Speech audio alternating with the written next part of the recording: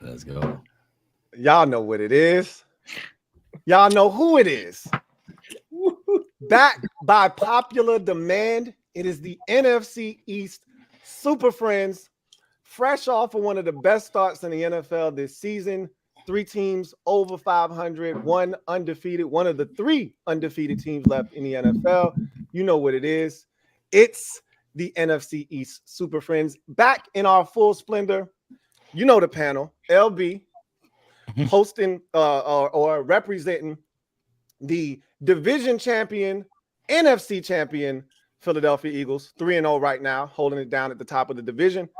You got Law from Law Nation Sports holding it down for the Dallas Cowboys. They are 2-1, sitting in second place, tied with me, your man Louis T's Washington Commanders at 2-1, and Bad Dog Sports representing the Bishop Sycamore Giants in the season at 1-2. They're hanging in there. They're hanging in there, but we'll see what happens as this season progresses. We're going to see what happens tonight. We're going to see. but I heard, so let me just start off by saying, Eagles fans, heard y'all was looking for me, man. I'm here. Looking for you. Wait, hey, look, y'all know y'all ain't got to go too far. Y'all know where to find me at, all right? Giants fans, I heard y'all been looking for me too. I'm seeing me hot in the streets right now. Giants fans found you, and you blocked all my Giants fans. That is I think that's cap. I think that's true. That is not true. I vehemently disagree with that. There's a bunch of them. I know a lot of your Giants fans. So this is what happens. I woke up a sleepy ass fan base, right? And this is what happens when you come into a chat. First of all, you come into the hornet's nest and you shake it a little bit. We gonna swarm on your ass. Then they get mad because they can't have an intelligent conversation. I don't expect this from Giants fans. Generally, this is Eagles fans that do this kind of shit. Then you just get a bunch of bird emojis or, you know, this, that. And so this is what you generally get from Eagles. I didn't expect that from Giants fans. I didn't expect what you did to do to Giants fans at all. Because normally, what you mean? Well, let's start with it. Let's go. What you talking about? Week 1, I talked a lot of shit. And I had to go back and lick my wounds, and I had to take a bite out of a big shit sandwich, and I had to take my medicine. I was on Twitter, I was on YouTube. I didn't hide. I said, Cowboy, take a piece of me. I deserve it. I expect Cowboy fans to give it to me. I expect Eagle fans. Louis T saying, y'all see the funeral. I let it go. And then losing 40-12, and the man says, Giants lighting up scoreboards you. And I said, A2, Louis. A2. Hey. Commanders and Giants been in the bottom of this division for years, and you can stab me in the back. So I woke up your sleepy ass fan base because you brought out old school Bad Dog, and I destroyed Commanders fans on Twitter. I said, when you play a real defense, Bad Dog, Broncos do a real defense. You mean the same Broncos that gave up 7 more touchdowns and you scored points on Sunday? That one, the one that gave up 70 points with no Jalen Waddle, that's the defense. I had to hear Bad Dog Sam Howell played 3 games better than Daniel Jones. Sam Howell was sacked 9 times, so it's 4 picks. And then I got to hear, I told you when he played a good defense, he was going to be, he's only his 4th game, Bad Dog. He's going to be better. Which one is it? Yeah, Sam Howell's done. I tell you, we're gonna end this Sam Howell thing. Hey, we need to see some star emojis in the chat, man. Come on, man. There can't be that many Eagle fans. You see them birds. Hey, birds. Can't be having that. Come on, this disrespect. Birds. I see some stars in the chat, man. I got BDG here with me tonight. Let me see some stars here with me tonight. I want to know what happened. Someone said, Bad Dog, I'm not mad. I made Commander fans mad, though. Hey, they were mad. They're on my comment. They're commenting. And I responded to let me tell you. On my own post, they blocked me. On my own post, I responded to them, and there's like 3 of them that blocked me. I said, what kind of soft fan base we dealing with here? I take my shit all the time. I'm a Giants fan. I deal with this on a regular basis. We have beat the Eagles, and we have not beat the Eagles in Philadelphia since Matt Barkley quarterbacked them, for crying out loud. We lost 40-0. On national television, when I got hyped up for 8 months, thinking we had a chance in that game. And I'm here, and I take it. I don't block anybody. What are some of the Commander fans? You played a real I can't vouch for any of that. I just know you started it.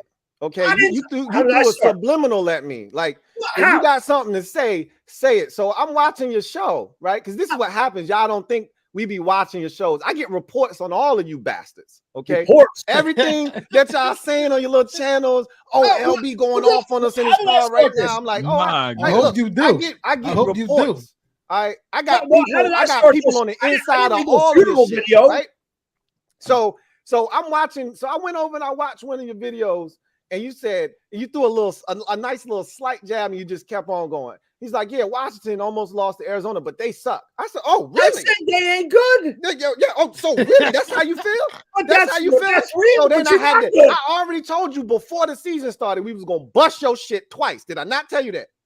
Y'all ain't play yet. No. Did I not say that? So you already know where my energy is towards your team. We'll find out. I put you at the top of the list because I already beat Dallas. I already beat Philadelphia. I'm not worried about them. I didn't beat you last year. So you at the top of the list. They don't beat Daniel Jones. We know this. So I told you. You've been getting away for years because we ain't had no quarterback. We got a quarterback now. Yeah, I don't think y'all do. I don't think y'all do. You gonna find out this week, bro. Y'all got no quarterback. You gonna find out this week. I think y'all got a young man. You got no quarterback. You got a young man at quarterback. You got an eager young man. He's gonna come of age. He's coming of age right before our very eyes. And when you coming of age, you got to take your lumps. And it's gonna be some of those. This next week ain't gonna be one of them though. We just have. I'm just trying to. It's good that you blocked all the Giants fans, though, because your offensive line couldn't block anybody. I mean, let's face it. Your offensive line. That was facts. That was facts. I know that. You know what? That wasn't all on Sam. When you watch the film, I mean, that wasn't all on them. Some of it was on Sam too. So we got to do a better job. We had 6. They brought 6, and we got 6 to protect, and somehow we managed to let somebody come scot-free. They rushed 4. We got 5 to protect, and somehow 1 comes free because we slipped. Your quarterbacks and that was against the Bills. Yeah. So when you know who you play next week, huh? You know who you play next week. You know the D-line you play next week. I do know the D-line that we play. Okay, I know. I'm just saying. I know the secondary that we play next week too. And I'm licking my listen. I'm looking at Josh Baker. He's looking like a Jolly Rancher over here. Listen. Last week it ain't look like that though. I'm sorry, Monday it ain't look like that on Monday though. We ain't. It's looking like it's coming together. We ain't Tampa Bay. You ain't Tampa Bay better than y'all. You a damn lie. You ain't seen no defensive line like this. You think your boy going for a bucket some change this week? That shit is shut down. Let's go. Y'all got to Y'all got to put it. But y'all got to put an emphasis on it. He gonna have to. That's light. That's easy. Emmanuel Forbes.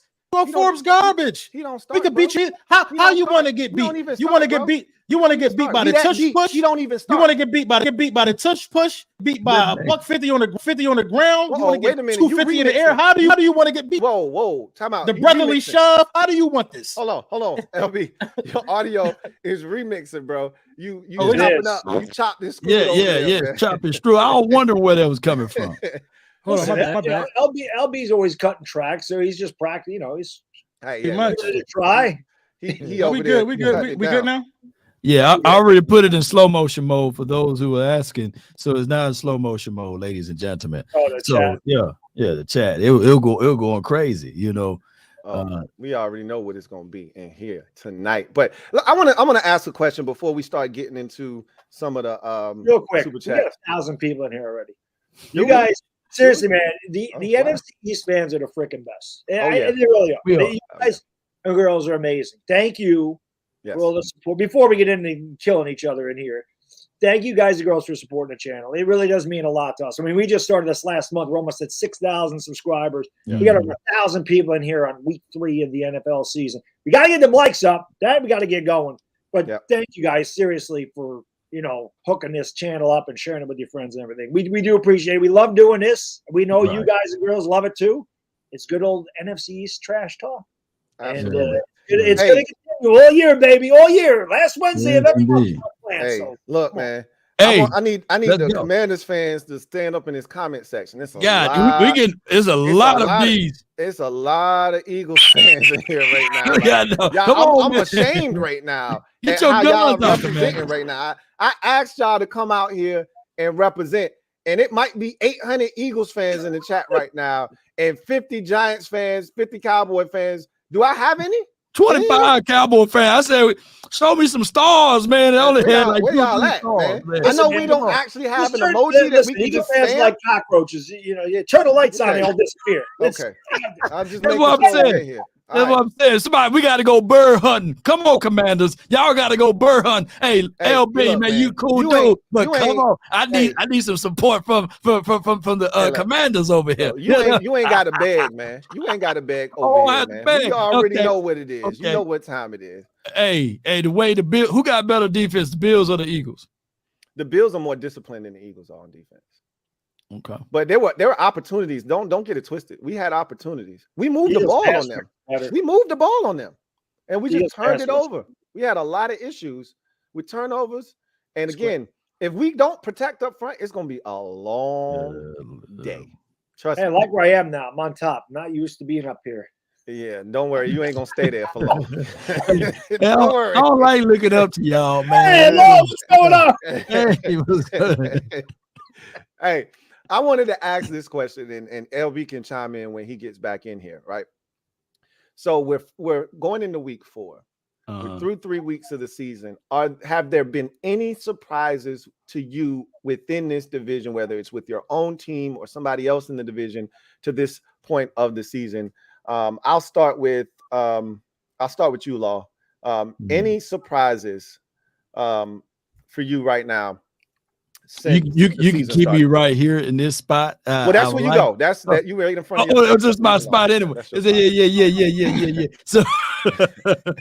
So the surprises here, man, is basically I didn't foresee us losing against the Cardinals, man. I thought for sure my defense was going to be that defense that can just shut down everyone, and the element of surprise, Joshua Dobbs looked like Josh Vick out there. And the Trevon Diggs injury for the season, that took my heart away, because I wanted to see him go up against the 49ers. I wanted to see him go up against Stephon Diggs against the Bills down the stretch.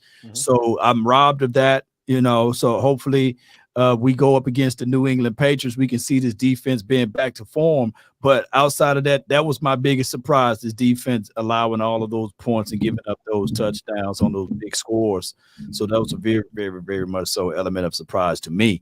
Outside of that, Cowboys, hey, Tony Pollard looking good. He's running in between the tackles. Even though we had a plethora of injuries on their front five, we still look sustainable enough on the run. But we just got to pair up that red zone efficiency. 1 for 5 down there. That's 28 points, y'all, that's left on the table.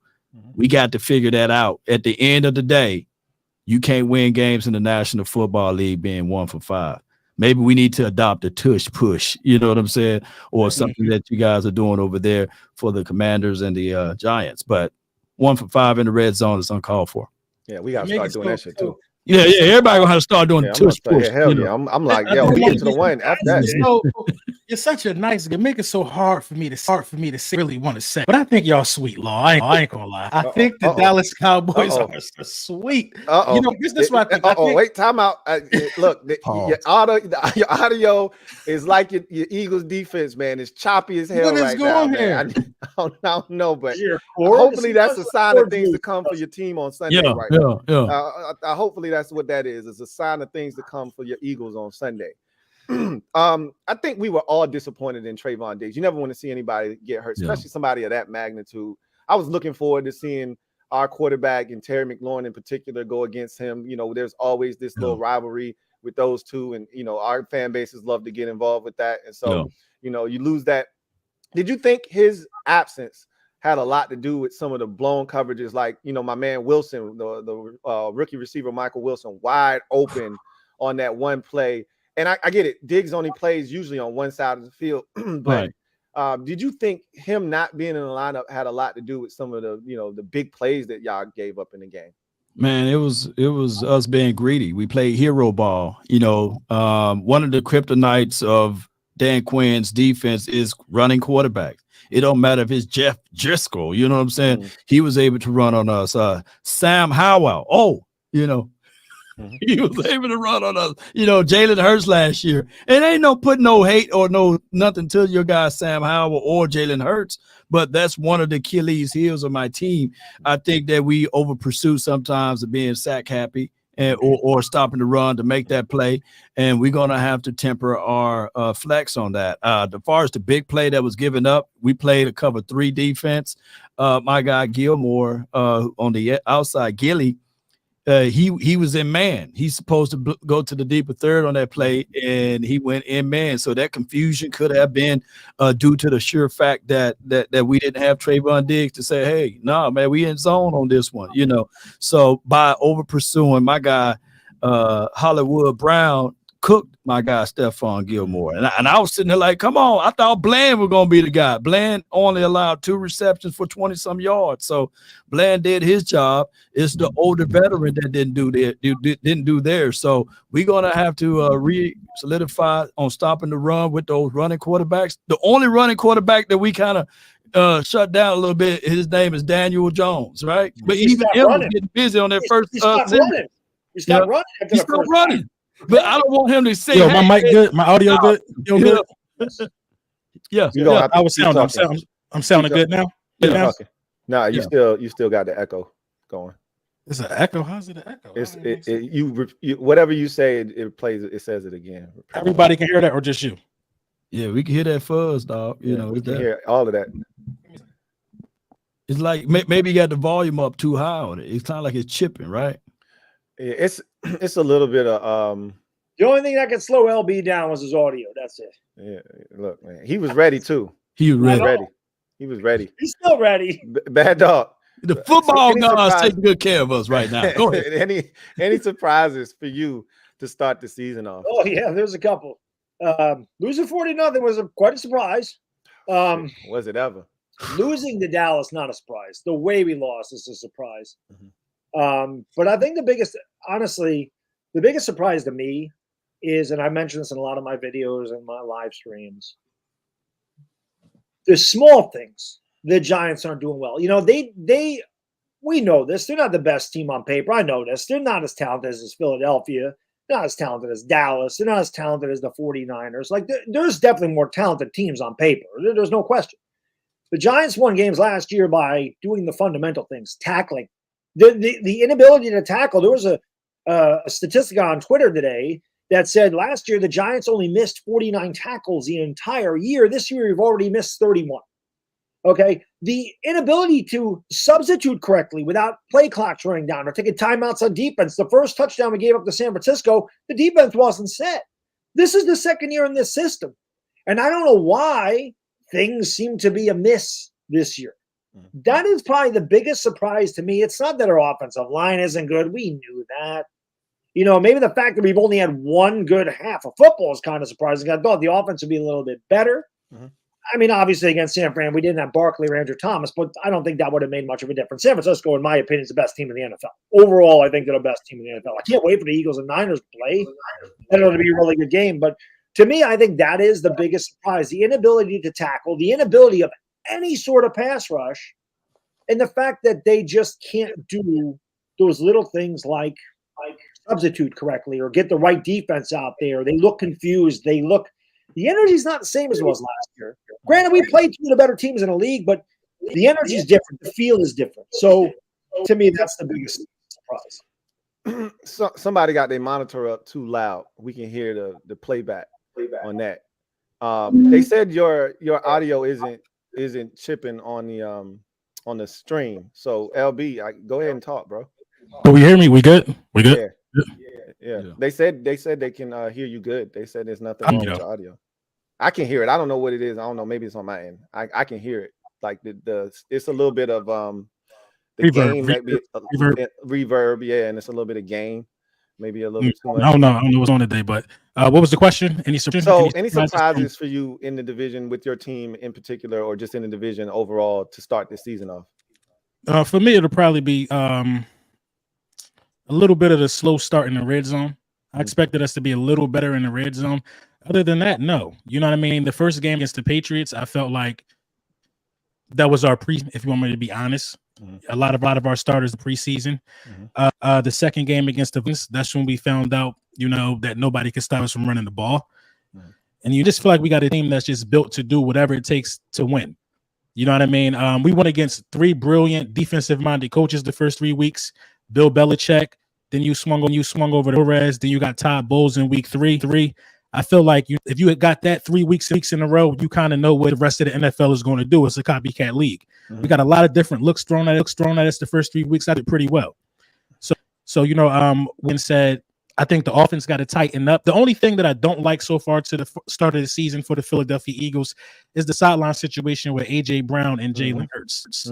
I didn't like the fix of it. And then just from a standpoint of how it affected us in our last game, I felt like Jalen was progressions. He just looked for A.J. Brown all night. You know what I mean? We could have really put a worse beating on the Tampa Bay Buccaneers. So I think as long as we stay healthy and guys keep the main thing, we're going to be good regardless. We didn't even put a B+ game together yet. You know what I mean? And we 3-0, and we still got room for improvement. So it's a long being 3-0 right now. What we saw is great. We didn't peak yet. We straight. Hey, look, so I tried to tell y'all, and your Dodo fans kept telling me, there's nothing wrong with his microphone. Let him talk. Yeah. And now they telling me, everybody in the comment section, like his audio is choppy. I tried to tell y'all gonna start listening to me, goddammit. When I tell y'all Sam Howell is the dude, y'all gonna find out. And when I tell you his audio is choppy, y'all gonna listen to me. All right. Eventually, hold on. Let me. Your man Louis T was trying to I'm gonna figure it out. I think I kind of know what it is, but I don't know. It's a Shure mic. This is the best mic money can buy. I don't know what's going on, but I'm gonna mute myself. It's all good. The Shure mics are nice, Go ahead. So very nice. The start to the season for me, for the division overall, was kind of what I expected for the most part. Outside of the Giants, I thought they would be competitive. I didn't know if they would beat Dallas. I picked them to beat Dallas in week 1. Thought they would be more competitive than they were, obviously. I didn't expect the Cardinals to be as good. And I remember telling anybody that would listen after we struggled with them in week 1, hey, the Cardinals are not as bad as you think. Now, I did say, and if you go back and watch the video that I did on the channel when I went through the division that week, I said, I expect every team in this division to beat them, but it's not going to be easy. If you think you're going to just waltz in there and Arizona's going to lay down, you got another thing coming because they're physical, right? Defensively, they fly around and they hit and they're playing. And I think what else helped them too? Their head coach. Their head coach coached in this division last year. Oh yeah, so he knows the teams, right? Yeah. He knows what the Giants are about. He coached against Brian Daboll twice last year. He knows what Washington is about. He saw the Chiefs offense last year in the Super Bowl. He knows what the Cowboys are about. He coached against them twice last year, even though it's a different offense this year. So I think he kind of knew what he was getting himself into in those first 3 games. And I knew it was going to be tough for everybody. I didn't expect y'all to lose that game, obviously. I thought we would be 2-1 at this point. I didn't think the 2 that we got were going to be the 2 that we got. I didn't think we were going to beat Denver. I thought we were going to beat Buffalo. Obviously, that didn't go well. But we're still 2-1. Happy to be where we are. And I'm looking forward to this game against Philadelphia. I thought, here's another thing that I thought I would see. I thought Philadelphia would be a little bit more dominant than they've been to start the season off. But I keep, telling myself they got a new defensive coordinator. They got a new offensive coordinator. And it's not just going, and, I know LB and Eagles fans thought it's just going to be this seamless transition. He's not Shane Steichen. I can tell you that right now. Like, he does not scare me as an offensive coordinator watching him. Last year, Shane Steichen, it would be 3rd and 1 or 4th and 1. And I would be like, man, Shane Steichen is in his bag. He would pull out some shit where I go, how the hell are you supposed to stop that shit? A.J. Brown will come across the formation. They would fake some shit, do another fake, and then A.J. come across the formation, and he wide ass. Like, how are you supposed to stop that, right? But the only thing, Louis T, that I would say about the Eagles with Brian Johnson, he knows Jalen Hurts. I know. They talked about it on the telecast last night. But I don't give a damn about that. I don't care about how well he knows him. I care about how good of a play caller you are. And I thought it was stupid as hell. With them killing the Buccaneers with the damn tush push or whatever the hell that damn, rugby scrum shit they do is. why the hell are you gonna show a fake when you crushing their? Like I would have saved that. Shit. Like Troyman said, keep that shit in your back pocket.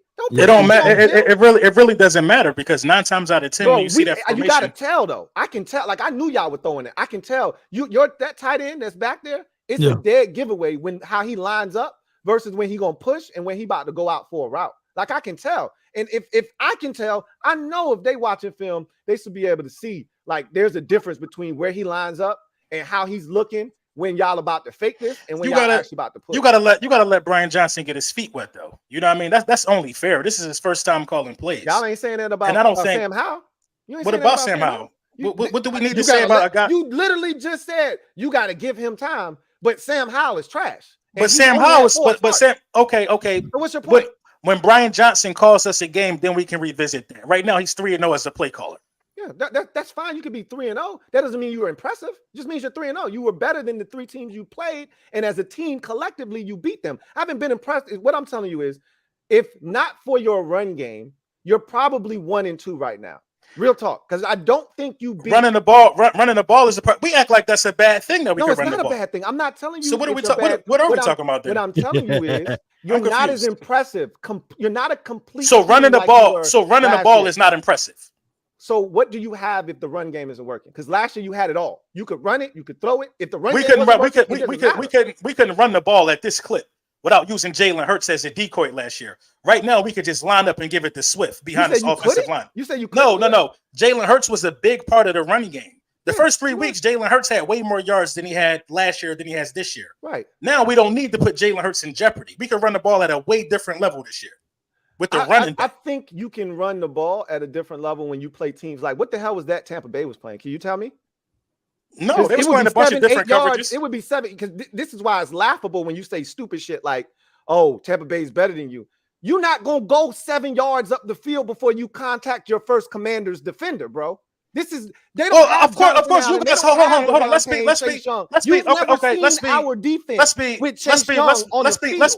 be clear about this. You guys do have a really impressive defensive front.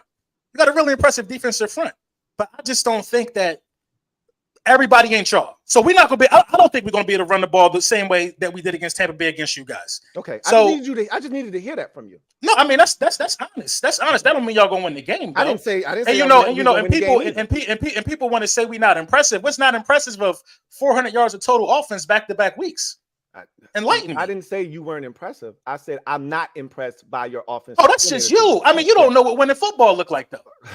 I know how to beat seen that in a very long time. I know how to beat the Philadelphia Eagles. You ain't seen that in a very long time. Let me ask. So of course, what we do ain't impressive. I just want to ask a question of the panel, and viewers out there, you can participate too, okay? Because there's a lot of Eagles fans out there, a lot of Cowboys fans out there, a lot of Giants fans out there. So I just want to ask a question of the panel real quick. All right, if your team has 2 wins or more on the season, raise your hand. Show of hands on the panel. Out there, fans. LB, you're not gonna raise your hand, your team? We know where I stand. I'm gonna raise 3 fingers. We got 3 of them. You got 3? Okay. We got 3 wins. If your team beat my team the last time you played them, raise your hand. Why do we got to keep talking about this? Why do we got? What's the importance? Bad dog, your hand already down, bad dog. You can't put your hand back up. But come on, Louis. It's as intelligent as you as intelligent as you are. What's the importance in that? Don't do that. You want me to tell you? Let me do this then. Let me do this. Can I have a raise my hand moment? If you made the playoffs last year, raise your hand. We already did that. We did that. We already did that. You can't do that. So by you telling us that you got some regular season wins over one guy that was in the Super Bowl. What I'm telling you is we not scared. Like y'all claim y'all bullies. I don't think y'all scared. Oh, okay.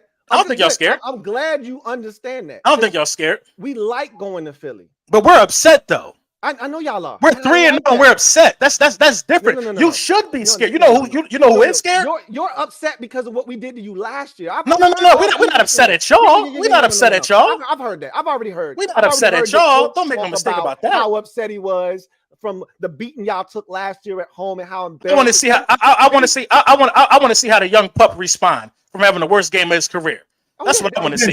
You can 19 times. This is what you're going to find out about him. He better learn how to slide in 5 days. That's what I know.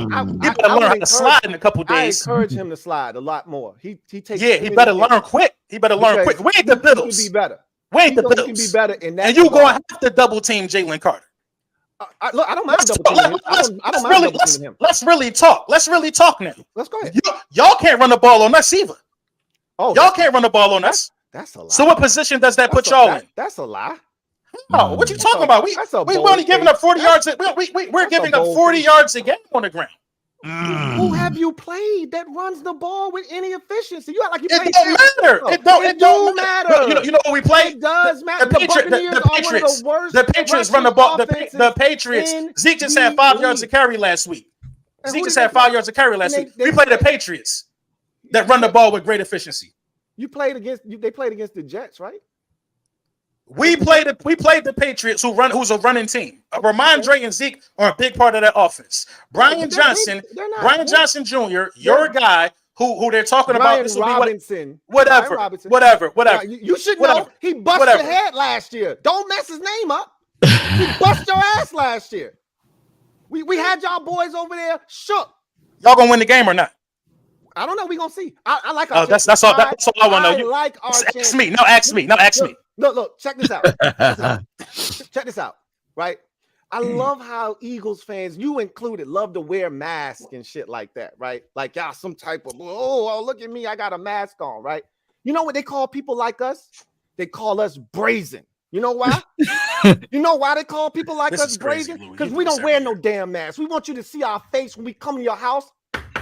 Knock on your door. You knocking on your shit at 1:05 p.m. I watched your game last week, Louis. You know I watched your game. And when I watched your game last week, Louis. When I knock on the door, I want you to ask who is it. You know what we're gonna say? I watched your game last week. You have the audacity. You have the audacity to be sounding like this after that. Me and Bad Dog, like, yeah. You know what we're gonna say? It's just us and the guns. We knew this. It's just us and the guns. Open up. Open up. This is my thing though. You have the audacity. Kick it down. There was people, Lou. There was people in the stands in the rain, hugging and rejoicing because you got a field goal. It can never be us, Lou. Man, this gonna be must-see TV, man. It can never be. Wait to watch this game. This is law. This is gonna be a funeral, law. This gonna be a. Hey, LB, you gonna call him at halftime, huh? No. He ain't gonna answer. He ain't gonna answer. It ain't gonna be none of that. He ain't gonna answer right now. These boys are focused. He ain't gonna answer. When I knock again, like I said, what was the score of your game? You think y'all focused right? Listen to me. When we knock at the door, I just need you to answer, okay? Because it's just us and the guns, all right? So either you answer the door or we kicking the door in. We're going to let y'all in and tell you now yous can't leave. You saw Bronx tell. Now you can't leave. We're going to let you in and tell you now you can't leave. Be ready when you open the door. I can't believe you talking to me like this. Y'all just lost 40-3. What was the score in that game? 37. LB. Hey, look, you're not the Bills. I keep trying to tell you that. You don't have Josh Allen on your team. It just hit me. Washington, now it's a common opponent. So I do give Louis T that. The Bills not a common opponent. Hey, so they laugh it might be explain it. What do you mean by common opponent? We're in a division. Common opponent. Like they play within the division. That dude know how to play. That dude know how to play the Eagles. Man, that boy. Of all the teams in the division, got last year all the teams in the division, Styles make fights. We match up with them the best. This is only his second division game, ain't it, Sam Howell? Yeah, he ain't never played the Eagles before. Yeah, Sam Howell ain't never played the Eagles before. The rest of the team did. Sam Howell, the one who threw 4 interceptions, the one you got a hat on after, never played this defensive line before. He don't know what to expect. He don't even know how to slide. This ain't no common opponent. This is new territory for Sam Howell. This ain't new territory for Sam Howell. This new territory for Sam Howell. You want to know what's a common opponent for Sam Howell? Josh Hobbs and them dudes. He was struggling with them. That's his league. Don't you ever? Y'all ain't in the same realm as us. Let's cut the boo boo out. Arizona Whoever beat the Cowboys? That guy. This ain't no common opponent. Sam Howell ain't never seen this type of smoke before. You over there struggling with New England. Don't talk to me like struggling. They were just 0-2. You over here talking like y'all. What's our record? What's our record and what's yours? Stop it. We'll have the same record after Sunday. Don't worry about it. This is crazy. Whoa, man. This is crazy. Yeah. He got to do this. He got to do this. He got to do this, though. He got to do this, y'all. He got to get the Washington fans. Ask Washington. There's people in the chat. Ask them if they believe this. They don't believe this. Washington fans, do y'all believe that? They don't believe this. They don't believe this. You can't give me three good reasons right now. Give me 3 good reasons right now why the Commanders going to beat the Philadelphia Eagles. Give me 3 logical reasons right now. I can give you 5. Give me. I can give you 3. You won't run the ball on us. Who? You won't. Did you? I didn't stutter. I already said this 5 minutes ago. You're not running the ball. It's wishful thinking. Okay, so that's not good enough. We proved we could do that. When have you proven that? You didn't run it. They just ran the ball. Swift got 300 yards in the last 2 games. Like Tampa Bay's defense to you. Y'all look like fools. I haven't seen a front like this all season long. What's your other reasons? Okay. What's your other reasons? One, you're not running the ball on us. Okay. I like the secondary. Okay. I like the matchups against your secondary because your linebackers, although they're playing well, I don't respect Cunningham and I don't respect Morrow and these bums you're putting on the field, and I don't respect Josh Jobe. So I feel like there are opportunities to take advantage of your secondary. That's another reason. And number 3, I think if you force Jalen Hurts, because he hasn't really had to do this year, he's had the crutch of the run game. You force him to have to throw the football with this coordinator that you want to give some time to. I feel like we'll be able to have a chance to win the football game. It's only one way. It's only one way to force him to throw. It's only one way to force him to throw the football. Though. You got to sacrifice something. Last time I saw the Eagles, AJ Brown went catch 7 yards. I might have him ready to put his quarterback in a chokehold after this game. This is just a lot of, this is ridiculous tonight, y'all. This is ridiculous tonight. We need to something, LB. We need to I mean it's nothing to say. You don't think that a team who showed the NFL that running the football is back. You don't think a team that's playing old school football who prides themselves on it not going to be able to run the ball. You know what I mean? Although you acknowledge our linebackers playing well, you just don't respect them. Let me interject for a second. Louis, why can't Philadelphia run the ball? You guys are 22nd in the league in rush defense. Buffalo ran the ball for 100. What is he talking? Who he think that he is, bad dog? Why can't bad dog? You a smart guy. Bad dog. Don't do that. Then James Cook just bad dog. No. I'm legitimately curious. That's why I'm asking for good answers. And James Cook just did like LB, bad dog, and you smarter than that. That's a legitimate question, though, Lou. You talking like y'all us. Let me talk about it. Didn't James Cook just have a book on y'all? I just need to express my disappointment in Bad Dog because he's supposed to be better than that. I expect that from LB. Maybe long. I don't expect that from you. Okay, it's crazy. You can't do that though. You can't do that. And acted as if you was doing some damage. Did you watch the game or not? Did you watch the Buffalo game or not? Because you didn't have nothing else. One other team. You got this. I got blown up. Buffalo game.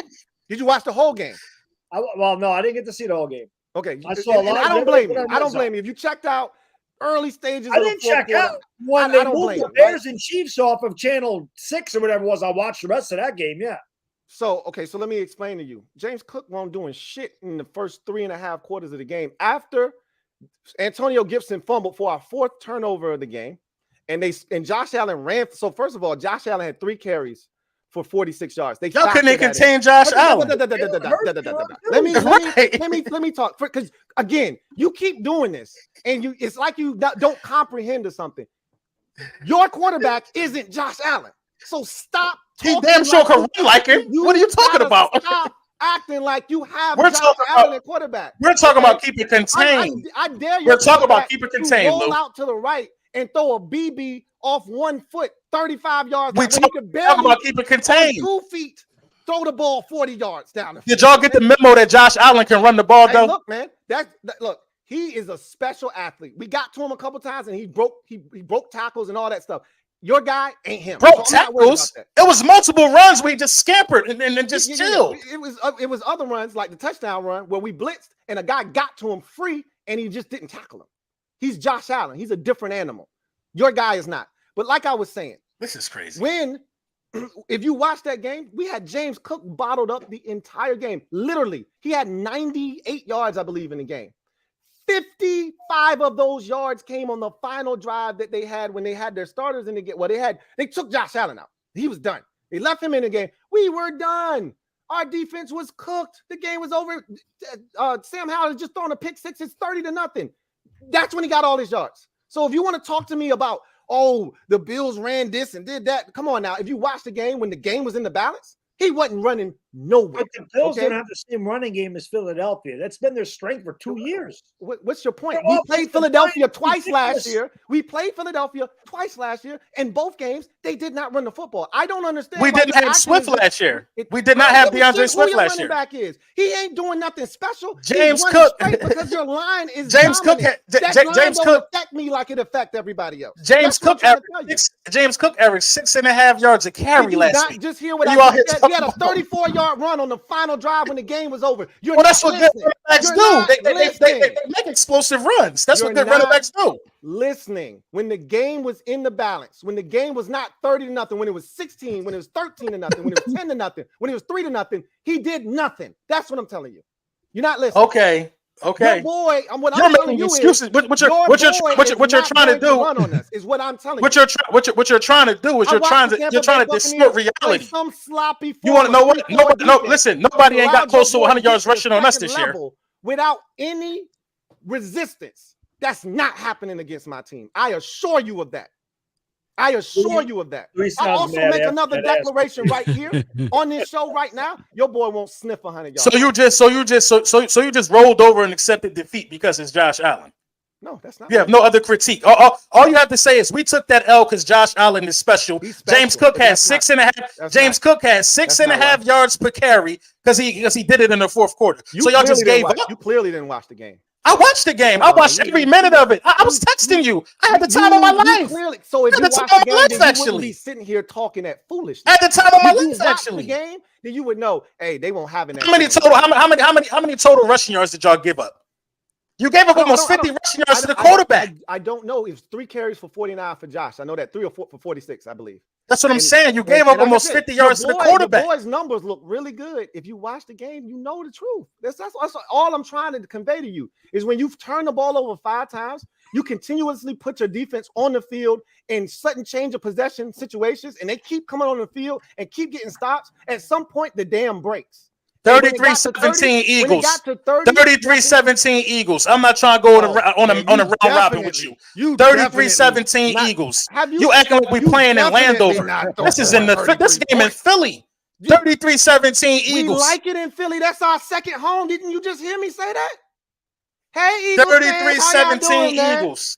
You putting the score out 33-17. 17 Eagles. Ain't no way. 33-17 Eagles. Ain't no way they scored 30 points. Lil T, what you got, man? What you talking about? You think we can't tire y'all out?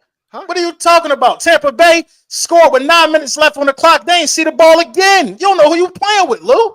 You don't know who you playing with. Hey, this is another question, though. Seriously, how many times I got to tell them we ain't been sacked 19 times in 3 games? The Eagles have a good defensive front. How you can protect Sam Howell? There's multiple ways you can protect Sam Howell. They're gonna have to go. They're gonna have to run this ball. It's a lot of ways. They say only hope, Law, and then when that's not working, we're gonna pin our ears back. You can run the screen game, just like against Dallas. It's hard, man. Dallas can get after the quarterback, but it's ways to slow down the pass very well, right? So you can throw the screen game, you can go quick game, you can go to run game. It's a lot of ways you can chip. It's a lot of ways to help Sam Howell. You can't do that stuff. I know firsthand you can't do that if your offensive line something. I know. I've seen it for years here. I really think that, and again, y'all haven't been watching. So I'm gonna tell y'all. I saw that. Okay, well then if you watched it, is he the most sacked quarterback so far this year? Of course he is. 19 sacks in 3 games is ridiculous. Of course he is. He's fool. I don't believe you got it. The bottom line. You think we are? The bottom line is these mistakes that are happening. And again, I think people think our offensive line is worse than what it is. Now our tackles aren't great, specifically our right tackle. That's who you got to take advantage of.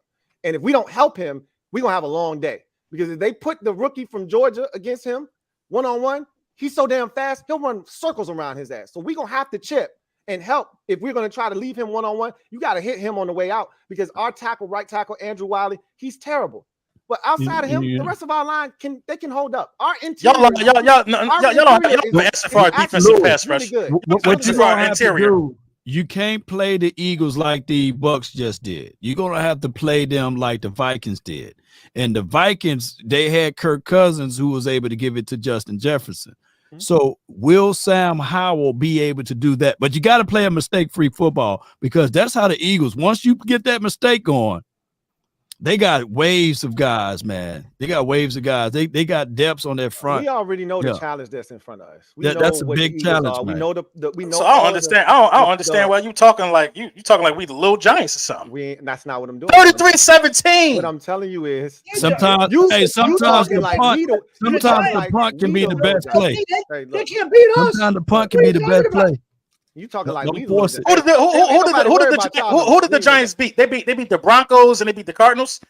You mean who the Commanders beat? Washington. They don't got 2 wins. They got 1 win. So you don't give them. Who did you guys beat? You just said the 2 teams we beat. That's what I was talking about. All right. You just said the 2 teams we beat. So I look at it like this. It's going to be a fun game. This is the only outcome that I don't see. Is an Eagles blowout.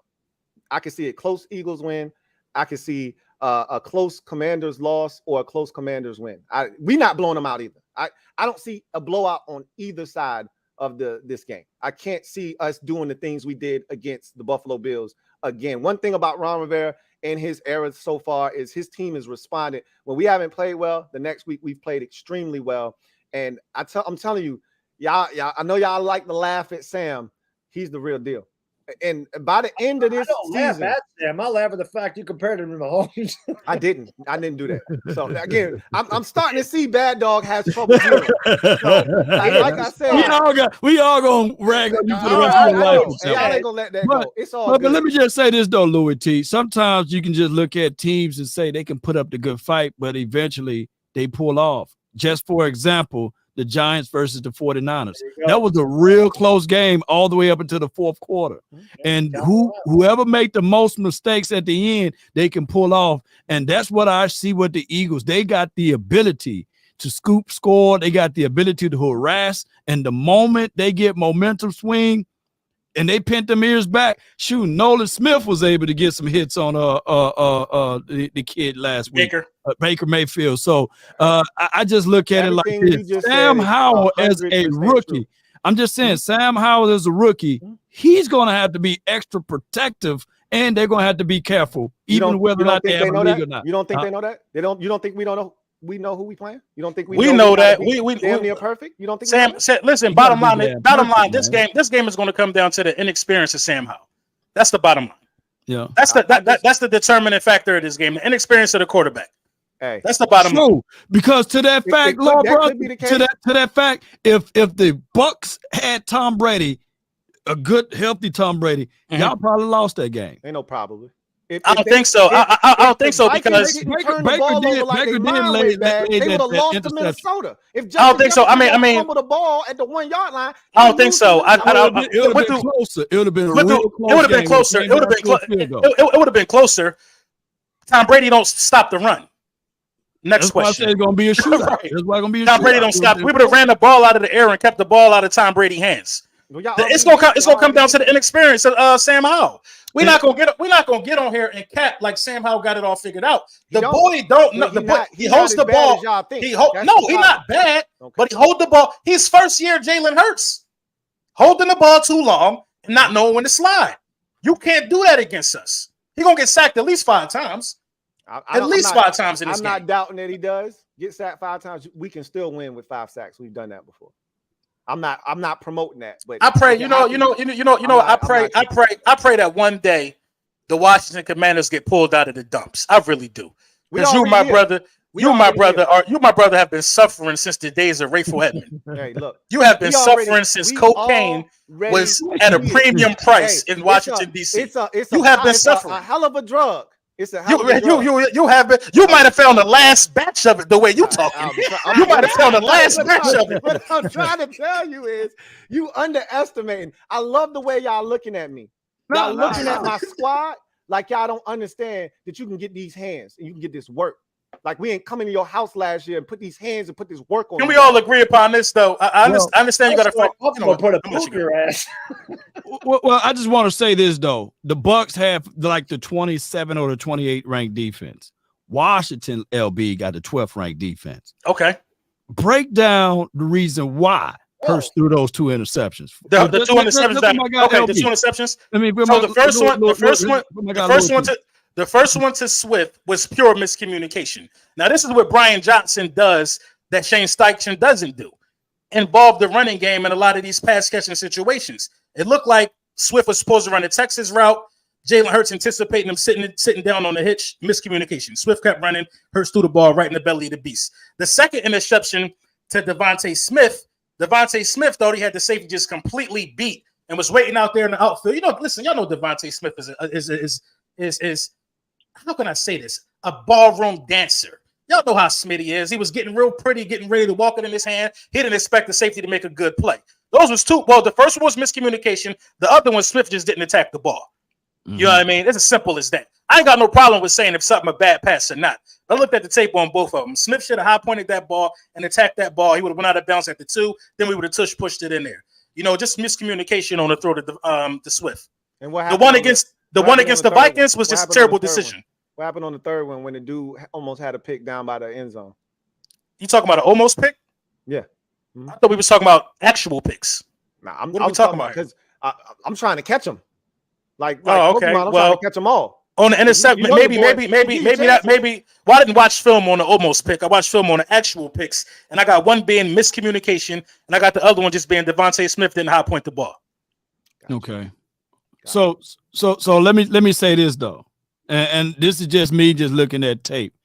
That Washington front is a whole lot different than what you've seen out of the Buccaneers. You got Young, Allen, you got Payne, and then you got Sweat. That's going to be coming around. Defense with Right. All the Bucks had up front was Vea, who's a rotational guy. Mm-hmm. He ain't going to be every snap guy, but he do a good job. And you had Shaq Barrett. That's all you had. Listen. The Commanders got the second best line in the division. Right. They got the second best defensive line in the division. You know what I mean? But I think how good our offense. This will be your first time ever. What I'm saying is, for the first 3 weeks, this will be your first time ever seeing that particular front. That's all I'm saying. Right. Listen. That's a fair assessment. We got the best offensive line in the National Football League. That offsets a lot of that. We don't have no mortal line now. We don't have no mortal line. You're talking about guys that move people around and create space at will.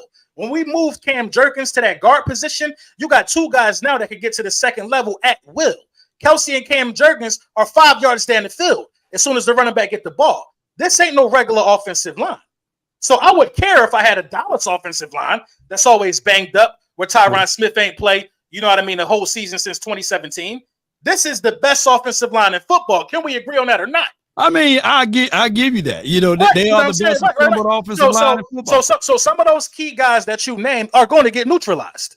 But this is the reason why I said that, because I seen. I'm not trying to say that no. This is a great conversation. I seen the Vikings get in the backfield and hurry and Hurts through an interception. I seen just last week the damn Buccaneers were able to get there, but your guy Hurts was able to get off. Well, it wasn't I kind of chalked that up as, hey, he had the flu thing. So I was just like, all right. No. So that in my analysis of that wasn't so much of the pressure.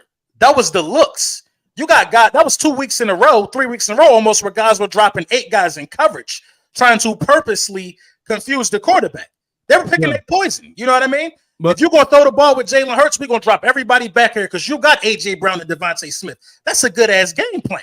Bill Belichick did it. I'm just going to look at it from this. I would take Fuller and I'll take Cam Curl and their secondary mixed in with what the Washington team got up front over what you just seen. You see what I'm saying? That's cool.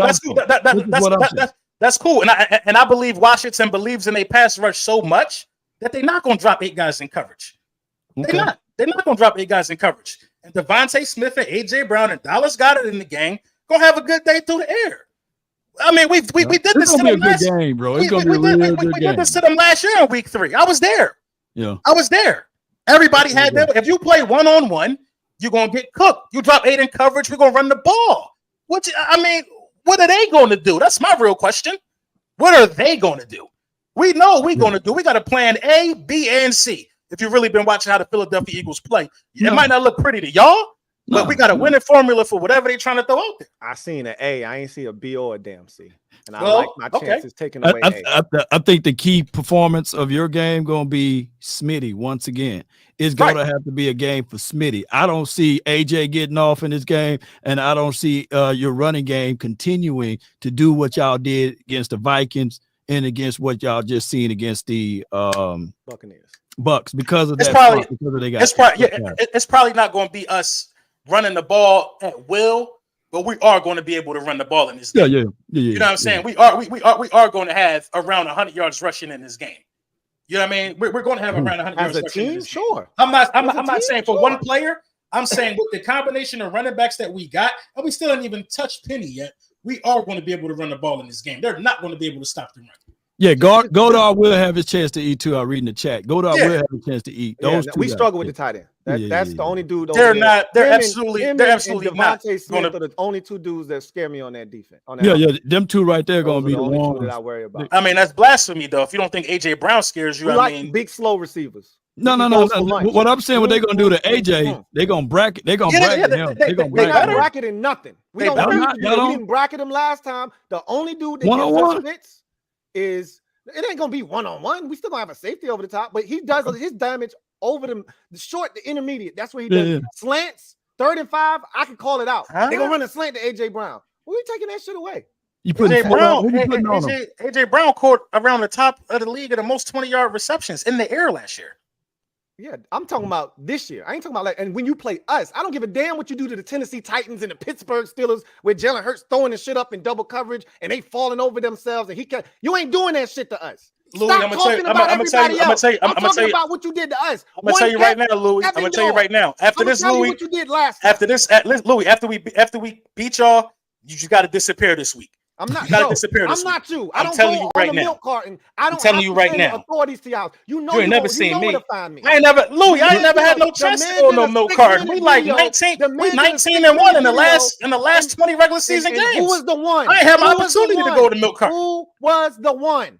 I ain't had opportunity to go to milk carton. When you got that one, I had to come looking for you. This man is on social media terrorizing Cowboys fans 24/7. 365 days a year. I couldn't find this man for 3 days. I got worried.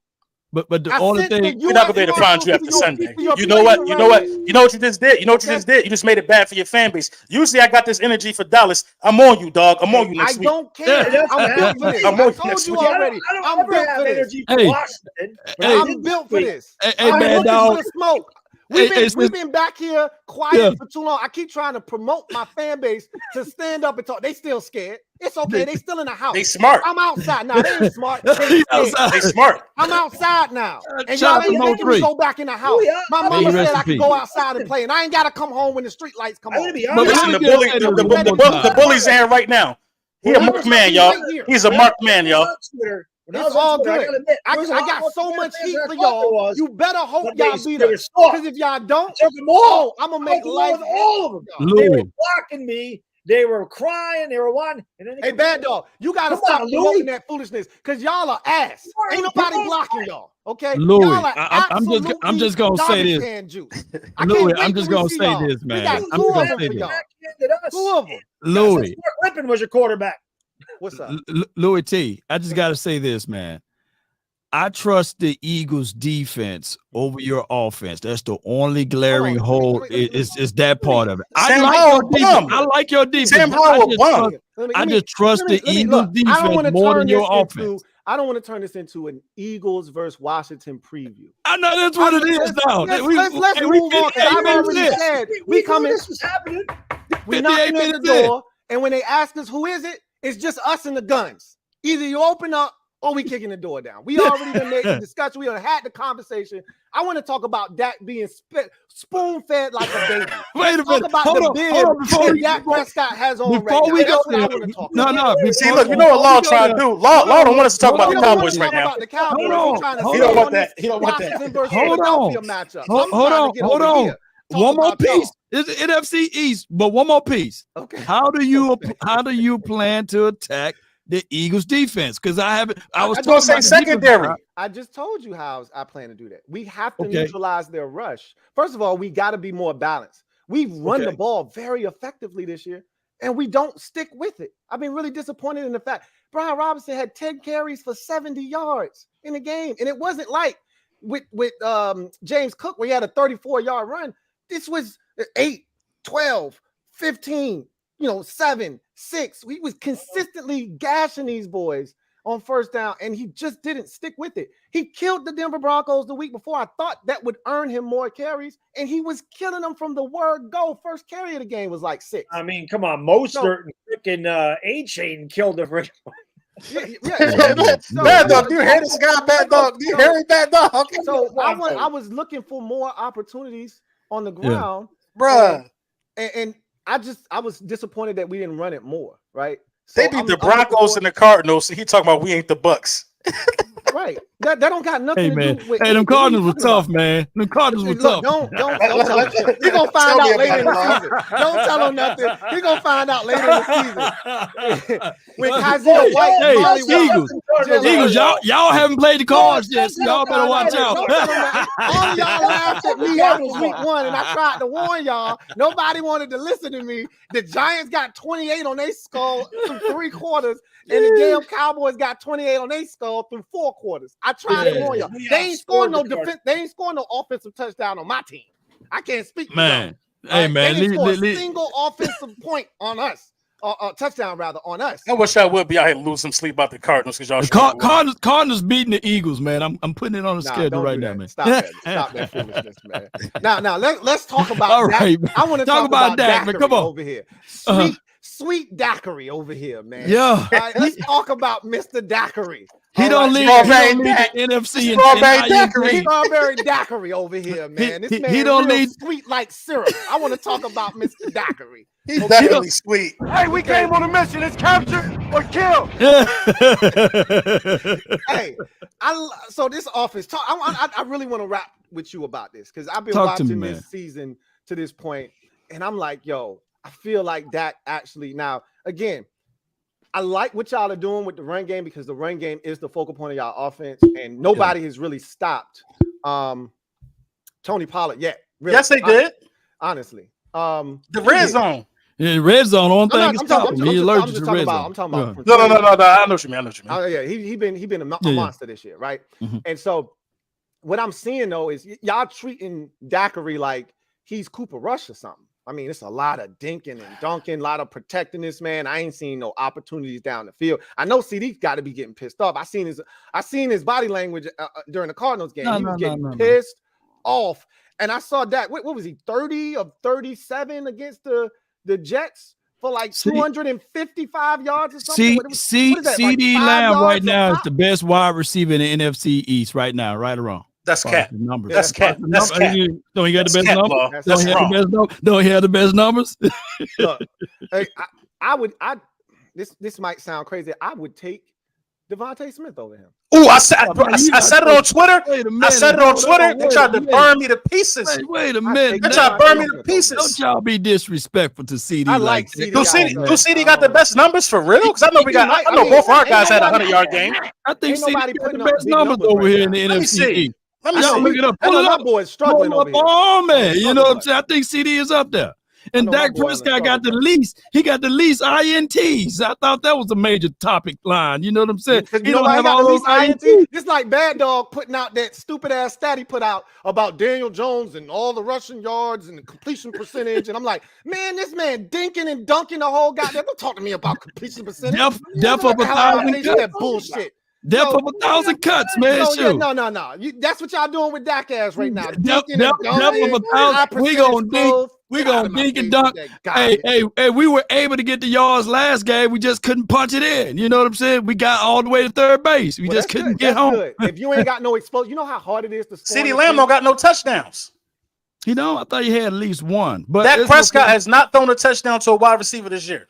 Damn. I believe it. Okay, I can believe that. Hey, defense doing. Look, my defense laid the egg last game. I get all of that. Even though we were 1 for 5 in the red zone, we got to improve on that. Hey, a new broom can sweep the floor good, but that old broom can get the corners. I've been saying that, and we still trying to figure out our tight end situation. We got guys that got parquet for hands. You know what I'm saying? So we're gonna fix that up, man. Don't worry about us on that. Yeah. You know, but why y'all not? But like. I'm used to seeing a different kind of Dallas, if we be honest. Well, hold on. Guess who got the number 2 offense in the National Football League? You talking about the Chargers, of course. The Chargers got number 2, and they 1-2 right now. They could be 0-3, but Kirk Cousins went Kirk. You know what I'm saying? So that's just what happened with him. They could have beaten the Chargers. That's not nothing. Let's be honest. That's not really nothing new for the Chargers. They've been at an explosive offense. You know what I mean? They just really made a change, I guess, at the coordinator position. I'm talking about Dak. When you guys got Brandon Cooks, what was the game plan for that? Well, you guys are not attacking the field. Let me put some contextualization. It's a lot. You guys got a lot of throws behind the line of scrimmage so far this year. Hey, look, man, I'm trying to tell you, they spoon feeding this man. Let them spoon feed. We 2-1. Hey, Louis T, put that spoon down. Hey, let's see, I'll rolling with you. Hey, Louis T, if you take care of business, what we gonna do? Take care of business. All 3 of us can be 3-1 this weekend. All 3 of us can be 3-1 this weekend. This is what I always tell people, man. If you want something done right, do it yourself. Right? That's all I can say for you. All right. You shouldn't have lost to Arizona. Don't worry about what we doing over here, what we need to do to get everybody. If you would have been 4-0. If you win against the Patriots, you would be 4-0 right with them if they beat us. Don't ask me. No, we gonna win this weekend. Don't sleep on the Patriots. Don't sleep on the Patriots. I know we can't sleep on the Patriots, but we won 9 straight games at home. We've been playing pretty good at home, and I think that we're going to get back to our explosiveness. I heard Tyron Smith, he was back at practice working the cords. Zach Martin, who had an ankle injury. I think this is what happened. The Cowboys got gun shy and got scared a little bit as it relates to that injury of Trevon Diggs, and they spooked and they said, okay, an ankle injury. They held out a guy for an ankle injury. Everybody who played the sport, Zach Martin should have put some spats on that and double taped that ankle and got out there versus the Cards. But they played it very cautious. You know what I'm saying? But that's just what it is. What do you think about Micah Parsons saying they played to the level of their competition? Ain't championship talk. Champions don't go out there and go, we played down to the level of our competition. Just say we had a bad game. Wait a minute. Them. That won't happen again. Parsons said that? Yeah, he said that. And then the same day, Dak said, and Law, what you think about my bad dog? Y'all send me that clip. I'm gonna roll. And what you think about Dak saying, y'all put us up here. We know who we are. That's what in the same interview. I know you heard Dak say that. He said, y'all said we were supposed to be good. We already knew who we were. What you think about him saying that? That's y'all looking real shaky to me, bro. Y'all ass. Y'all gotta tighten up. When it's all said and done, I know he said that though. Credit to them. All right. Credit to them. I didn't know Parsons said that, but I heard Dak Prescott say that, and I think that he shouldn't have said that. He shouldn't have said that though. The worst thing that could have happened to Michael Parsons is that damn show on Bleacher Report. He's gonna say a lot of reckless ass shit that's gonna come back to bite him in the ass. This shit. Of course, because you saw the whole darts thing he did with Josh Dobbs, and then Dobbs was on social media dodging darts and shit. Look. He's gonna say a lot of bulletin board material. I think he need to go. I think he need to play off ball some more, bro. I think they found a weakness. They found a weakness with the Lion. He over pursue a lot off that edge. I think he need to play off ball a little bit. So fast, they're gonna over pursue. That's why you got to go misdirect. You can't run away from Dallas. You got to run at them. You got to run at them. And look who did it, Jonathan Gannon. Because he was on our roster last year when we exposed y'all. Running right at you. I think that was a hell of a good game plan. You know, Dak Prescott, not Dak, but Parsons did over pursue. You know, we all taught that you attack the mesh point or you just kill the quarterback on those RPOs. Mm-hmm. And somebody just gonna have to tell them, look, don't be Mr. Nice Guy, blow the quarterback up. They won't go back to it. So hopefully the next time we play a running quarterback, we just blow the quarterback up every time. I will say this, though. Mac Jones, we coming.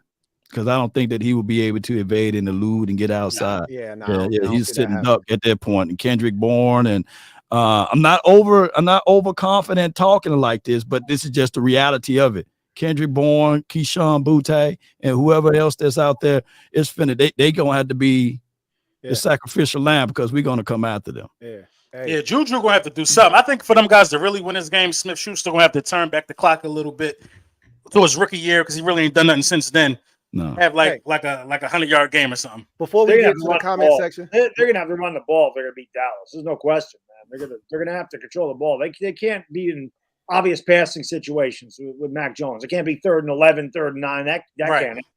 Like put it like this for the people in the chat said Zeke gonna run all over us. If Bryce Hall and Dalvin Cook couldn't run all over, well, they didn't feed them though, Law. They had a terrible game plan. That's why we got to slap them. We got to have to slap them when he get the ball. Don't you think that if Aaron Rodgers is a quarterback, I mean, you had no reason to play honest against Zach Wilson. I mean, you know that you're going to stop running and say, "Hey, Zach." No, but at the same time, at the same time, I think both New York teams had flawed game plans. You know, the last time we had this stream, I told Law, I said, y'all can't stop the run. And I don't think y'all gonna be able to run the ball. Now, half of that is true. I mean, because Tony Pollard is running the ball pretty well. It's the running quarterbacks that get us all the time. You know, that RPO action and freezing the doggone linebackers, man. I think that my guy, I hate to talk bad about my own team, man, in front of y'all, but I just think my guy I just think LVE, come on, man. You know, come on, man. You know what I'm saying? That's all about Van Der Esch. I knew you was going to say that. God, no, he was just sitting there saying, "Hey, man, you get a lane, go down there and fill. We need better linebacker play out of him." Hopefully, man, they done talk to him and whatever money he got paid to miss out on no tackles, maybe he'll make them up this weekend. Before we get to the comment section, I just need you to do me a favor, Law. Can you play the horn for the Bishop Sycamore Giants, please? I just want to go ahead. Who they play this week? Yeah. You talking about that, right? No, I need the. I don't know. I like the Giants this week. Who they play? Seattle. Gino about to bless them. Go ahead. Can you play them rookie corners? DK about to go to work. Can you play the horn? Oh, damn. Can you play it? Yeah, my bad dog. We're going to be hearing that about week 7, as usual. Law, just put it on repeat for Louis at 1:00 on Sunday. Just leave it on repeat. Well, just put it on whenever they play the Giants.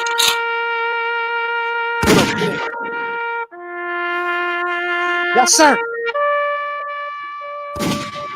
We got a couple more weeks before the Bishmore Sycamore Giants kick their ass again. Again. So we got guaranteed victories from. Oh my God, there's that game. Washington just needed to win the game, and we didn't even have to try. We were already in there, and it couldn't be the same. It don't matter who the hell the quarterback was. Mark Rippon used to give us a hard time. Remember Mark Rippon? Any of you remember Mark Rippon? Yeah. I do. Hey, Bad Dog. It's gonna be okay, man. It's okay. I got 3 points from LB. Law gave me 4. I donated 3, and I think you can use those 10 on Monday night, and you might get the 23. I ain't getting you no points. I said nobody ain't getting no points from us. Look, man. I came back and gave you 3. You guys got 3. You can spare 3, LB. You guys got 3 points. I ain't giving nobody nothing. Come on, man. You can spare 3 points. You got 19 points against Buffalo and Arizona. Come on. Sorry, you got 23 against Buffalo and Arizona. You can spare 3 points. Sycamore Giants. The Broncos don't count, man. They lied to us, Law. Yeah, they lied to us, man. He told me they went out and got all these weapons. He lied to me. They the Bishop Sycamore Giants, man. Bro. He lied to me. It is 53 super chats. We did get the weapons. It is malfunctioning right now, man. They ain't firing 55 right super now. chats. There, but they ain't firing properly. The 55 super chats I see. All I see 53. Thank you for the super chat. Greatly appreciate you, Rice. Hey, fam, it's pigeon wing eating time. We'll make sure that the Eagles' right tackle is caught by the refs trying to jump early. Hurt's going to feel the pain this week. Hey, man, don't tell him nothing. Those who don't hear feel. Lane Johnson gets 6 steps backwards. They don't call the friggin'. Man, this shit is bro. I ain't gonna lie. It's getting crazy. It's getting crazy. It's getting out of pocket now. It's getting out of pocket, bro. I did use that right. I used that term the other day. I said that I did use it right. Yes, you did. You did, Bad Dog. You hit Bad Dog. You got it. Okay, good. I'm glad that something on my team could hit this year, Louis. Trevor Patch, thank you for the super chat. Who writes, "Watch out, LB. Out of the truck. Hashtag cry Eagles cry. Yeah, you don't want to see me in that truck. It's a different energy in the truck. Hey, look, bro. Don't ever pull up to lunchtime in the book with the bullies. Right? That's don't ever pull up. That was great. That was great. Hey, Louis.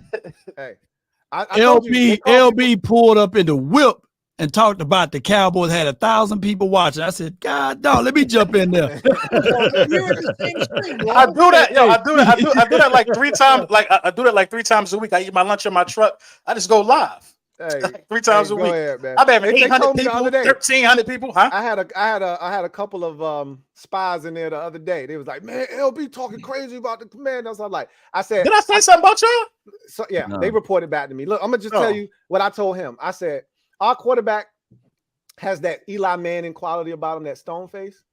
You know what I call that? I call it salmon. You know what I got? Give me a double salmon with cheese. I ain't see that. I ain't see that last week, Lou. He looked just like that. His pride was hurt when he threw them picks. When he threw that one to that defensive end, when he threw that one to that lineman, he was defeated. You want me to show you what he looked like after he threw that pick to AJ Epinesa? He had his helmet on. He was just like this. Hey, our sniper game. Our sniper games be on it though. Diehard Giants fan.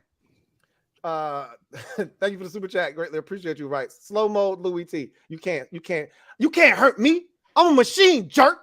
You can't hurt me. You can't slow me down. I think it meant slow down the comments in the chat. No. I thought Law said he I did, but he did it. He's put that in there before. He put that in the beginning. Yeah. Then we got 2.1K watching right now, y'all. Yeah. Live on the Super Chat channel. Thank you for the super chat. Greatly appreciate you. Hey, shout out to every single one. We need 1,000 likes, though, guys. What's up? Where's 1,000 likes? We can't thank you guys enough for the support, man. Shout out to every single person in the comment section. All right. 1,000 likes. Make that happen. Don't let up.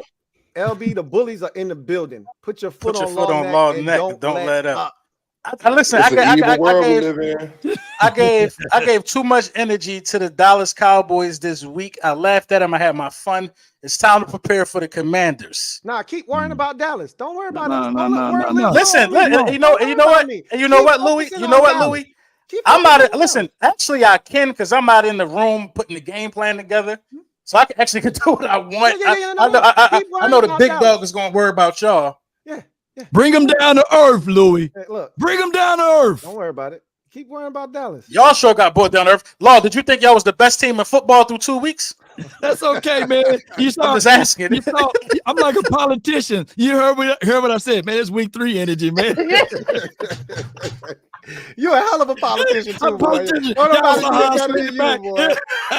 he don't never say nothing crazy, right? Yeah. But when all the smoke is transferring from person to person, he got eyeball emojis, right? Right. He don't say nothing. He don't add nothing to it. He just be there eating his popcorn, right? Law was like, "This defense is looking legendary." Week 3 come. Week three come. He told us it's only week 3, y'all. It's only week 3, y'all. Law was giving out them stimulus. Law gave the stimmies. Week 3 stimulus package Law. Hey, man. MJ got nothing on me how I moonwalk back. I was like, hey man, it's still early, man. It's week 3, y'all. Remember nobody wins the Super Bowl in week 3. That's right. Y'all remember that big energy Bad Dog had last year when they was winning? Man, I feel bad. I miss that dude, man. I really all you had real quiet, man. I feel bad. I feel like we doing so much talking. Bad Dog just sitting over there looking like. I don't get a chance to talk. The beginning of this stream, I think I had good energy. I had good energy on Twitter. Imagine if the Giants were actually good. What the hell I can do? Because I'll trash talk anybody. I don't care how shitty we are. Listen, I'm telling y'all. One bit. We should be lucky. I'm telling y'all, from personal experience, we should be lucky that they stink. Hey, there you go. You will not hear the end of it. This is the thing. I just want consistent energy. No matter what. It's going to be 10,000 people watching. If the Commanders win this weekend, it's going to be 10,000 people watching because nobody going to hush. Nobody going to hush. Bro. Listen. I know what comes with this, Law. You know how many clips? I know what comes with this. Y'all got to understand this.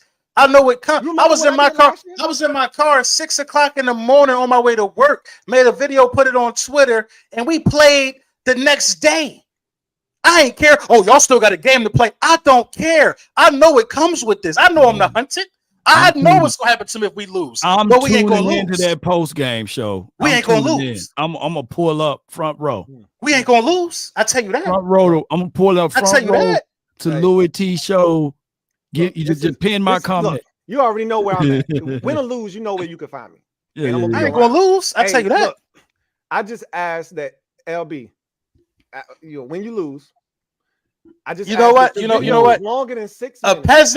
A peasant Commanders fan should be asking for permission to talk to me. Y'all the bottom of the division. How dare you give me demands? The NFC champion, champion, Lord Brunson representing the House Philadelphia Eagles. How dare you keep talking? It's getting blasphemous now. You see, look, the jack is empty. The jack is empty, Lou. It's getting real blasphemous now, Lou. How dare you? You ain't even. Pull your glass up. Give me some law. Give me some law. Give me some. Give me some bad dog. Give me some. You ain't even make the playoffs, and you up here talking like you done put in some work. You are a non-playoff participant because we weren't good enough. You are the reason. You are the reason, Lou. We weren't good enough. The Commanders and we beat you last year. The Commanders are the reason why the division looks mortal. Had you held up your end of the bargain, we all be four gods up here. You're the reason why we mortal. That ain't it. Yeah, it is. Y'all the reason why we mortal. It's an evil world we live in. That's why the shit ain't mortal. That's why we mortal over here. Listen. Our Super Bowl trip don't do nothing for y'all. It could have been 4 teams. It could have been 4 teams in the. It could have been 4 teams in the playoffs. It could have been 4 teams in the playoffs with a win.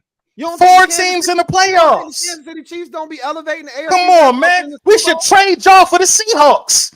Get out of the division. Give us Seattle. Y'all the doodle stain of the division. What I gotta do, what I need you to do is I need you to stop acting like the Giants are good. You love the Giants being here because you know you're gonna mop those boys. That's not true. That's not true.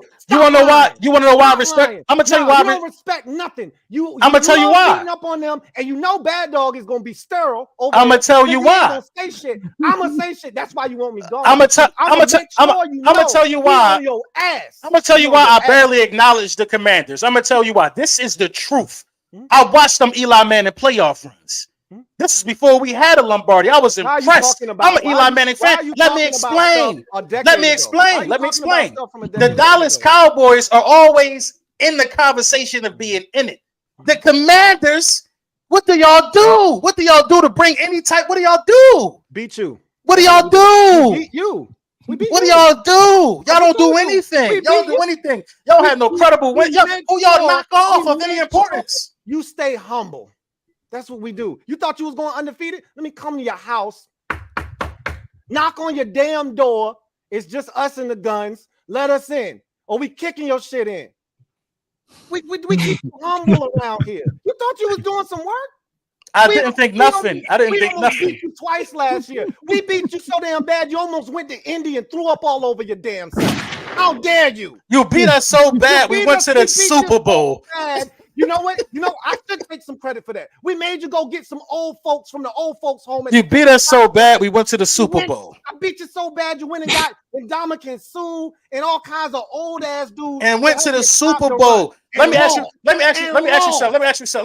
Now let's keep it real. Keep it real. You remember? Are you gonna keep it real? I got a question. You gonna keep it real? You remember? You gonna keep it real? Hey, look. You remember when Wolf Puss said to. When they said to when Day said to Wolf Puss, you like the fact that your son's a fag? You remember when he said that? You like the fact that you lost the Super Bowl? I don't recall that. I don't recall that. You really do. You would cut your own. You would go swimming with sharks to have the season I had last year. Negative. You would do anything for that. I ain't willing to lose a leg over a losing season. When I was God, the first this is loser. ridiculous. This is ridiculous. Man, it's Ray and Claude, man. Claude and Ray. Can we get to the super chat, please? 62 of them now. Is this Mike? I want to ask, does this mic skip around? Because I've been having problems with this. I've been using the one on the computer. Sound good. It sounds good. All right, good. Because this been having problems, so I didn't want to use the good mic, but everyone's like, I can't hear you. Well, all right. I just want to make sure it's not skipping around and crap because so they can't hear you because you ain't saying nothing. What do you want me to say? I want you to give me an opportunity. I want you to. We own your ass. I mean, that's fine. Something. Give me some glory. Listen, I'll give you something. People in there say, "Oh, Bad Dog cry in the corner." Bad Dog has seen his team win 4 Super Bowls. How many of y'all have seen a team win 4? Not unless you're like 60. No, right? Daniel Jones has won more playoff games than Washington has in the last 18 seasons. What are we talking about here? Louis, you was up here beating your chest over 7 and 9. 20's the last time the Cowboys and Washington were relevant. The Cowboys fans in there talking, we won the division. You guys are bragging about winning division games. Hey, Bush was president, man. Come on. Come on. That's all I was asking for. If that's what I got to do. DC was Chocolate City last time y'all was relevant. Y'all ain't been relevant. Shout out to Chocolate City. They ain't been relevant. To get you Color Me Bad was topping the charts the last time Washington did anything. Y'all know. Thank you. I will take all of that. I want all the smoke. If I got to do that to channel all of y'all energy, if y'all got to focus all y'all energy on me. What's the end game for you? Do you think y'all winning the division or something? Hey, look, we got a shot, bro. I got a quarterback now. I don't think y'all understand quarterback. What I'm telling you. Louis, all I ask. Up until do you realize up until last week, my quarterback had the best stats in the division. Here we go. You know that, right? Up until last week. Up until last week. Yeah, up until last week counts. Your quarterback might be the only quarterback in the division that had a 4 interception game. Has Dak ever done that? You played the Broncos. Played the Broncos. They gave up 10 touchdowns last week. If you play them, you might score 1. All I ask. Daniel Jones had 6 touchdowns against them. Maybe 2. Daniel Jones would put up 40 against them. How much did you put up against Arizona? Y'all put in the chat. How much did you put up against Arizona? Daniel Jones put 31 against Arizona. What's Sam Howell put up against? Louis is ready. You ain't played Dallas. You ain't played the 49ers. You ain't played an elite defense yet. This is the thing. You played a good one Sunday. This is the thing. Is what happened. All of y'all, none of y'all defenses is better than mine in this division. Okay, our defense don't go against your defense. The Philadelphia Eagles defense better than yours. Weaknesses on y'all defense. My defense, the only weakness we have is linebacker. The only time where you could really say we had a weakness was week 2 when guys was out and we still won. Them guys came back, and what happened in Tampa Bay? Avonte Maddox came back. I missed that. He back? No, Avonte Maddox ain't back. Josh Jobe is out there. You ain't back about shit. Yeah. Josh Jobe ain't get cooked. Josh Jobe ass here. Bring him in. Ain't get cooked. Bring him in. Get cooked his ass for breakfast, lunch, and he ain't get cooked. Oh, he didn't. This is a hot take right here, though. I wanted to ask your opinion on this. I think we got the best safety in the division too. Reed Blankenship. Stop it. I think Reed Blankenship the best safety in the division. I'm about to read this. Look at his stats. Look at his stats. Crack your crane. Look at his stats. Look at Reed's stats. Look at Big Mouth Javon Curse stats. Look at Reed's. Look at Reed's stats right now. Whoa. And he missed the game. Thank you for the super chat. Greatly appreciate you. And he missed the game. How Louis tries to talk Reed battleship. And they have a quarterback. I promise you the Birds by 21. We'll see about that. I love the fact that you think you're gonna win by 3 touchdowns. I can't wait to watch that game. I'll be honest. I love watching NFC East teams battle. I love it. I love it.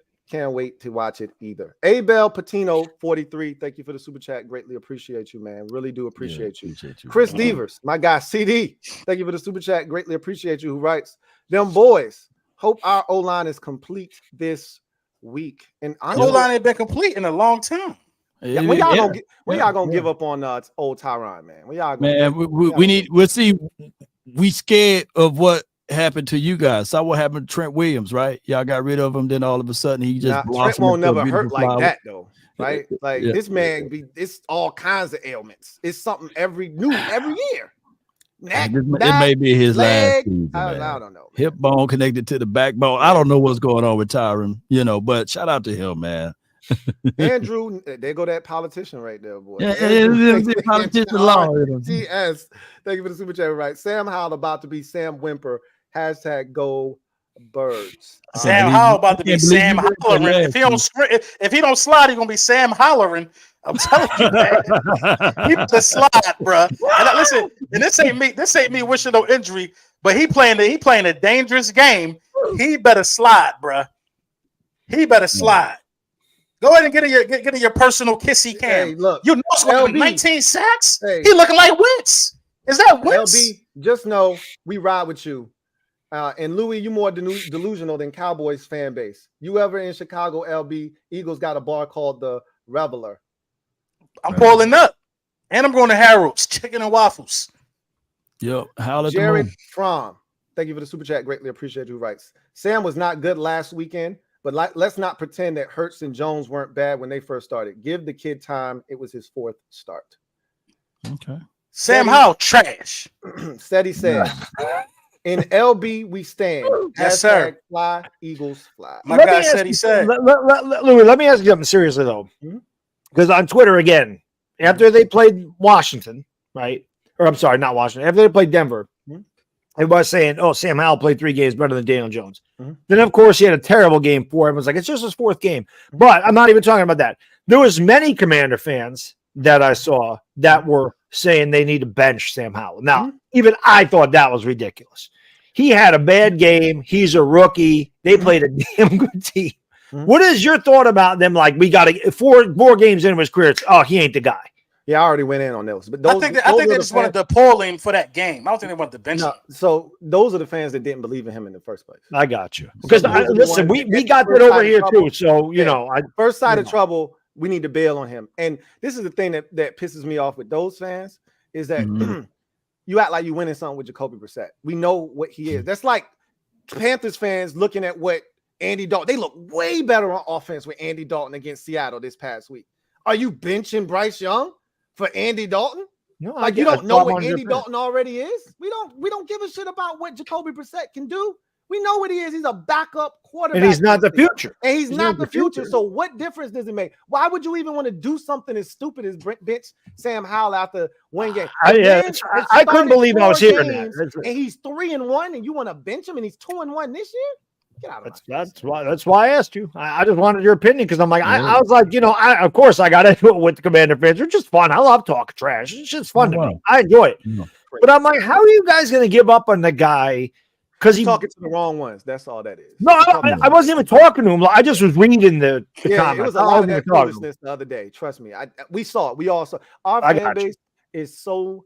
I told you we suffer from PTSD. Like, listen. Yeah, I understand. I've been trying to get them to come outside. I'm like, look, come outside with me. It's safe now. We can actually go outside. We got a new owner. We got a quarterback. We got an offensive coordinator. We can go outside and play with the rest of the teams in the division. They still scared. Most of them, not all of them. It's some that'll ride with me, but it's a lot of them that's like, yo, man, I'm gonna stay in here where it's safe. Hey, we win enough games. I'll be out there with you though. And it's all I always tell them, hey, whenever you feel comfortable opening your door and looking out, hey, we here, man. It's all good. That game was sold out. Y'all outside? That Bills game was sold out. Did you? Bills Mafia was there. Don't do that. Don't do that. I stand outside and take fire all the time as a Giants fan. It's all good. They travel well. Trevor Patch, thank you for the super chat. Greatly appreciate you. Double up. Thank you for doubling up. Who writes? No worries, Law. We hunting that bird this weekend to bring to our Thanksgiving family dinner. Okay. #HTTC, #NHO, #Airwolf, #Cry Eagles Fly. All right, give me that gun. Where that rifle at? Come on. Yeah, go ahead. You're gonna be right next to Lou making excuses. I don't make 405 Sunday. You're gonna be making excuses with Lou. I'll be there. Whether we win or lose, you know where to find me. You know where to find me. Come on, all 3 of us 3-1 this weekend. Let's go. You know what it is. All right, look, I can't speak for what y'all gonna do against New England. Okay? I can only tell you what I'm over here trying to do. I can't speak for you because I thought you was gonna beat Arizona. So there might be 3 of us that are 2-2 this weekend. Hey, that could happen. That could happen. That could happen. That could happen too. That could happen too, for sure. Be right. Thank you for the super chat. Greatly appreciate you. Who writes, Lou, if you need us, throw your hat up. We coming. Oh, you talking about the Alabama thing? I love it, man. Hey, I'm good over that. But I love the fact that y'all got my back. I love it. I love that, Be right. Hey, Metaphor, thank you for the super chat. Greatly appreciate you. Writes, fry pigeons fry. That's right. That's what I'm talking about, y'all. Show up. Chris Divas, my guy CD. Double up. Thank you for doubling up. Who says they ain't talking about bringing AB back? I would. Man. Sup, BD? AB, Antonio Brown. I got Devers. Hey, bro, come on now. Let me ask you a question, Lord. Let me ask you a question. Come on, man. How do you feel about your fan base completely spiraling out of control after one loss? For God's sakes, y'all think y'all gonna get Kyle Pitts and the other man, I saw that. Right, and the other guy, Patrick Surtain. Like, what? So he one loss. No, I got a spleen. Some rookie deals. I heard you can give away your spleen. Now, Patrick Surtain, shout out to him. All I need the Broncos to do is lose a few more games, and they might trade away. They might go on a rookie deal. They're not gonna trade that guy away. Hey, you seen crazy thing. And that's the crazy Champ Bailey deal happened, Washington, whatever. This is what I don't want. And I'm being 1,000 with y'all. Howie, he ain't sitting back just chilling. Howie on the phone right now. Hey, Atlanta, what y'all talking about? How much y'all want? We ain't going after no Kyle Pitts. Yeah, we straight. Howie different though. Howie, your guy Howie, he'd be on the phone with Patrick Surtain people too. It'll be Buddha. It'll be a safety. But y'all talking about Kyle Pitts like y'all ain't just draft a tight end in the second round. Is he trash? Schoonmaker. Nah. It was a rumor though, you know what I'm saying? But it was a rumor. There's fire. When there's smoke, there's fire. So if Atlanta lose the next 2-3 games, then they may say, hey, they may jump on the Caleb Williams sweepstake. Bijan Robinson and Caleb Williams in Atlanta land, that sounds good, If they with Kyle Pitts. Yeah, you can't give away Kyle Pitts if you're trying to go get a quarterback. Like, right, you with still Kyle need Pitts. somebody to throw the ball to. It ain't, and then Drake London ain't enough. It ain't. They not Drake London not enough, but Drake London. So when do we Drake London and the Michael Gallup may work? You know what I'm saying? See how that goes? Nah. When do we get to call Mozzie Smith a bust? Is it too early to call Mozzie Smith a bust?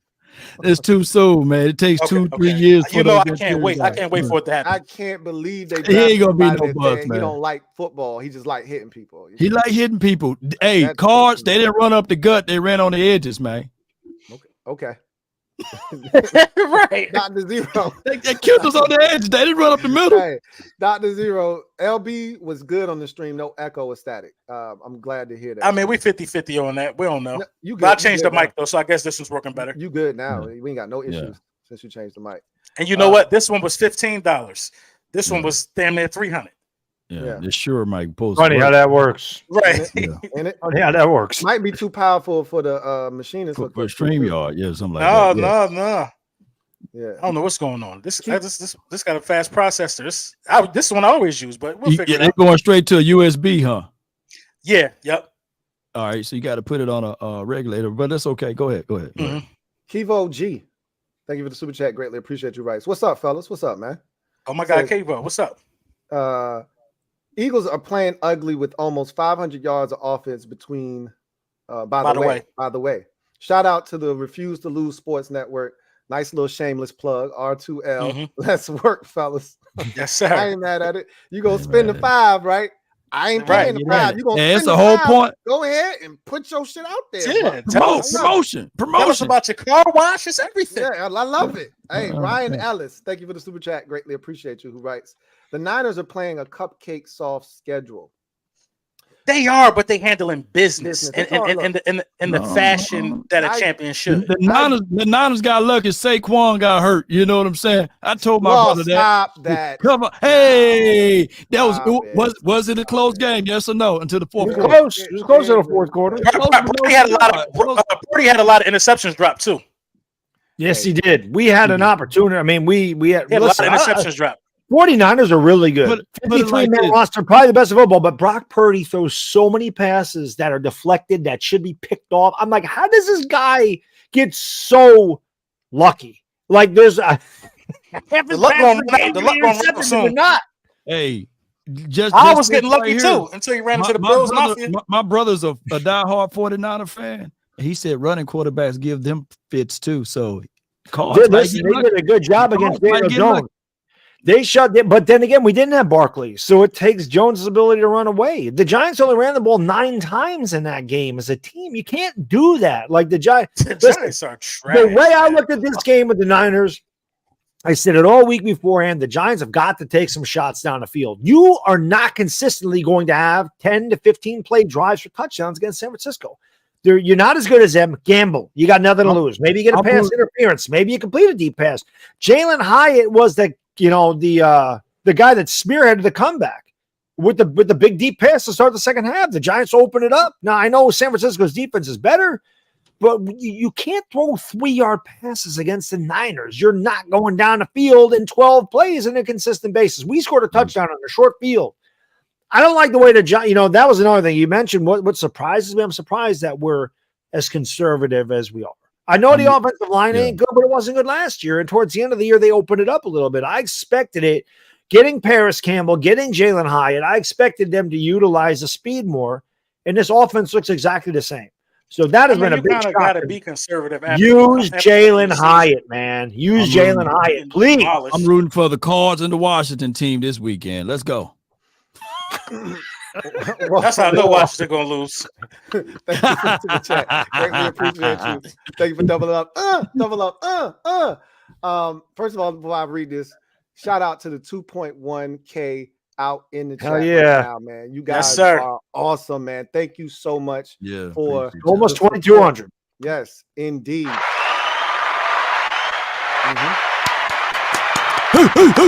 Let's go.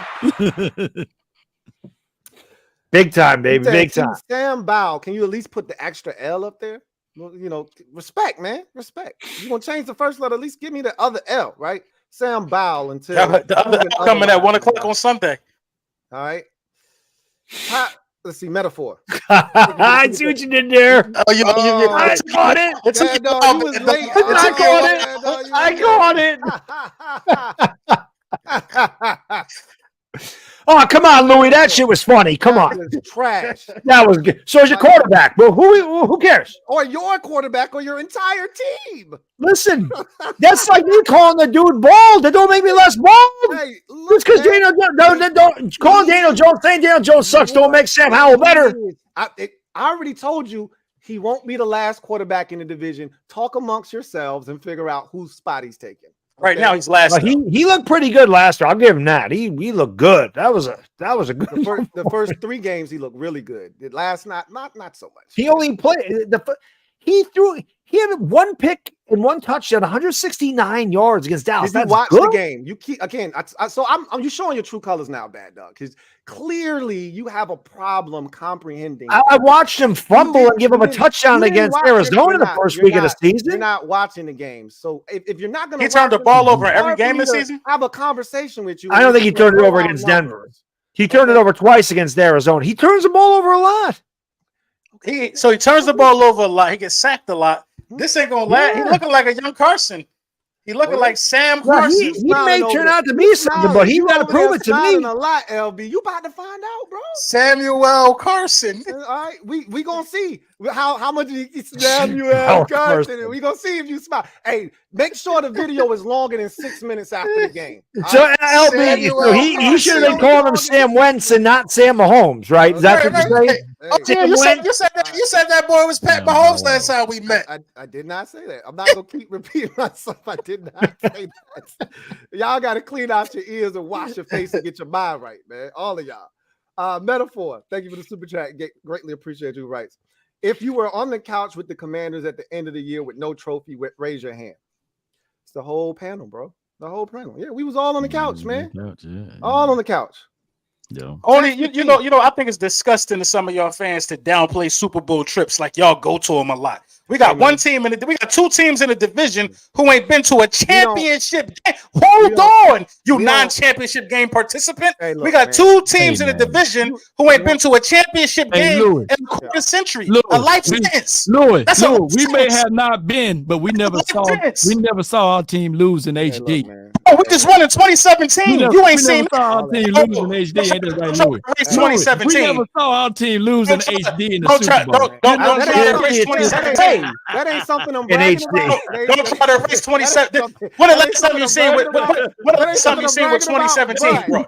I just know. When the last time you seen with 2017, bro? Forget the last year with the bright lights, Rihanna performing. Y'all don't do stuff like that. 25 years, Lou. Bad dog. I don't do the whole. I mean, law. Back in the day thing. We won 3 Super Bowls. You only got. I don't do that. That's not my thing. Right. So your life as an adult, you need to catch up. Because my life as an adult has been grand. It's been you saw 3 of them. It's okay when you get there and you win. I don't brag about losing. I don't know about you. I let the losers worry about losing. I'm talking about 2017. Stop. I've been twice in 6 years. Yeah. 1 and 3. Let me see 1 and 3 in the chat, y'all. 1 and 3 in 6 years. How much hardware you got?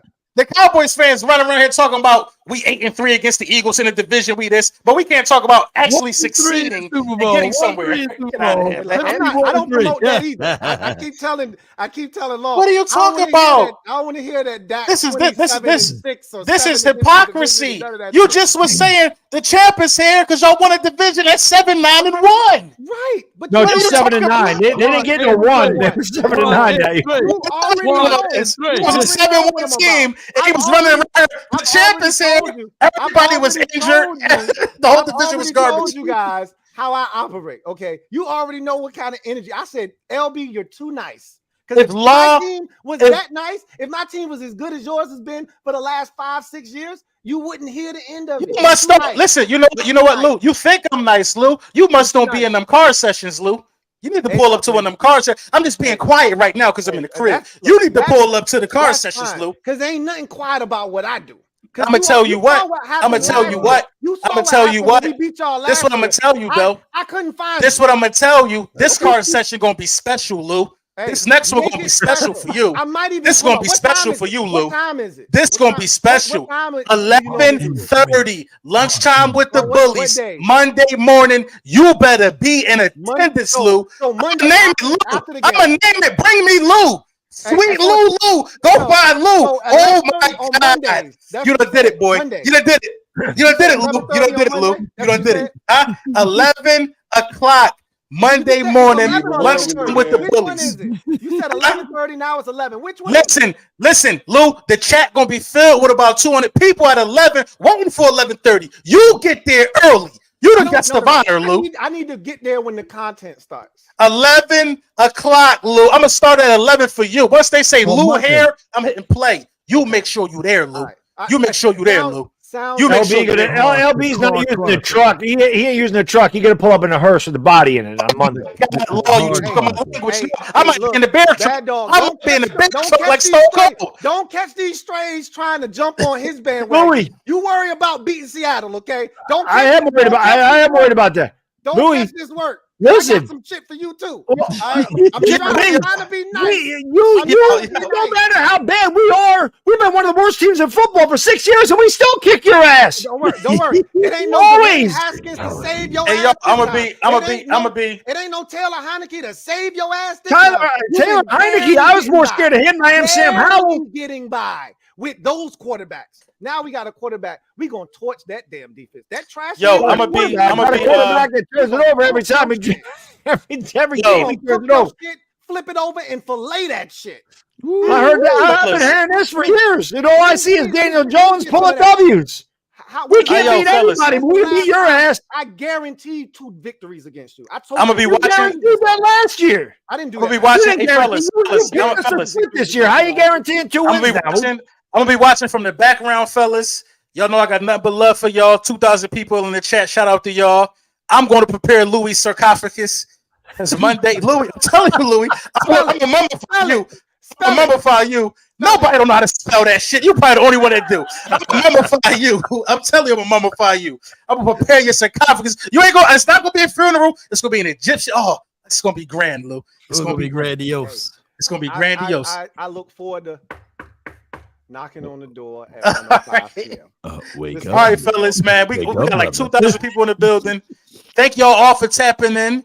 NFC East Super Friends. Sorry, I got to pull out a little early. Pause. Pause. You know what I mean? But don't be like Law. Don't be like Law. Hey, no tenderizing over there. No tenderizing. Oh, yo. Hey, yo. That was crazy. I take that one. But y'all have a good night. I'm gonna be watching from the background. I want to see what these ads looking like anyway. Somebody already made a comment of it. And yeah, I'm gonna get with y'all guys. First person league gonna lose. That's right. That's right. Hey, this is gonna be Louis T. Open up. Open up. All right, y'all. I know you got to bounce, man. Good luck until they play us, man. Come on. All right. So Yes, Texas indeed. T says Dallas will sweep the division. That's crazy talk. Yeah, that's that nasty work right there. That's good. Craziness that you would even say something. That's what Dallas has come to these days. Man, listen, I've been around a long time. I've seen Dallas be really bad. I've seen them be the best. I've seen them. I've seen them both. And I can tell you, Cowboy fans used to have bravado. Like they were proud. Now it's like we were in the division. We got the evil world we live in against the NFC. You bragging about division wins? What is going on in Dallas? Right. I'm a Yankee fan. We ain't won a World Series in 14 years. We ain't even been there. I ain't happy about winning 103 regular season games, getting to the ALCS. I want trophies. I don't go, hey, we won 103 games. That was a good year. Hell no. What happened in Dallas?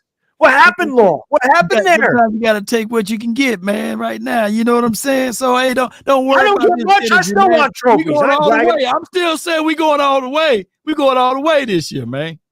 I've been reduced to bragging about division wins, so I know that. You got bragging. You were reduced to bragging about the division with 7. I can get them, man. In 2020 and 2021, you couldn't tell that brother nothing over there, look, man. I gotta take them when I can get them, man. Hey, you ain't gonna make me feel bad about that, but hey, Law, you supposed to. Somebody in the chat just put 40-0. Be quiet. See, that's what I mean. That's what you brag about now. 40-0. Win the damn championship. Hey, man, millennium, give us time to cook this, man. How much time you need? You burning it by now. We got it right you now. Overcooked it. You know, I had to prove that Mike McCarthy is better than Brian DeBall. So right now he just keep. Listen, Brian Daboll having a tough year this year. I can't deny that. That ball head sweating over there. Yeah, he's having a rough one. It's no neck. He's having a rough one. They call him No Neck Tony. You know what I'm saying? It's my second cousin. My name is Louis T, and I do not approve this next message. What is that? Trevor Patch, thank you for the super chat. Greatly appreciate you. Writes, in their first 4 games, Howell is 3-1, Hurts 1-3, Jones 1-3, Prescott 2-2. That's all fine and dandy. Tell them, Lou, I've been trying. They ain't ready for Mahomes in the division. I did not say anything about who's trading for Pat Mahomes in the division. All right, so once again, my name Jackson is Mahomes, and I did not. Jackson Mahomes. Hey, bro, come on now, dog. Hey, for paying it, man. Come on, man. #NHO Air Wolf. Cue ball the bird. Thank you for the chat. Greatly appreciate. See, that's what he started though, y'all. Halo. I funk with you heavy, but you forgetting we ragdoll y'all QB last year and had Gardner Minshew in by the 4th quarter. LOL. That was the first game. You're not wrong. You mopped us last year in Washington. We could go through all the things that happened in that game. That was a really close game until the second quarter with a bunch of big plays. Right? This is what I'm hanging my hat on. Let me finish your comment first. He says, but I'm assuming you forgot those 9 sacks. LB talked to him. So here's the thing. This is what I'm hanging my hat on. The 2 games we played against y'all last year. Y'all scored 24 points in the second quarter. And all 3 of those drives were aided by either a turnover or an explosive big play. One that I thought should have been challenged because it was 0-0 in the second quarter. And Devontae Smith had a big catch down the sideline. Don't think he got his second foot in. And our dodo coach didn't challenge it. And y'all ran up to the line of scrimmage, ran a play, and ended up scoring a touchdown. And then the onslaught just kind of happened from there. Of course, you beat up Wentz, stole his confidence, all of that good stuff. This is the thing about Sam. For as bad as he played last week, this dude is mentally, he's like Jalen Hurts in the respect that he's wired differently, right? Like I remember Jalen Hurts having a terrible game last. I think it was 2 years ago. It might have been 2 years ago, or it might have been last year. I think it was 2 years ago. And he said, "What am I supposed to do? Stare at it? We had a bad game. You flush it." He said, "When you take a dump, what you do? You stare at it? No, you flush it and you move on, right?" That's Sam Howell. Like, I'm gonna learn from this. We're gonna move on. I'm gonna take the good things that I did in here, apply that moving forward. The bad things, I'm gonna learn from it and I'm gonna get better. The dude mentally is next level. And that's why I know the physical gifts are there. It's up here that is where most quarterbacks fail in this league. He got it up here. I know this dude's gonna be successful. And the second time, and both times we played y'all weren't able to run the football. Neither time, right? And so LB's talking like, oh, this line, like we haven't seen this line before. We know what this line is. You know what our line is too. So even if they negate each other, you ain't running for 150 yards in this game. Jalen Hurts is going to have to throw the football. And if he does that and he beats us, I'm going to tip my cap. Just like I did the first time when y'all beat us last year. Tip my cap. Cheese Boy 69. Thank you for the super chat. Greatly appreciate you. Writes, the way Louis T talks, you would think Washington beat Philly 40-0. I ain't giving y'all smoke like that. If I beat y'all, look, if I just beat y'all, I can beat y'all by 1. You're going to think I beat you 40-0. Don't let me win. That's all I'm telling you. Don't let me win. They won a close game in which they got the win by a missed face mask. Hey, man, I ain't crying over spilt milk. All right, y'all jumping false start and all kinds of bullshit. I watched the touchdown pass Jalen Hurts threw last week where Jordan Mailata is putting the man in a damn $1 million dream. He up here, arms free. Yeah, he did. Yes, he did. All of this shit here. And he's still trying to get away, and he throws the touch, and they ain't calling shit. I don't want to hear nothing. They don't call no false starts on the other smooth on the other side. He beat y'all by 11, by the way. That boy false start all the time, man. Philly D, thank you for the super chat. Greatly appreciate you. Philly D writes, bet the head, Louis. Bet what? Exactly. Bet what? Great. Thank you for the super chat. Greatly appreciate you. Thank you for the super chat. Great. John Perez, my guy JP. Thank you for the super chat. Greatly appreciate you. JP writes, sup, fellas? Sup, JP? I don't know about y'all, but we're all going to have issues stopping that Dolphins offense. They just put the league on notice, dropping 70 on Denver.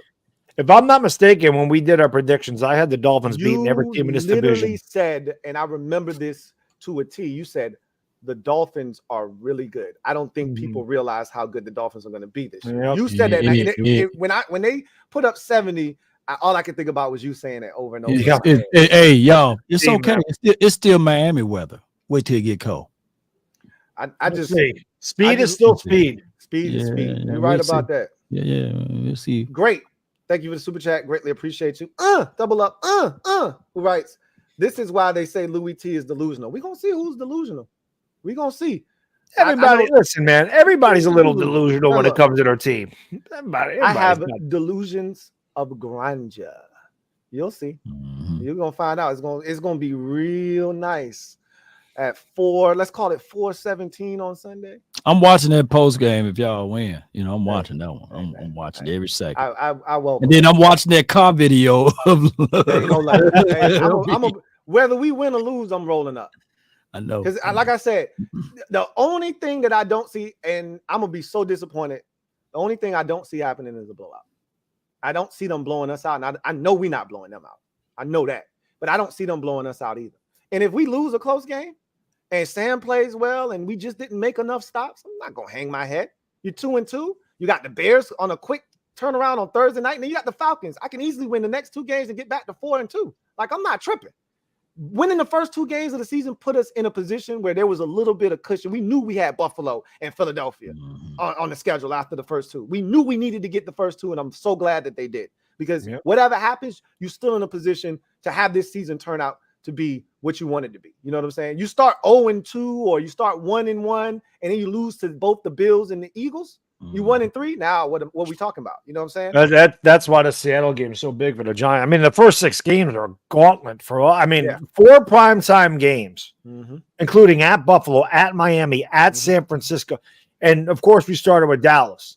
That first 6 games was, I'm just hoping we get out of it 2-4. 3-3 would be the best. I mean, that's because then I think we match up better with the teams after these first 6. But you're playing 4 of the best teams in the league in San Fran, Dallas. Listen, Dallas had a hiccup. I still think Dallas is really good. I don't think that losing to Arizona makes things. I don't think they're overrated. I just think they had a bad game, and I think that inspired Philadelphia. Now, Philadelphia only won by 2 touchdowns, but if you watch that game, Philadelphia kicked their ass. But they blew them up. This is the thing; they beat them up pretty good. But the Buccaneers had chances in that game. Let's not act like Mike Evans backpedaling. No, but Mike Evans dropped a couple passes. I'm like, will you third down pass? Dropped the touchdown. He dropped it. He had a touchdown opportunity. Yeah. Like, let's not act like Tampa Bay was they just got man. They got the ball run down their throats. And I don't know how many total yards of offense Philly amassed in that game, but they picked off Hurts twice. I don't care. Mistakes, not mistakes. They picked him off twice. They were able to move the ball. I thought they moved the ball, especially in the first half. The second half, not so much. I thought they got dominated in the second half. First half, they were in this ball game. They had that's because it was 20-3 though. And I went to sleep at that point. I'm like, Tampa ain't coming back from this. No, they weren't. They had a chance. That game was close for the entire first half until Baker threw that pick at the end. And then even then, I think Hurts gave it back. And that was no, I don't think he threw a pick. Didn't they fumble? They fumbled, right? They fumbled after that. That was terrible. Yeah. Well, that's a great play by Jalen Carter. You got to give credit. Yeah, it was. It was. Yeah, that's excellent stuff. Christopher McLaughlin, thank you for the super chat. Greatly appreciate you. My guy Chris writes, "Hey Lou and the Super Friends, hope all is well. Likewise, Chris." He says, "Looking forward to the Eagles game for first place. Question for Law: how concerned are you about the red zone offense for Dallas and Prescott's questions leading it?" Yeah, major concerns right now. 1 for 5. I think 3 for 11, something like that in the last 2 games. Or it could be a worse number than that. So the Cowboys going to have to fix that. We moving the ball. I like the depth of 1,000 cuts. We still was able to throw for like 250s, something like that against the Cards.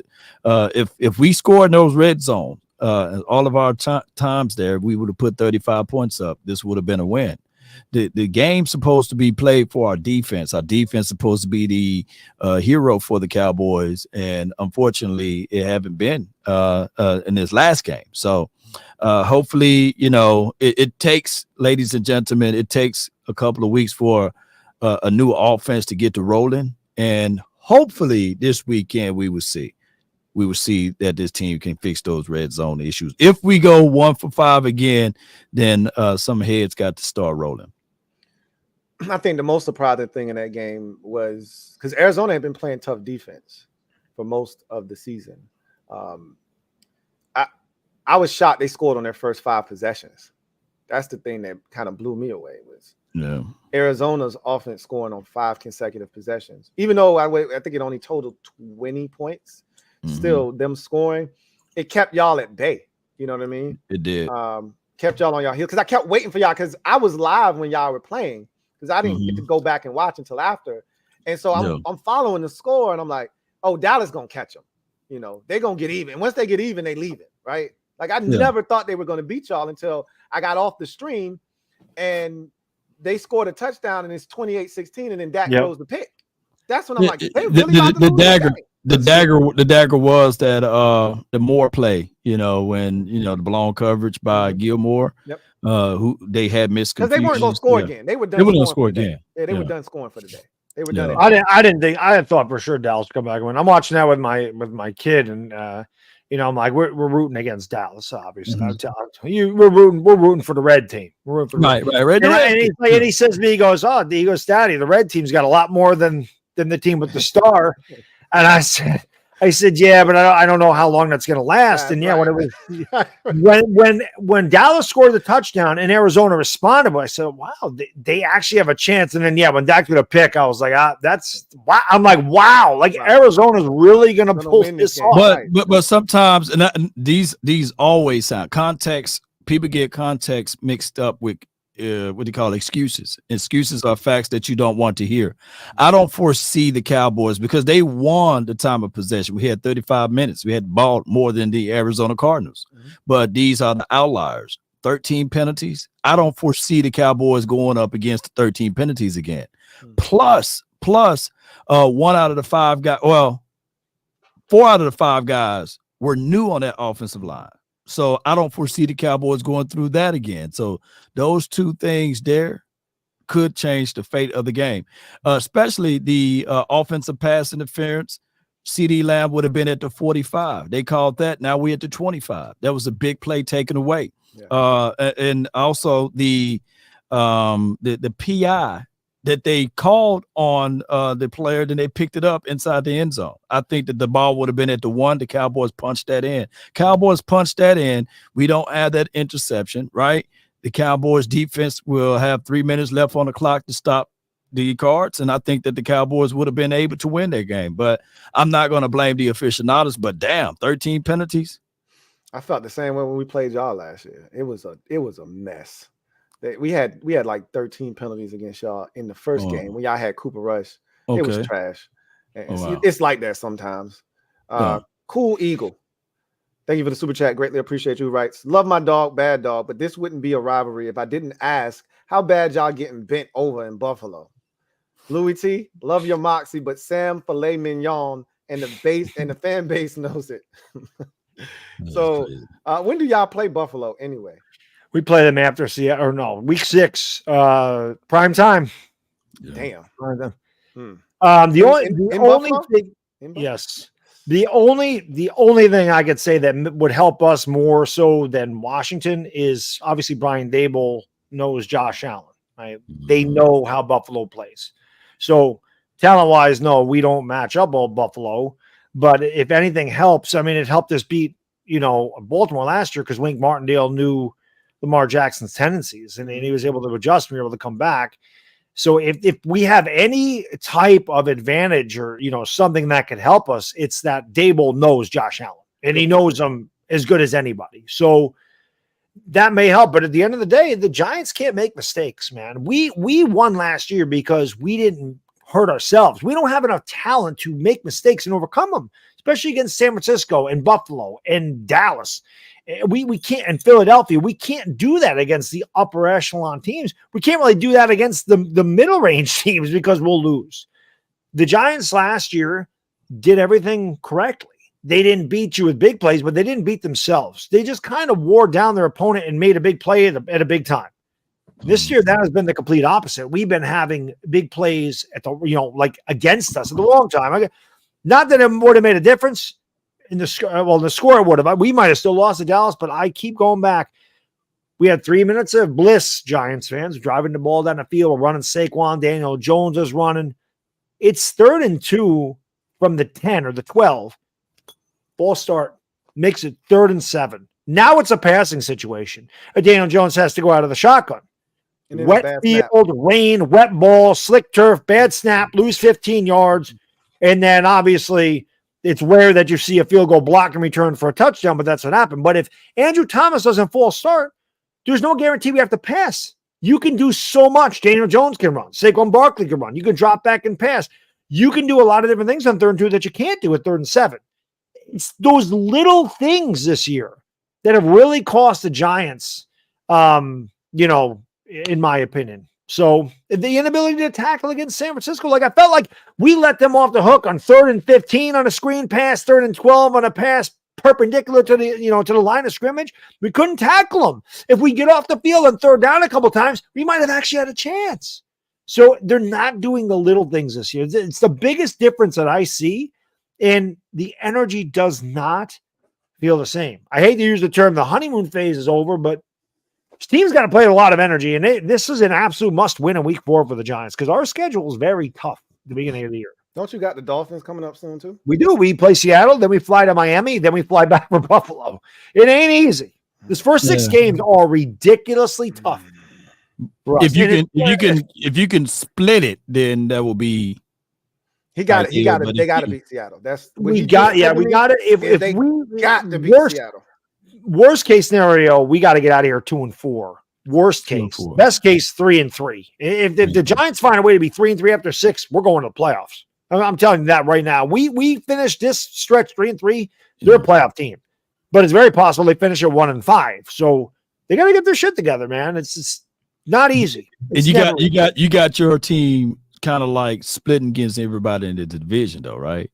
I did, yeah. I had a split against everybody in the division this year.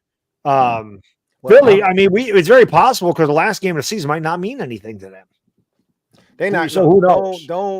It just depends on what it's possible. I'm not saying that it ain't gonna happen like that this year because again, it might. I'm telling you, their schedule gets really brutal, and they're not. We all have tough schedules. We all play the AFC. We all play the NFC West. We all have tough schedules, and we have everybody in the division. It's a little bit different for them though, because what's the division that we all play? Because the AFC. The division I'm talking about the AFC that we all AFC. The AFC East. Yeah. But we all play a division, but one team from that, like AFC West. Oh, right? they get who won the AFC? Yeah, they get the They Chiefs. get the Chiefs. That's what I'm saying. It's different. We play Denver. Yep. Like we play the Raiders. Right. Like everybody else in the division is getting a team they can handle. Maybe Dallas doesn't handle the Chargers. Maybe not. But they get the Chiefs. I'm not saying they're not going to beat the Chiefs, but I wouldn't be surprised if they got their ass whooped by the Chiefs either. Right. So they can't play the way they have, or they will. Exactly. And so my point is their schedule gets really tough here. I think it's like week 6 or 7. They got the Dolphins in like week 6, and I think from that point forward, their shit turns up. All the way turned up. That's where ours started. First 6 weeks, our shit is turned up. Yeah. Theirs is easy. That's why they're going to get off to this fast start. And then that's when their shit ramps up at like week 6, and then we're going to see what they really made of.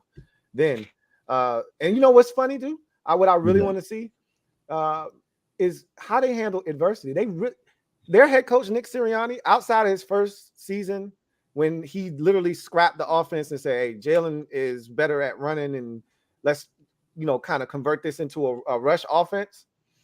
Outside of that stretch, he really hasn't had any adversity as a head coach, right? And I don't think he'll handle it well. When we were beating him at halftime, he's slamming down his headset and all kinds of bullshit. Like, he's an emotional guy, right? I want to see what happens when they lose 2 in a row, or 3 out of 4, or 2 out of 3, right? I want to see how he handles that. I don't know if he's going to handle it all that well. We're going to see. Sandman, fly, Eagles, fly. Thank you for the super chat. Greatly appreciate you, writes. Lou mad his team is buns.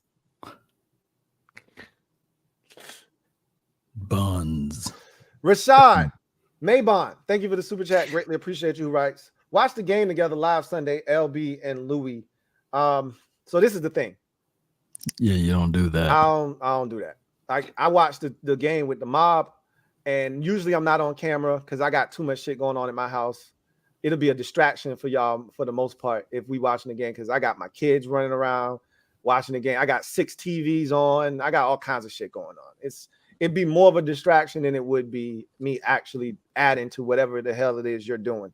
So it took me years to develop that. You know what I'm saying? Because I'm a pacer. I walk around watching the game. Yeah. I mean, that's nervous energy, right? Like, it's hard for you to sit down, and I have that only in big games, like really, really big games. Like, low key, I miss it a little bit. I miss getting, walking around, with the beers and everything. And I mean, there's certain aspects of what we do that take some of that stuff away, But it is what it is. What we signed up for. I was just checking. We're getting close to 6,000 subscribers on this channel, which is come on, man. Everybody hit like 70 away. We're like 70 away.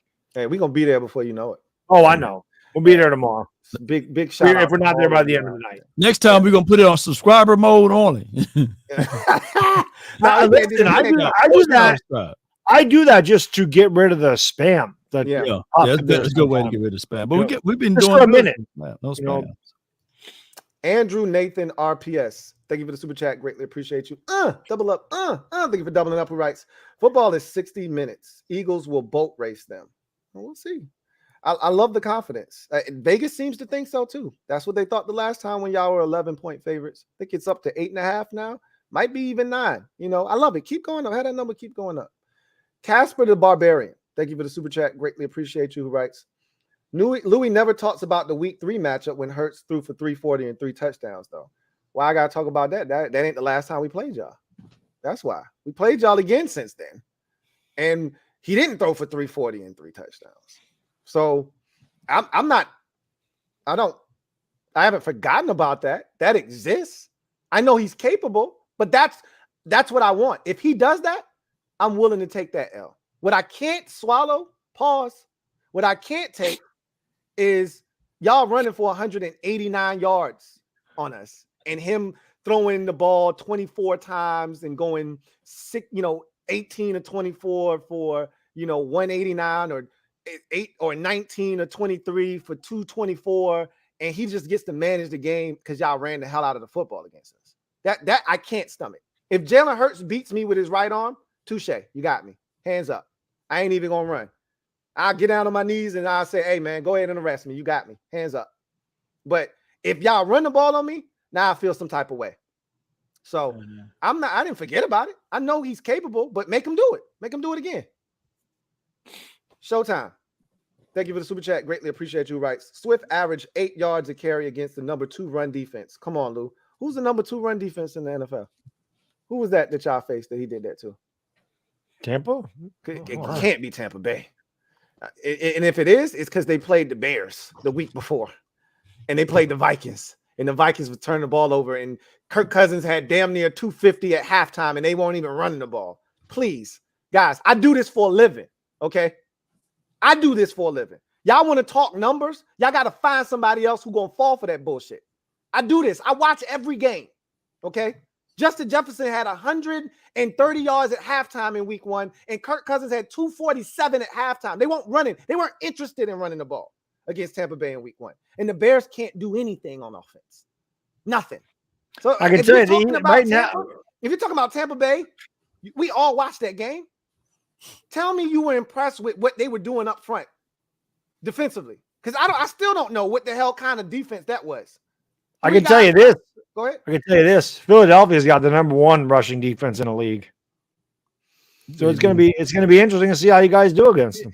And then number 2, they got number 2 offense, rushing offense in the league too. What I'm interested line of scrimmage, man. I say it all the time. That's where the games are won. I want to see if we even stick to the run game. I just like to see us keep running it. My guy averaged 7 yards a carry last game, and we just stopped running the ball.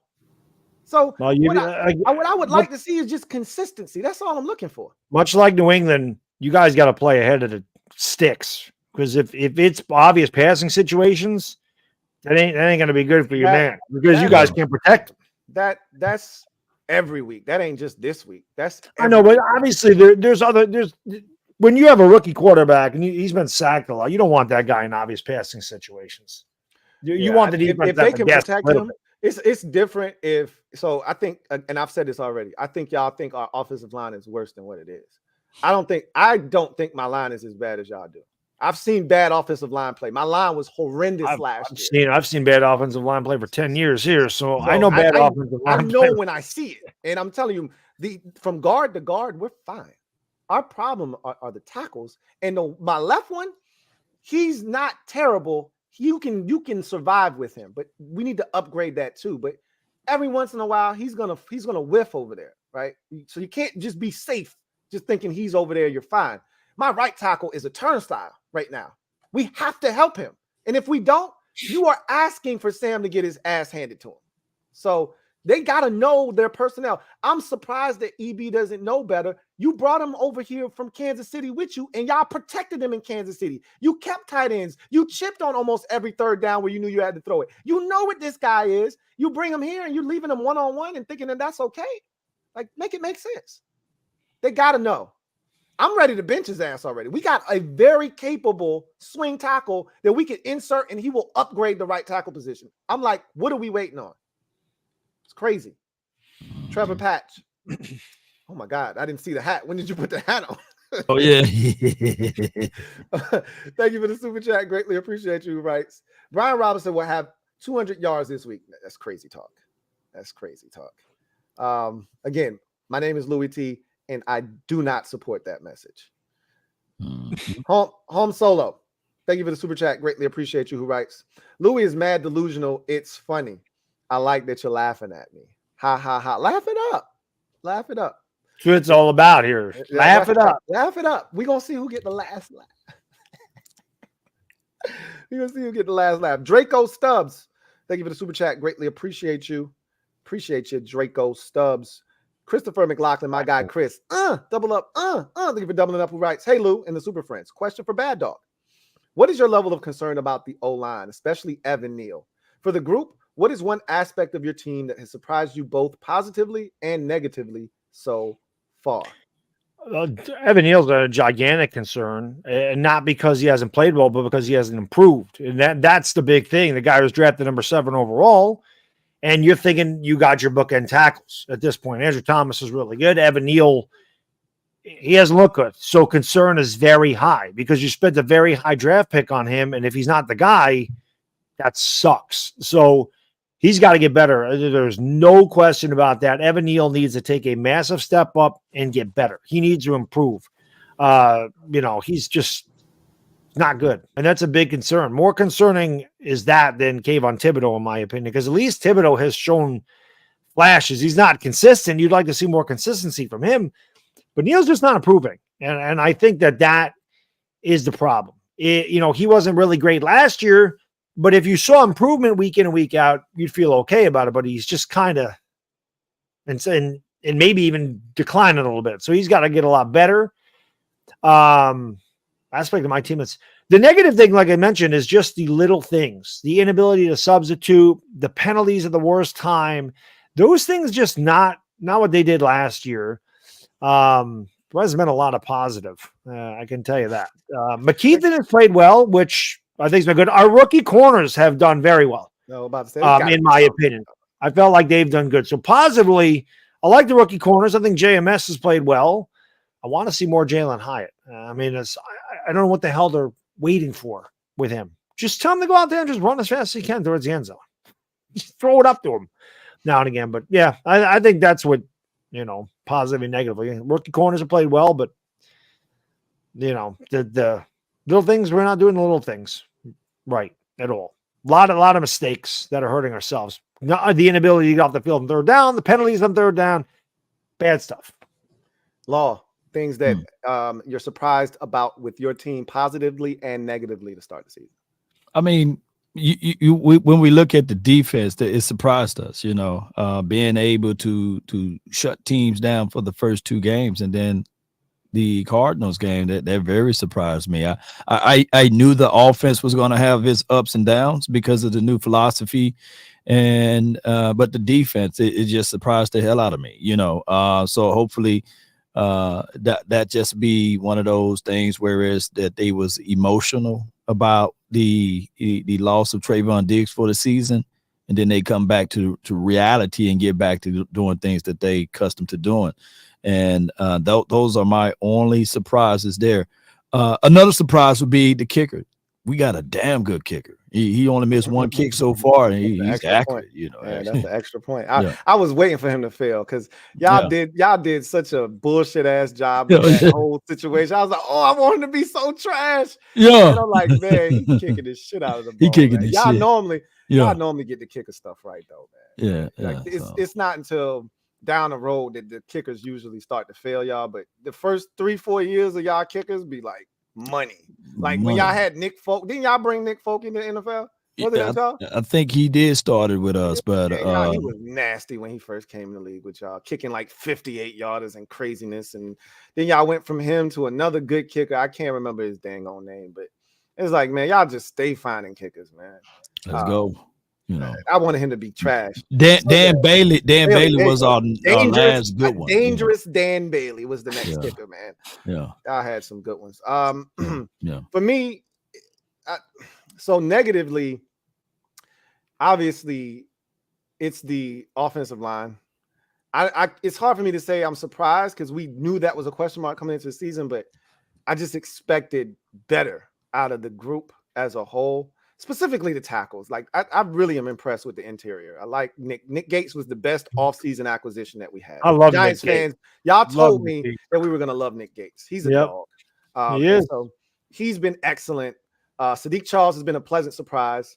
And Cosme moving from tackle to guard, we knew he had potential there, and it's been good. The interior is good. I feel good about it. It's the tackles that I'm a little disappointed in, and that's the thing that surprised me there.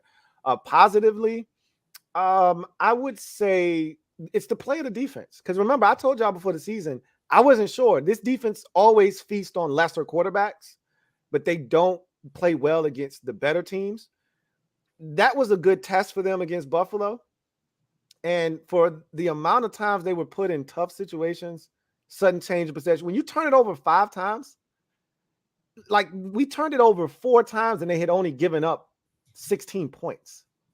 You know what I'm saying? Like, you don't sack Josh Allen once and they only score 16 points in 3 quarters of ball. You feel really good. And like I said, the game only unraveled after Antonio Gibson fumbled at our own 20-yard line, 25-yard line. And then Josh Allen, after we blitzed him and we got to him, didn't get him down, and he runs in for a touchdown, and then Sam Howell throws a pick six, and now it's 30, and everybody say, "Oh, that game would have been 23-3." Does that look as bad? Even though you didn't play well, you turned 23-3 is what that should have been. The defense deserved that, not 37-3. So I've been impressed with the defense. They've actually been really good as advertised this year. I think they're going to hold up against some of these better offenses. San Francisco and Miami, and I think they're going to hold up against these teams. Now, are we going to do our part offensively is the question. Chris Royal, thank you for the super chat. Greatly appreciate you. Chris writes, great channel, gentlemen. Thank you, Chris. We appreciate that. Yes, we do. How did each of you come up with your username? Law, let them know we will sweep the division. Let's go. Hey. Bad Dog, how'd you come up with your username?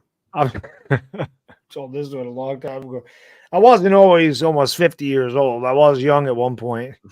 I was a big time partier back in the day in the 90s, when Dallas was when Dallas was hey, don't forget about us. Right. No, I was still in high school when you guys were good. I was out of high school when yeah, we didn't make it into the mid-90s. But I used to, there was no internet. There's none of that stuff. There's no cell phones with cameras everywhere. Well, I don't know what you guys use to date. I don't know what dating apps are. But when you wanted to go out there and find a woman, you went to a club, you went to a bar, whatever. And I would go in. Bad Dog. Yeah, I would go in and I'd tell my buddies, like, I'm going to get with that one tonight. I'm going to take her, get her number, and bring her home. They'd be like, man, you bad dog. You bad. Bad dog. Bad dog. Look at that. That's exactly how we got. That's exactly how we got. Yeah. That's exactly how we got that one. Yeah. Law, how'd you get your name? All right. So I came down. My first name is Lawrence, and I didn't want to use LT because that's a good Giants person's name, and I didn't want to. LT, can you imagine LT over here? So I went with and before I started, I went with Law T, but then that didn't go well. And then I went with Law Network, and then it hit me. There was this person that was on the radio. His name was Jay, and he had J Nation. He was really good.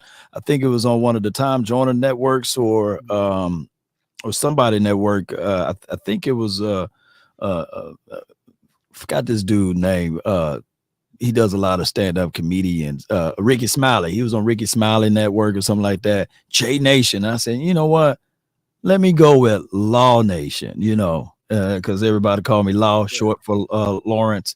So I went with Law Nation, and it stuck, and it got a good ring to it. And it when you hear it. You know it when you hear it. Like Law Nation. When you got it, you know. Yeah. You know what I mean? Yeah. I went through some trials and errors, man. Law Network, Law this, LT Network, LT Nation. But Law Nation kind of like, it's my name. I can put it on my driver license now, man. Law Nation. That's how they know you, man. Mine is really simple, man. My name is Lou, and I wanted mine to rhyme. So my last name starts with the T. So Louis T. And then I just threw the network at the end because I wanted to sound professional. Oh, okay. And so off it went. Like people mostly call me Lou, but a lot of people Louie. And so I was like, it's the no-brainer for me. Louis that's T. crazy because I was this close from being Law T Network. That's crazy, huh? Yeah. I just wanted it to rhyme. I was like, it just has a nice ring to it. Louis T. And then I thought the same thing, Law T Network, but I'm glad I picked Law Nation though. And you could have went with Lou Nation, you know what I'm saying? You never know, it in the alternate universe, maybe that is something, Brian Weeks, thank you for the super chat. Greatly appreciate you. Who writes, LB is not the tush push anymore, it's the brotherly shove. I like that. Because tush, they kind of like it's trash. It's because it sounds soft. It's the brotherly shove. I like that. Because it kind of sound kind of Look, can we get this shit out of the league though? Didn't y'all think we were done with it after the league was supposed to have the rules committee look at? Didn't y'all think it was over with? What'd you think about what Chris Sims said about kill the quarterback? When they do it, how do you kill him though? They pushing him forward. I don't know. I said I would go. He said I would go head hunting. Neck area. I don't even know how you would manage to do that. I don't either. I don't know what he was talking about. Takes the snap. The one thing I'll say, why I don't know why Eagle fans got all bent out of shape about that. Don't you know anything about the history of your team? You had a head coach that used to put bounties out on players. Yeah, of course. He put out on Lawrence Taylor, and Lawrence Taylor proceeded to kick the living shit out of Randall Cunningham. Yeah, but you know what the thing is? In Washington, he did it all the time. Mm-hmm. But the NFL is all about making adjustments, man. You know, zone defense came because of Bullet Bob Hayes, right? Motion came because you were playing zone, so we had to figure out who's really in man or not. So I think that the NFL is always trying to evolve into something. And if you want to get rid of the tush push or the brotherly shove, stop them. Don't let them get to That's what I said. They're like, no, stop them. That ain't the way to get rid of it. The way to get rid of it is to have everybody doing this shit. How many times how many times everybody do the Wildcat a few years back? Yeah. That stopped when you figured it out. Yeah, well, that's different though. This is short yardage with two. No, I know, but this is different. Like there's this the Eagles doing this. It's damn near indefensible. Well, listen, the Giants did it too.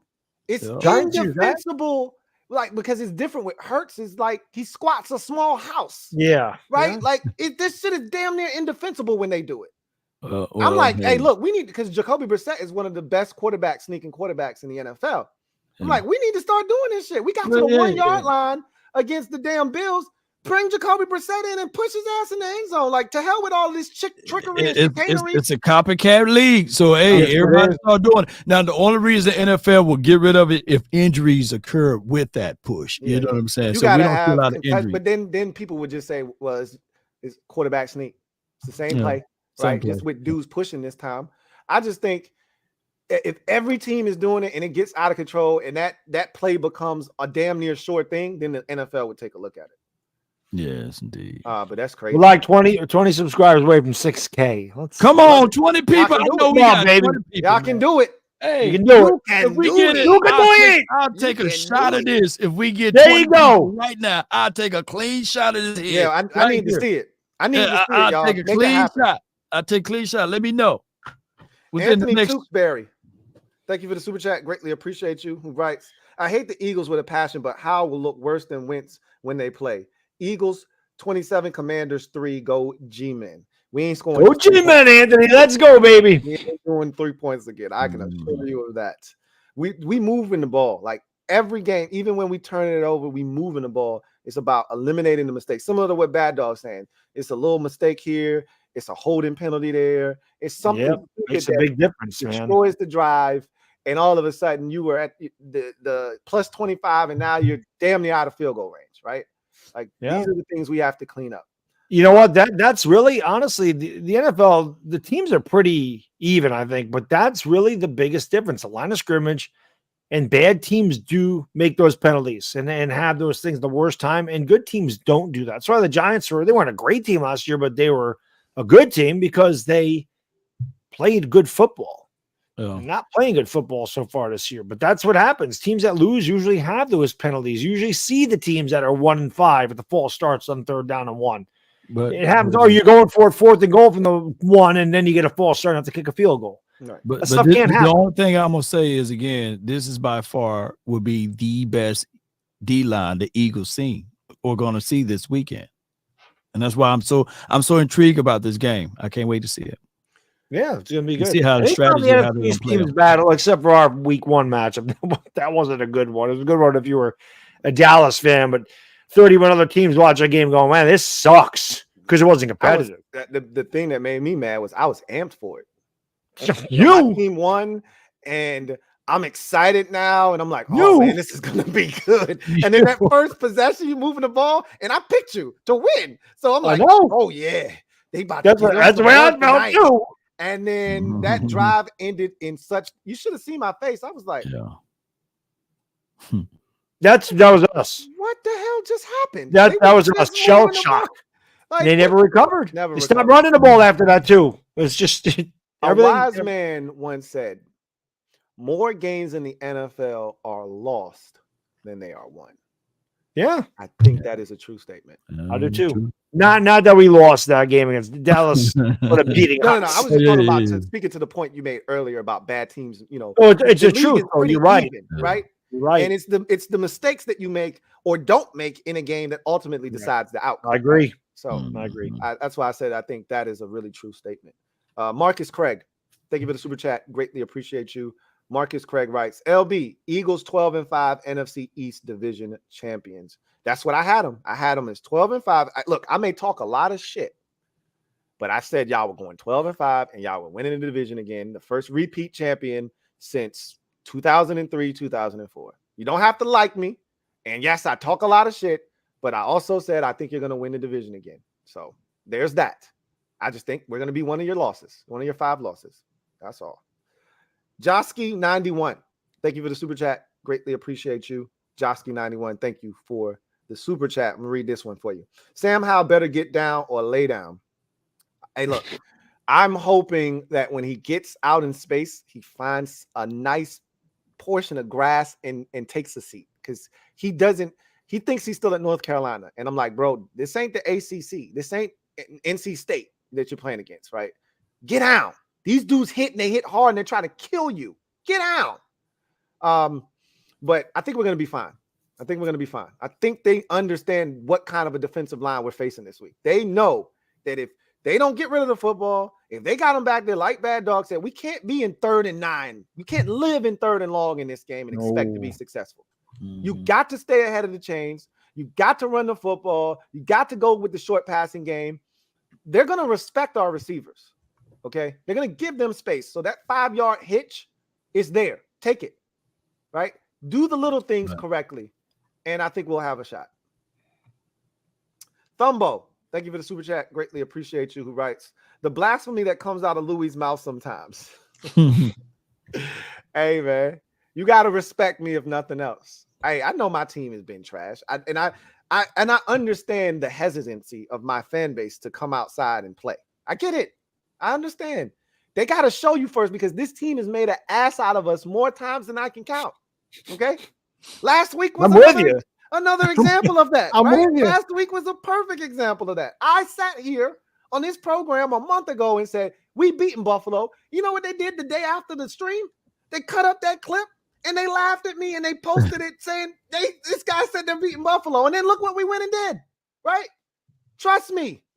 I say crazy stuff, but I only say crazy stuff that I believe. I thought we were going to beat Buffalo. I'm not going to sit here and talk crazy and I don't believe. I think we're going to beat Philadelphia on Sunday. I thought we were going to beat Dallas week 1. That didn't work out well for me. Right. Look, I've always said being scared is not a prerequisite to getting your brains bashed. You don't have to be scared to get your ass whooped. You know, the funniest thing is people actually think we have the control of the outcome of the game. Right. Hey, man, you shouldn't have been talking all that stuff. Right.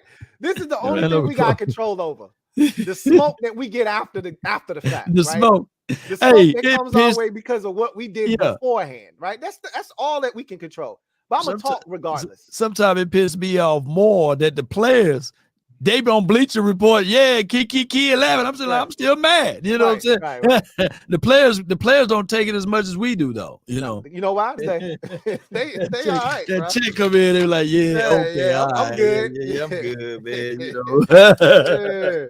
John Perez, my guy JP. Thank you for the super chat. Greatly appreciate you. Double up. Thank you for double up. Who writes? I'm going to be at that game on Sunday with my buddy who's a Birds fan. The link may be one of the most hostile environments in the league, especially for an opposing team's fan. I'm just telling you, be safe, JP. I've already given you the blueprint. Don't talk to nobody else but your friend. You want to talk shit? Talk to your friend. Don't talk to nobody else, okay? But rep the squad. You know what it is. But, yeah, head on a swivel. You a big dude, as we all know. So head on a swivel, and if you're going to talk shit, just talk it to your buddy, and that's it. If somebody else try to engage, don't. All right? I ain't trying to see you molly-whopping somebody and then catching a Miami style from behind from some dude you don't know on social media. All right? I'm just trying to get you to get in and get out with the dub. That's it. If that's all I'm looking to have happen. I told John gave him my stream. I told him, I said, I think you'll be all right. I said, you might be called an asshole by like 50,000 people, but I think other than that, you'll be okay. All it takes is that one drunk fan. I know, but that's anywhere you go. By the way, we're 2 subscribers away from 6,000. I've been keeping an eye on it because I want to see Law do that shot. Yeah, he done talked himself into that. Hopefully he went and got him a Cowboys glass right now. That's what he went to go do. Go get him a glass. Champy writes, Jesus Ramos and Elijah Garcia by KO on September 30th. Cardinals by KO on October 1st. Hashtag Arizona takeover. Okay. Hey, repping the desert hard over there, man. I ain't mad at you. Hey, I don't know who you play October 1st, but good luck. It ain't us. It ain't me. So whatever it is, I'm all Kick for your it. ass. Yeah, for real. Do your thing. Hopefully it's the Eagles. Yes. Do your thing, man. Thumbo, thank you for the super chat. Greatly appreciate you. Double up. Thank you for doubling up. Thumbo, who writes, Richard Sherman even said he'll take Smith over CD. Hey, look, man. I ain't here to slander CD Lamb's name. I'm not calling him trash or any. That's just how highly I think of Devontae Smith. That's just from what I've seen, how good he is. He's so polished. He catches everything. CD doesn't catch everything, right? I think CD is better after the catch than Devontae Smith, but that might be the only thing he has over him. His catch radius is better. I like CD. Listen, I've always been a CD Lamb guy. You're an Oklahoma fan, so you're biased. Yeah, but I still think that CD's better than Devontae Smith. He's bigger, he's stronger, his catch radius is better. Yeah, and then he's got a lot of things going for him, but catch radius is good. CD Lamb don't have an AJ Brown across from him either. CD Lamb's the number one guy. Devontae Smith ain't the number one guy there. But they've had guys. They had Amari Cooper. Like, let's not act like he hasn't had a supporting cast his entire career. He's got guys. No. Was Cooper there with Lamb? Yeah, he was.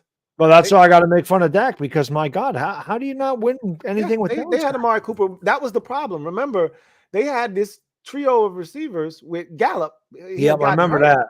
And then Cooper, the only reason they got rid of Cooper is because he wasn't getting the COVID shot and he had stuff to say. And Jerry doesn't like anybody that speaks out against him. He likes those good old boys that, fall in line. And Amari Cooper was like, no, I'm not doing that. So he traded him for a hot ham and cheese sandwich to make a point, right? But they played together, right? So he's had guys around him. He's a good receiver. Don't get me wrong. He's really good. Like, I'm not tripping. I just think Devontae Smith is really good too.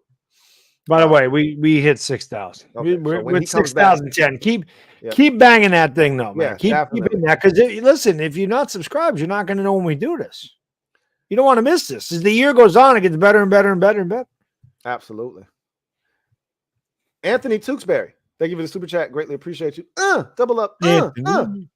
Anthony writes, what I've seen through 3 games, Dallas is the best team if they keep Dak to 20 passing attempts. The Eagles will get exposed, but they are second best. Giants need to let Jones run. Commanders, no chance. I love it, Anthony. I love it. June, thank you for the super chat. Greatly appreciate you. June writes, Lou talking crazy. I love it. It's only crazy if it doesn't come to fruition. Yeah. Okay. It's crazy if we get our brains bashed in on Sunday, then I look like a dumbass. And everybody's going to attack me, and I'm okay. I'm a big boy. Okay? Everybody looks like a dumbass now and again. It always makes you laugh when these guys go, "Oh, you were wrong. I was right." Hey, what are you getting validation in a chat? Yeah. Everybody is wrong. Everybody is right. It happens. I'm going to be wrong plenty of times. I'm human.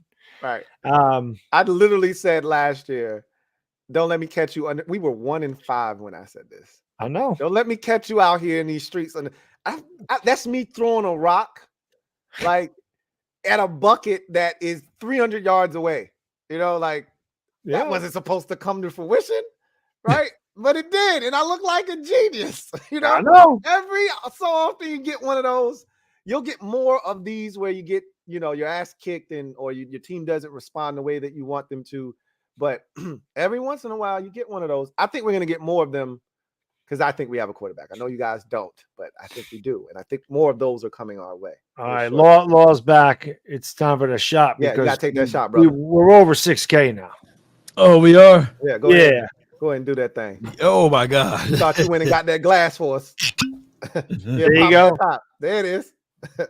And the best cup ever, man. Look at that Cowboys cup, boy. I knew you had one somewhere close by. I told him, I said, he got a Cowboys cup. Yeah, fill that thing up. There you go. Yeah. Yeah. Come on. Where you at? Where you at? Yeah, y'all Man, dog. Where you at? Listen, I would join you, but you got work tomorrow. I got to work in the morning at 5:30. There it is. There it is. Burn his chest up a little bit. Burn that chest up. If this was a Friday, I would totally join you. Even though you don't do shots of scotch. But Yeah. Made the beer grow, man. That's right. Yeah. I don't need help with that. Now we got to get to 10K, y'all. 10K. We'll get there. Dire Giants fan said in the chat, he said 12K by the next time we do this. That'd be awesome. Double it up. Double up. There you go. Yeah, my guy Rev in the chat, he got a shot for me. That's yeah, right. Twin y'all Empire. I see him in the chat. My brother. Appreciate it. This one tripped me out when it happened, when I saw it coming across the screen live. Casper the Barbarian. Thank you for the super chat. Greatly appreciate you. Yeah, that one's still working me right there, y'all. He said, Charlie Villanueva clown down.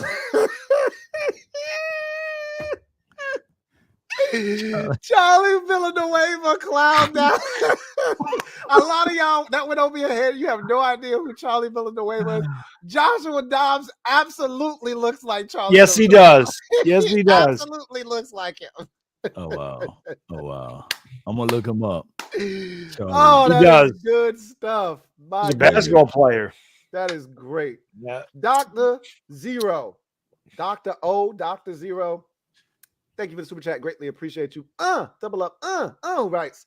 Sam Howell better get down or lay down. I see a theme coming here. Yeah. I see a theme. Okay. Jay Versick. Thank you for the super chat. Greatly appreciate you. Who writes hashtag DC4L28-7. I'm assuming he's talking about Patriots. That's not a bad score either. I don't think they're going to score a lot of points. I don't think they're going to blow New England out. I think they'll beat them, but I don't. It's a home I think it's going to be a lot like that Jets game. It's a home game, so I think it's going to be a lot like that Jets game. I know, but Belichick usually has his guys ready to play. And yeah, they do. I think defensively they're going to slow them down, right? Yeah. And that's why I said I think it's going to be like that Jets game where they'll be in it in the second half, and then Dallas will start to pull away as the game gets later on. I'll tell you this: if you let them hang around long enough and they gain confidence, you're in for a fight. Well, I think the team that wins the turnover battle in that one, I think that's going to be big. Yeah, they're in for a fight. New England's got to run the ball. That's really it. Hey, old friend coming back to town, man. Old friend coming back to town. It is. Yeah. He looks a lot better in that uniform than he did in the DAL. It's not even close. Right. It's not even close. All right. Knuckles Media Fiends. Thank you for the super chat. Greatly appreciate your rights. What other divisions doing fire videos like this?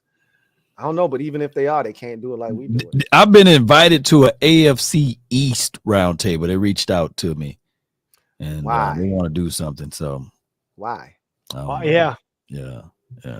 Listen, I say it all. I'm not a guy that brags about stuff, whatever. But I'll say this all the time. This idea of these roundtables during COVID, because there was nothing going on, and I thought, why don't I reach out to the most popular content creators and the best content creators I can find for each of the teams in this division.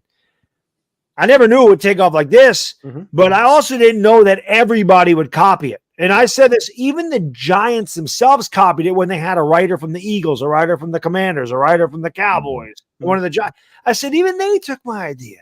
So you do see it a lot. But what do you say? How's that go? Often duplicated. Often imitated, never mother effing duplicated. Yeah. One of the best trash talkers to ever do it said that. D Sham. Thank you for the super chat. Greatly appreciate you. Writes. Glad he stopped doing that. Double up. Well, do me a favor. Super chat again, and I'll make sure you hear it. All right. Anthony Tewksbury. Thank you for the super chat. Greatly appreciate you. My guy Anthony writes, Giants will split with the Eagles and Convoys. All right. Everyone sweeping the Commanders, and Louis thinking about QB in the draft by week 10, but won't admit it until the playoffs. Convoys. Down to Convoys now, man. The Giants got the best coach. Just wait. I do think if he gets himself out of this jam that he's in right now, respect. I do think Dable is. Last year, he definitely was the best coach in the league. He won Coach of the Year. I don't know what the hell's going on with this team this year, though. It's just weird. I think one year Jason Garrett won Coach of the Year. Oops. Yeah. Well, we had him too. Yeah, I had him. So yeah, I don't want him anymore. He's a lot better on TV now. How you doing, guys? Yeah. Kush Master, thank you for the super chat. Greatly appreciate you. Right? I got Kush. But last year, put that on a shirt, Louis T. Look, man, I'm trying to make new memories. I'm trying to create new memories that I can talk about for the next 365. Okay, that's what I'm working on right now. It starts on Sunday. Sunday. Knight Rider, thank you for the super chat. Greatly appreciate you. Knight Rider writes, at least nobody in the East got 70 dropped on their head. Whew, we would never hear the end of it. If you gave up 40. You get up 50. 40 burger, and we over here looking at you. We gave up 40. Yeah, I did. When Dallas put 56 on us a couple years ago, our season was already over. It was already wrecked, and it was COVID and all kinds of nonsense. Yeah. They beat us so bad, we were fighting ourselves on the sidelines. Yeah. It was bad. Keep going. Yeah. Yeah, nah. 70 piece. I don't even watch First Take or none of those shows, but Shannon Sharp went off. He went off. I'm sure he did. They got a fit because he's an ex-Bronco. Like this is of course. And it couldn't have happened to a better coach. Sean Payton is an ass of asses. Okay, always got some shit to say. Always snarky. Got his nose pointed down at somebody. Like a little rat. Yeah, it couldn't have only him. Josh McDaniels is the only other coach I think a better guy could happen to. But Sean Payton and him are like 1A, 1B. And man, I'm sorry though, man. I know we got a lot of Eagle fans in here, but that Eagles coach, man, he just got the punchable face, man. Oh, Nick Sirianni Sirianni. I can't wait until he faces adversity because he gives me like bratty little kid vibes. Bratty little kid. Come on, Eagle fans. Come on, y'all got to admit. Don't he got the punchable face? Come on, man. The man eats Pizza Hut. What the? Oh, I saw that tweet you had. Come on, man. You're Italian. What the hell are you doing? Italians, we don't eat Pizza Hut. That's what I said. I said I can't respect Sirianni not because of his coaching, but because the man eats Pizza Hut. No self-respecting Italian is eating Pizza Hut or Domino's. It ain't happening. No, what's he gonna get this year? Chuck E. Cheese? Hey, he might be out here telling you that Chuck E. Cheese pizza is fire. What you talking about that, dog? And D Caster writes, hold on.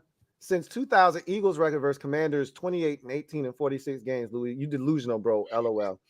All I care about is the last one. That's why I've been talking about the last one. I'm going to talk about this one. If you kick my ass, I'll be talking about this one. We got to get him the next time when we see you in week 8. If we beat you in this one, I'll be talking shit until week 8. If y'all get us then you got the bragging rights until next year. But I'm going to tell you, hey, we beat you again. Now, all I'm looking for is one. Whether we get it in 4 or 8 doesn't make me one difference. I'd rather get it now and then take my chances of sweeping you in week 8. Right? So all I've been looking for years is beating him one damn time. I just want one. Right? I just want one too. I just want one. I ain't trying to be greedy, but if I get the first one, you damn right I'm gonna be greedy. I want some pizza now, though, man. God, you see what he sorry, Law. You see what he did, especially after you done took that shot. Oh yeah, yeah. Mario Delcid, thank you for the super chat. Greatly appreciate you. Who writes, "Hey Lou, you should remind LB they played a team with no quarterback to reach the Super Bowl. Plus, refs did us wrong against New York. Otherwise, it would have been 4 NFC teams in the playoffs." Look, we know we had a giant defender on our back like a backpack, right? We're not tripping about that. They beat us. We had our opportunities in that game. They jerked us on the illegal shift with the illegal formation and with Terry McLaurin. He talked to the ref and he told him he was fine and then threw the flag on him anyway. Like there's so many things that went crazy, but we scored. That was insane. We scored 15 points. Like, who are you beating? Or 12, excuse me. We scored 12 points. Like, who are you beating scoring 12 points? Like, That was our problem last year. We couldn't score any points. So yeah, the officials, but we had the Browns at home. Like, what do you want me to do? Like, you got to win those kind of games, right? LB got to the Super Bowl because they injured a quarterback. I'm not mad at that. They put him out of the game, right? Oh my God, look at this guy. Look at this guy over here. Hey, the craziest thing is, all they got is pizza. All they got is Pizza Hut. It's not like Pizza Hut shots. It's because you don't live in New York. You don't live in New York. Oh my God. I'm in Dallas, so I'm finna. I know what I mean. You ain't gonna get a good New York pizza in Dallas. You ain't gonna get a good pizza in Dallas. They ain't getting they got Marco's over here. These are the types of comments I love because it just shows how many of these Eagles fans are bird brains. I might do Papa Des John's. the Hebrew writes, thank you for the super chat, first of all, Des. Greatly appreciate you. Who writes, raise your hand if your team won a Super Bowl this decade. Nobody's raising their hand, Des, you bird brain. You haven't won a Super Bowl this decade. Clown. This is why I love Eagles fans. They show up every week. Yeah. Everybody's hands down, including yours. Something wrong here. Gotta love them, man. Twin D, thank you for the super chat. Greatly appreciate you. My guy, Twin D, writes, while a diehard Commanders fan, I have definitely developed an appreciation for each of your of these other content creators. Thanks for this. Thank you, man. We appreciate it. Mm-hmm. Appreciate that very much. That's what it's about. I say that all the time, man. Obviously, when I do streams or videos, and Giants fans are going to be in there, but it's when I get Commanders fans or Cowboys fans and Eagles fans are like, yo, man, Commanders fan, but I love your channel. And they're in there and they support. I always say some of my best supporters are rivals of the Giants. Mm-hmm. And to me, that means a lot to me because it's like we respect you. We don't like your team, but we respect what you do. We respect your content, respect your passion for your team. Mm-hmm. So that always means a lot, when it's, and again, there's a lot of trash talking, the heat of rivalries. It's great. That's why I love this channel and this show that we do. I love it. But let's face it, there is no other division like this one. 13 Super Bowls. We've been in, I think combined, we've been in like 21 or something. Mm-hmm. And, every team in this division has one. No other division can claim those. Nobody. Mm. So, hey, it's a good division. It's the best. It's the best. Yeah. I love it, and I wouldn't trade it for anybody. I'm glad we got the Arizona Cardinals the hell out of here. Yes, they didn't belong here. They won't pull in their weight, man. They definitely they were not. Those trips out west were so unnecessary. Yeah. Eric Stewart, thank you for the super chat. Greatly appreciate you. My guy Eric says, "What up, guys? Eagles. What up, Eric? Man, we appreciate you, bro. What's going on? We appreciate 6,000 subscribers too. You guys are the best. Ooh, y'all got me on a shot. That hand hitting. Go ahead. 96 super chats, by the way. What's the record? This got to be the record. 96 super chats. I ain't never seen triple digits. We well on our way to that. So yeah. Trogger, thank you for the super chat. Greatly appreciate you. My guy Trogger writes, EAGLES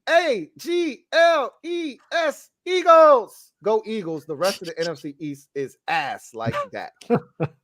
He had to throw that shot in there, right? I was going to say, that was a little extra for the Cowboys. He had to just throw that last little shot on the way out, right? You had to throw it at me, man. A little extra. Gosh. John Perez, my guy, JP. All I ask. Go ahead. Thank you for the super chat. My guy, JP. Right. I don't know if Law noticed, but McCarthy's play calling in the red zone against Arizona was suspect. Most fans lost their survivor pools over that game, too. I run a survivor pool. Yeah. I think I had 15 people that picked Dallas that got eliminated this week. I'll be honest with you. I would have bet against my own team on that. Oh, I picked San Francisco. I would have done the same thing. With no Barkley, no Andrew Thomas, and a short week. Yep. Yeah. That was my thought. I would have definitely said I'm taking the Niners. And that was their home opener. You know what? And here's what I'm hearing from Green Bay Packer fans. That's Mike McCarthy. So if the Cowboys wise and smart, when we get into the red zone, hit Brian Schottenheimer up and say, hey, get busy. So hopefully the Cowboys do some type of an adjustment when we get into the red zone. If he still continue to try to score horizontally, I don't think that that's an ideal of scoring in the red zone. I think that you got to go to your fade balls, and I think that you got to go also just get. Sorry, Lloyd. You brought me back to my bad dog days, and you said score horizontally. Horizontally, like, what's the point of that though? You know what I'm saying? Like, who attacks? Like, it's right there. You got you missed it. You didn't get it. You didn't pick up what I was putting down there. He didn't get the whole bad dog reference. Wait a minute. It's all good, man. It's all good. Don't worry about it, man. He was in the zone. He was laser-like focused. I got it now. I got it now. Inefficiency right now, man. That one went right over his head, though. It's okay. Yeah. Oh my God, man. Hey, I got what you're talking about now. You talking about good. All right. You talking about that gash. You know what I'm saying? Yeah, there you go. Yeah, that gash. Yeah. It's all good, man. Yeah, Malcolm Fripp. Get him in the car. Throw him on the gash board. The gash. Yeah, they don't know about that gash. You know, Sam Gash for the pitch. Sam Gash. The Malcolm Fripp, right. Sam Howell better get down. Oh, this is a theme now. Get down and lay down. Okay. Commanders are sweet. Cowboys fans are delusional, LB. I love it. Come on. It's so good. It's so good. Shout out Sang Deep Sing. Thank you for the super chat. Greatly appreciate you. Who writes, LB, am I blocked? I can't send you a super chat ever. Maybe you are. Sometimes it happens in super chats. I don't know if this happens to you guys. Sometimes mine like Bear Dog, I can't send a super chat. And I was like, well, sometimes you put too many emojis in a super chat or something. They don't let you, because it's happened to me where I try to send one and it doesn't let it go. It says error. And then I like log off the channel and I leave the channel, I come back and it works. So it could just be something you're typing in there that isn't allowing it to go through. But I said, I've had that where I try to send something and it doesn't let me do it. Like if I put $3 signs, like if I put ass and I put like $4 signs, it wouldn't send it. I don't know. YouTube's weird. I've been on YouTube for a long time. I can't figure it out. Yeah. I can't figure it out. Because if that's the word, if you're stopping me from sending a comment for that and all the shit that we see on a daily basis, right. That's what I mean. JP, thank you for the super chat. Greatly appreciate you. Who writes, not NFL related, but did y'all see the mega trade in the NBA earlier today? Dame is Milwaukee. Yeah. And now gets a real shot at the ring. He should have went to the Lakers though. No, he shouldn't. Yeah, that would have been fun for me. It would have. Laker basketball starts October 7th. I'll be doing it. Hey, Twin know about them Lakers over there. He's in the chat. Y'all know what I'm talking about. You know what's crazy? I'm not even a Laker. The funny thing is, I'm not even a Laker fan. I'm pretty popular Laker. You're a Laker dog now. I am Laker dog. All right, listen, this is my Laker dog. Laker dog. 6th year. 6th year doing that. What's crazy is they didn't give up anybody but Drew Holiday. Like Holiday nice though. He is, and he's one of the best defensive players in the league. But they still got Chris Middleton, Brook Lopez, Bobby Portis. Like they didn't give up as much as you thought they would have to do it to get Dame. Now that's why you have a 3-team trade, because Phoenix gave up a ton, and they had to give up a first-round unprotected pick. All that I could get nerdy on y'all, but they got a good shot to win. You in your bag on this stuff, man. I didn't know you. I'm a basketball dude too. I'm a basketball, baseball, football guy. I can talk to you about any of those sports. You in your bag over there. You know what I found out about Louis when I did my 24-hour stream? What's that? Big wrestling fan.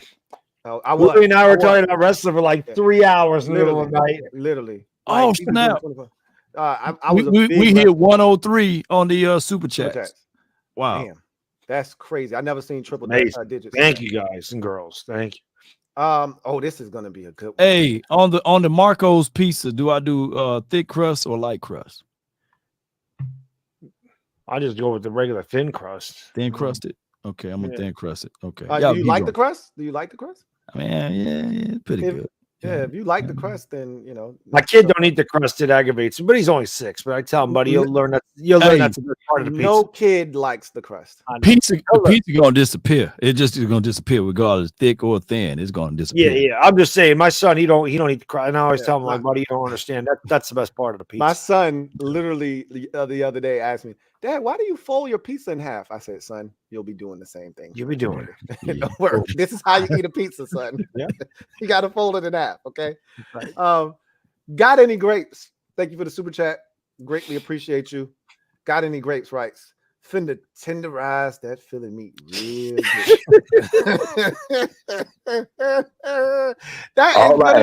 That is when you lay your head on that pill at night. No, I gave you everything I had. I gave you everything I had. Leave me alone.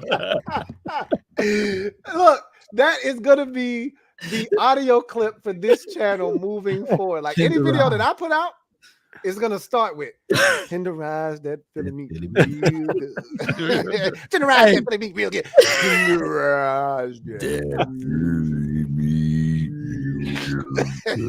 Hey, when it happened though, if it comes through like the way we said, ooh, hey, I'm gonna send that to LB every day for a month.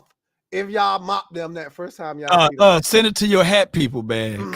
Oh my God! Send it to the hat people. I'm gonna have the hat. We need that on a hat.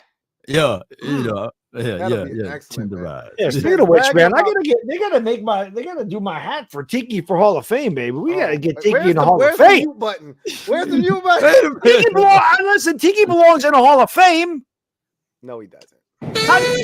No, he don't, Riggs. I'm getting too old for this, Riggs. How does he not belong in the Hall of Fame? No, he 15,000 yards from scrimmage. He's top 20 in all-time yards from scrimmage. Brian Mitchell is second in all-purpose yards, and when he retired, well, he's second all-time in all-purpose yards. He's not in the Hall of Fame. Like, I don't want to hear that. Like, Brian Mitchell is a Hall Brian Mitchell is a kickoff and punt returner. Tiki did that for 2 years. My point is, he was one of the greatest until Devin Hester came along. Man, Tiki was the best running back in the league when he was in his prime. Tiki was good on Tiki had 3,500 yards rushing his last 2 seasons in the NFL. Look, I was in attendance in his final game in the NFL. He ran for 244 against your ass. Yeah, I trust me. He took you. Cold as shit watching Tiki Barber, the back of his jersey the entire night. Us chasing him and can't catch him. You don't have to tell me. I know. Let me tell you. The man had 10,000 rushing in 7 years. Who put more fear on us was Brad. What was that dude? Brandon Jacobs. And what's the other guy named? The short dude. Ahmad Bradshaw. Them 2 dudes right there. That's the 2 dudes that I can't stand for the Giants. I can't stand. And when he took that doggone football and hit all scoreboard. Oh, that was great. You know what's funny? You can hear the official go up to him and go, don't do that again. If you listen close. He was just close to coming back like 4 or 5 years ago.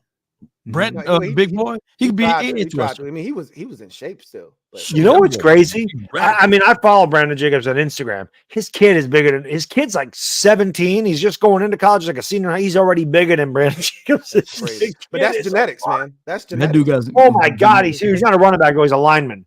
Hey man, he put the fear of God in all of my defensive backs, man. I love those guys. You can't be that big. I love them. You're not supposed to be that big. We love Ron Dane though. Joshua Simmons. Ron Dane. We pop Ron Dane. He was all size but no strength. Yeah, he ran straight up. He never lowered his shoulders. I mean, that was a bust. And yet he vultured all Tiki's touchdowns back in that day. Yeah, Ron Dane. Tiki's a Hall of Famer. Bragging about a 14-yard Hail Mary in 8K to lose a Super Bowl is wild. 14 yards. Hey, bro, Jalen Hurts' arm, like, we got to talk about that one day. That shit is lacking severely. He tried to give the game away the other day. I saw a pass the other day where he rolled out and that shit skipped. I was like, what the hell was that? Hey, that's their boy, though. Chris Devers. Thank you for the super chat. Greatly appreciate you. He says, BD starting a stack test trend in and December. Let's go. I'm assuming that's in December. Y'all do garlic butter? Yeah, hell yes. I'm a vegan, so I don't do none of that shit. Hell yes. I don't know. I only do it on Saturday, but I still ranch dressing is ranch. Okay, I'm putting garlic butter on this one. Okay, they better deliver it because they better not tell me, hey, we don't want to deliver. Nah, you good? It's still 10 o'clock where you at? Yeah, it's not as good as cinnamon butter, but it's. What the hell is cinnamon butter? What'd you put that? Cinnamon butter. You ever go to the Texas Roadhouse? They got cinnamon butter that goes with the rolls. Oh, I'm gonna go there. I'm gonna try some of that. I ain't never heard that. Sound good though. It ain't as good as Roots Chris though. You got a Roots Chris near. You better go there. I want to pay. Yeah, a little pricey, but yeah, I'm about to say, yeah, you got the bread though, bad dog. I'm trying to get like you, man. Bread. I like bread. I'm Italian. I don't know if I got bread like that. My ass works a full-time job. I ain't doing that good. Hey, just off your Lakers stuff, you probably could quit your job. The problem for you is where you live. The cost of living where you are. The cost of living is crazy. It is crazy. If you lived in a much better area, you probably could just eat off of your Laker dog stuff, bro. That's the thing. Like, it's not like you think it is. It's people think they see 160,000 views, like, oh man, killed it. Honestly, I get like $1.80 per thousand for that. It's not a lot of money. Why is that so? Like, because it's the overseas market, and live streams don't pay as much ad revenue like as a video does. Right. Yeah, video. And again, I've never been able to figure out ad revenue, the algorithm. I can't figure YouTube out. I don't know. It keep changing. Notifications. Sometimes they don't. That makes sense now, because I would see, like, you would post on your community wall, sorry, in Algeria, sorry, I won't be able to do the Lakers game today. I'm like, Algeria? In Algeria. Like, now I'm just making up a random place. Oh, the Philippines is big. Or something like that. That's what I do. I put my time, and then I put the time in the Philippines, because they're like 12 hours ahead of us. Now, when we set our clocks back, they're 13 hours ahead. But yeah, so if I'm live at 9:30, it's 10:30 next morning over there. Yeah. And I know the time zones. It's crazy. It is crazy that how global that whole thing has become. It's a blast. I love seeing where there's like 60 different countries in there. It's awesome. Oh, they love it, man. Them folks said that they're gonna be in my house around 10:40. Hey, at they the know latest, that's 11, where the pizza at. 11, They like 10. where the party at. You order a pizza, I'm there, bro. Make sure you get two of them. I got a big old box. Hey, Marco's pizza is huge anyway, though. The box, Marco's? Yeah, okay. That box is humongous, bro. God, this is my first time ordering from Marco's. Let's see. I don't love Marco's personally, but it's solid. Mm. You won't be. I won't finish it all. Okay. No, you won't. Trust me. Benji, thank you for the super chat. Greatly appreciate you. Writes LB. We about to wipe the ground with the commodes. So you got people calling us the commodes now, man. The commodes, baby. Fecal matter falling out of the sky. Look at you, man. You got people calling us the commodes now, man. What's going on here? Eric Stewart. Oh my gosh. Yeah. Greatly appreciate you. Double up.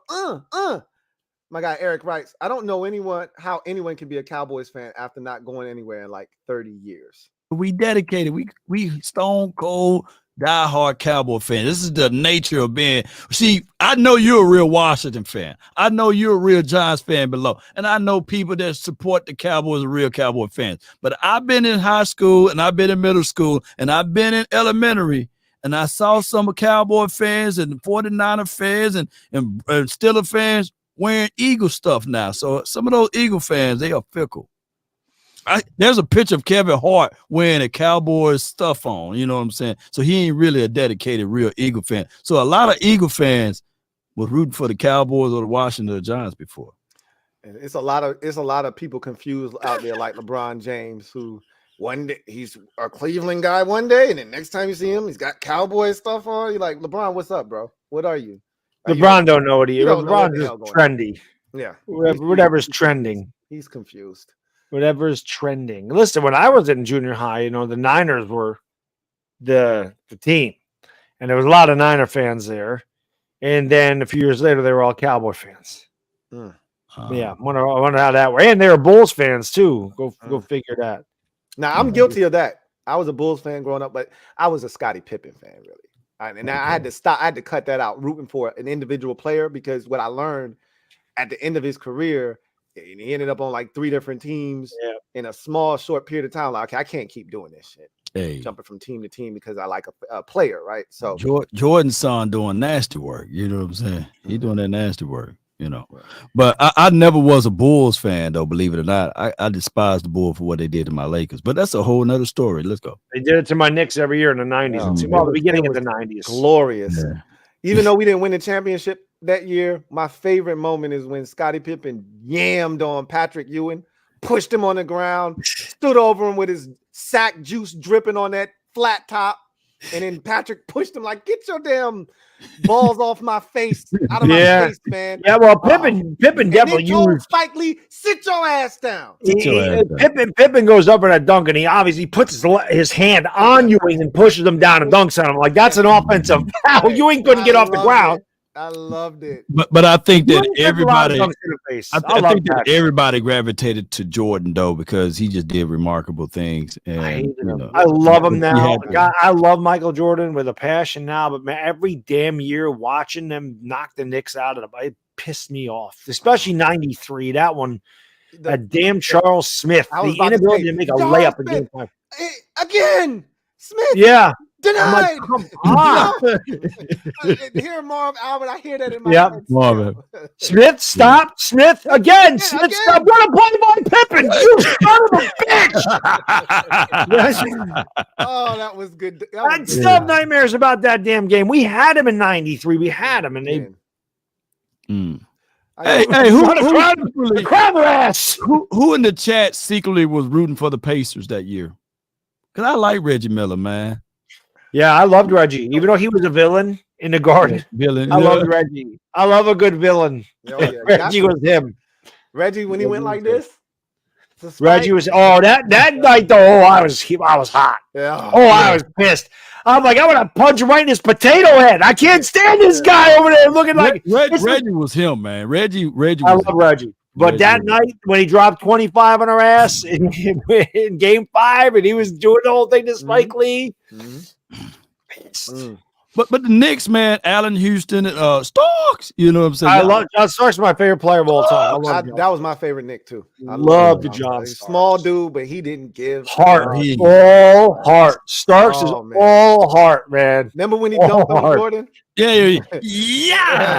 Horace Grant. Yeah, Horace Grant.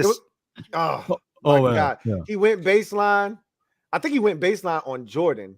Yeah. And then Horace was at the rim and he just tomahawked it. He came.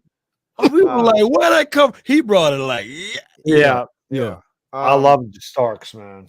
John was that dude. I hated what happened to him in that finals against the Rockets. Yeah, me too. Because he had such a great series. Mm-hmm. Game 6, he almost can't.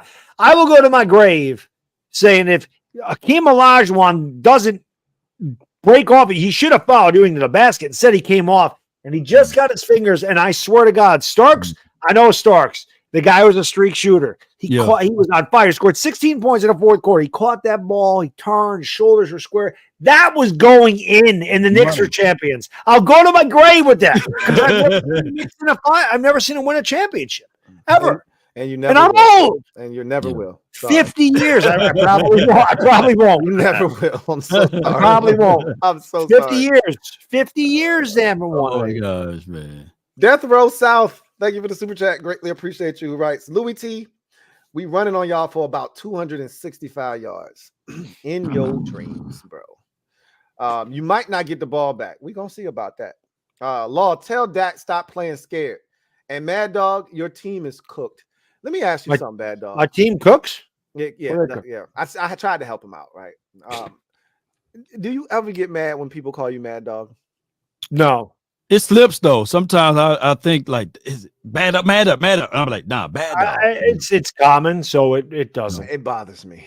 It bothers me. I'm like, his name is not Mad Dog. Yeah, if you want to get under my skin, just call him Mad Dog. It doesn't bother me. I mean, Mad Dog is a big time personality in New York. Mike and the Mad Dog was a huge thing. So a lot of people think that I got my name from that. Right. Yeah. That isn't where I got, as I explained earlier. That's not where I got my nickname. But I mean, if anybody in the New York area ever listen to Mike and the Mad Dog, they are very big inspirations to me. And my personality, I feel like, is a combination of both. Chris Mad Dog Russo has some of the greatest rants you've ever heard. Yeah.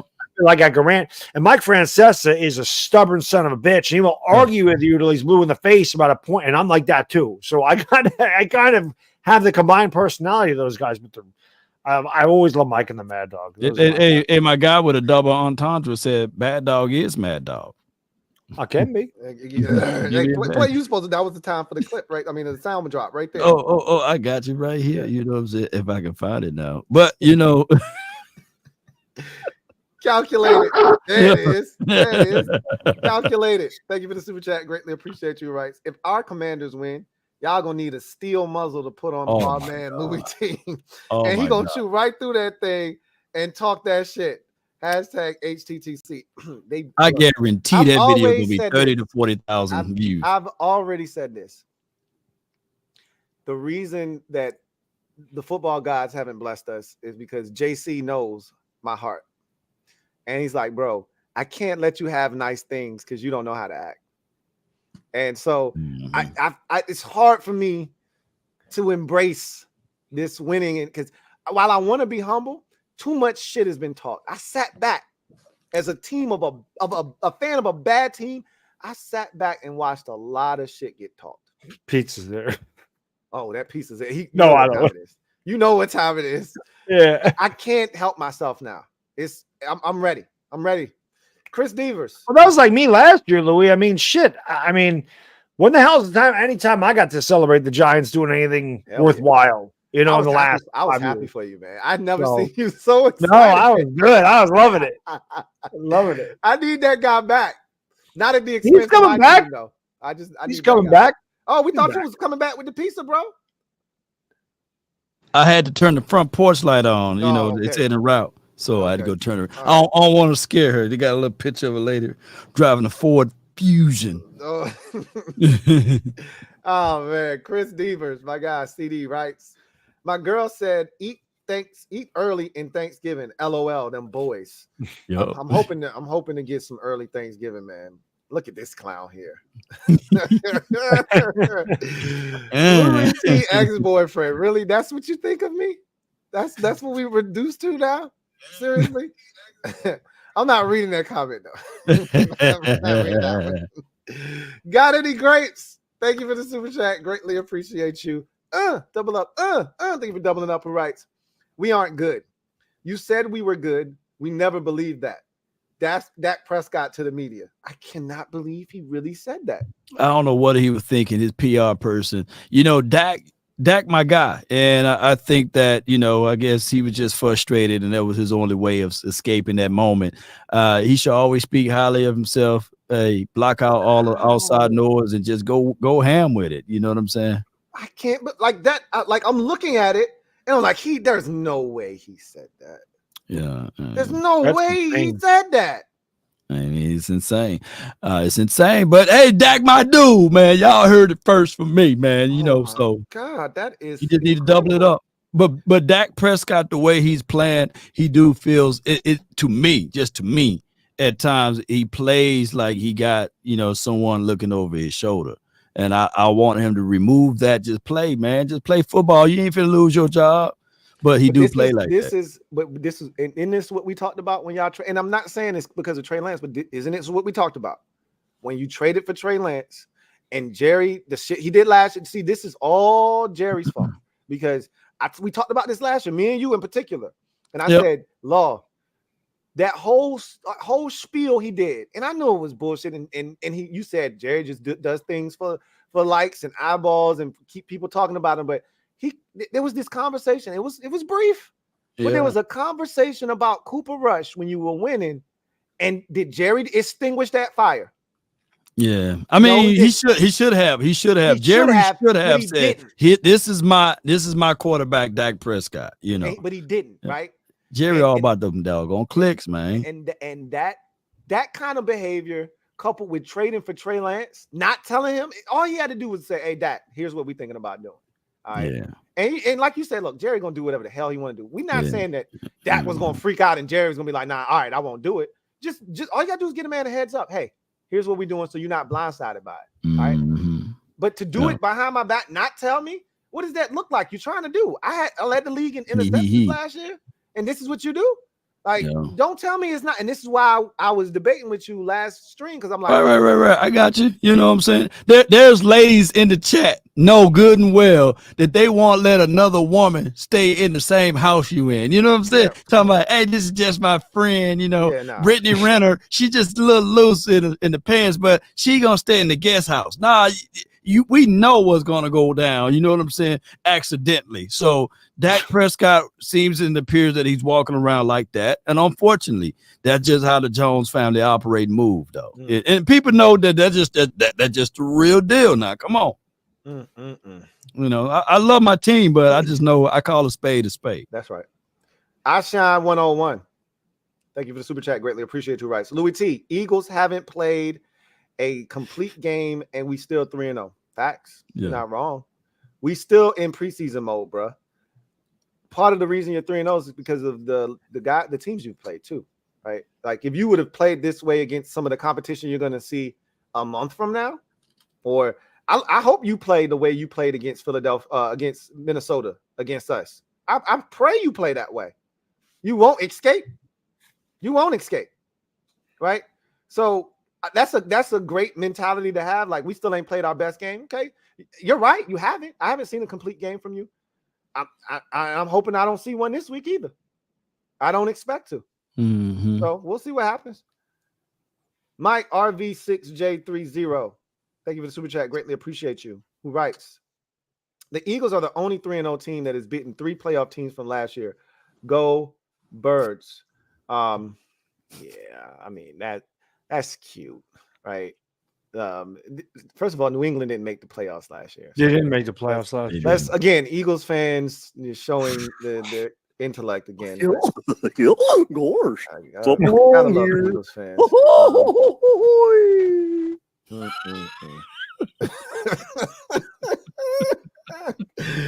Cliffside, thank you for the super chat. Greatly appreciate you. Cliffside writes, which team has the single best unit position group in the entire NFC East, and what's the single worst? The single worst is our offensive line. Offensive line's bad. I think, man, I don't know. That's a great question. I think it's got to be the Eagles' offensive line. The best unit, yes. Yeah, I think that's the best unit. Yeah, I think the worst unit's our offensive line. I think the offensive line is a well-oiled machine. So the only way to combat that is to have a line like ours, you know, or even, you know, like I talk shit about the Giants line, but it's a formidable group, right? You would think they ain't played like it yet. They haven't played like it this year. But that's a formidable group. And then Dallas, we know what kind of challenges they present. Yeah. So, Health, man, you know. You kind of need that kind of line in this division, which is why we have to spend the first round pick on a tackle. I wouldn't be mad if our first 2 picks were tackles next year in the draft. Like that's how serious of a problem it is. My thing is, like, I'm being real with y'all. Eagles do have the best offensive line due to health. You know, they are healthy, you know. And my team, and I know it sounds like Homer breath, but if healthy, that's the problem. If healthy, I like Tyler Smith. I think that if he can stay healthy, we'll be 1,000. Tyron Smith is like the yo-yo effect. One day he's down, one day he's up. Zach Martin, they gave the brother a 99. Terrence Steele is on his way. If we were healthy, my guy Tyler Biadasz, he didn't allow a sack in 2 seasons, right? But he's not healthy. So health is everything. And I will put my offensive line up there, but health is the issue. Look, the Cowboys are stacked on every level on their team, offense and defensively. It's just that health came in the way. I can't even tell you quarterback, but I can't even tell you the last time I seen those 5 dudes on the field together. So I don't even know what that looks like. Yeah, right. Yeah, you got that kind of a unit. Yeah. Yeah, we know all. Listen, our offensive line ain't good when it's healthy, and our offensive line is never healthy either. Never. True. It's not healthy ever. So at this point, I think that need to be talked about more is who is the hell is the offensive line coach for the Eagles? He is really good. Whoever he is, he's really good every year. Yeah, every year. I don't know who he is, but he's damn good. Who is the Eagles? Yeah, nobody bring up his name. Everybody know Mike Solari over here. Who's the Eagles coach? Oh, everybody knows Bobby Johnson over here. Bobby Johnson, yeah. OG Bobby Johnson. OG. Stoutland, that's his name. I was gonna call him Jeff Stoutland. I don't know his damn. Jeff Stoutland, that's his name. That dude good. He need to get moved up out of there. Come on, somebody go pick him up. Right. Look, you sound like me trying to run Dan Quinn out of Dallas. Get his ass a damn job and get him out of Dallas. The hell's wrong with y'all? Get Jeff a job, somebody. Get him out of here, man. Get him up out of here. Eric Stewart. Thank you for the super chat. Greatly appreciate you. Who writes, this channel and live only exists because there's more Eagles fans in here than any of the other NFC East teams. I vehemently disagree with that. Yeah. And here's the thing. And this is what I'll say, and not to take shots at anybody, but if Washington was as good as the Eagles have been for the last, let's call it 5 years, 6 years, 2017, whatever, I'd have 150K subscribers. Yeah. You know what I'm saying? If Dallas was winning, been in 2 Super Bowls in 6 years and won one of them, you'd have 250K. So again, cool. I don't care what the percentage is. I'm just glad you're here. All right. But at the end of the day, your team ain't winning shit. And that's all I care about. Yeah. I don't think this channel exists because of that. There was many of these roundtables previous in the last 4 years that built this. The strong fan bases from every team in this division. This isn't, there was 2,200 people in here. It wasn't 2,100 Eagle fans. It might have been 800. I've been on YouTube a long time, longer than most content creators. And I can tell you, before 2017, you couldn't find an Eagles content creator. They didn't exist. They did not exist. There was a couple, and that was it. There was no right. Desert Eagle, Nitro Freak. There was no Philly 500. There was no LB. There was no who's the other guy? There was no James. Joey Chicks might have been around. It all started in 2017. 2017. I saw it with my own eyes. What does that say? What does that say? Like I said, if the Giants were in 2 Super Bowls in 6 years, including winning one, there'd be a lot more Giants fans too. Okay, it happens. It happens. I mean, it's easy to do content and talk shit when your team is good. It's easy to do it. When my first go around in YouTube, before there was no StreamYard, there was no OBS, there was no live streams when I started back in 07 and 08 and 09 when I was here for 3 years. And then I came back in 2014. There was none of that stuff. So I was here. And the Giants were very good back then. It's easy. Trust me. It's easy to talk shit when your team is smashing everyone in the mouth every week.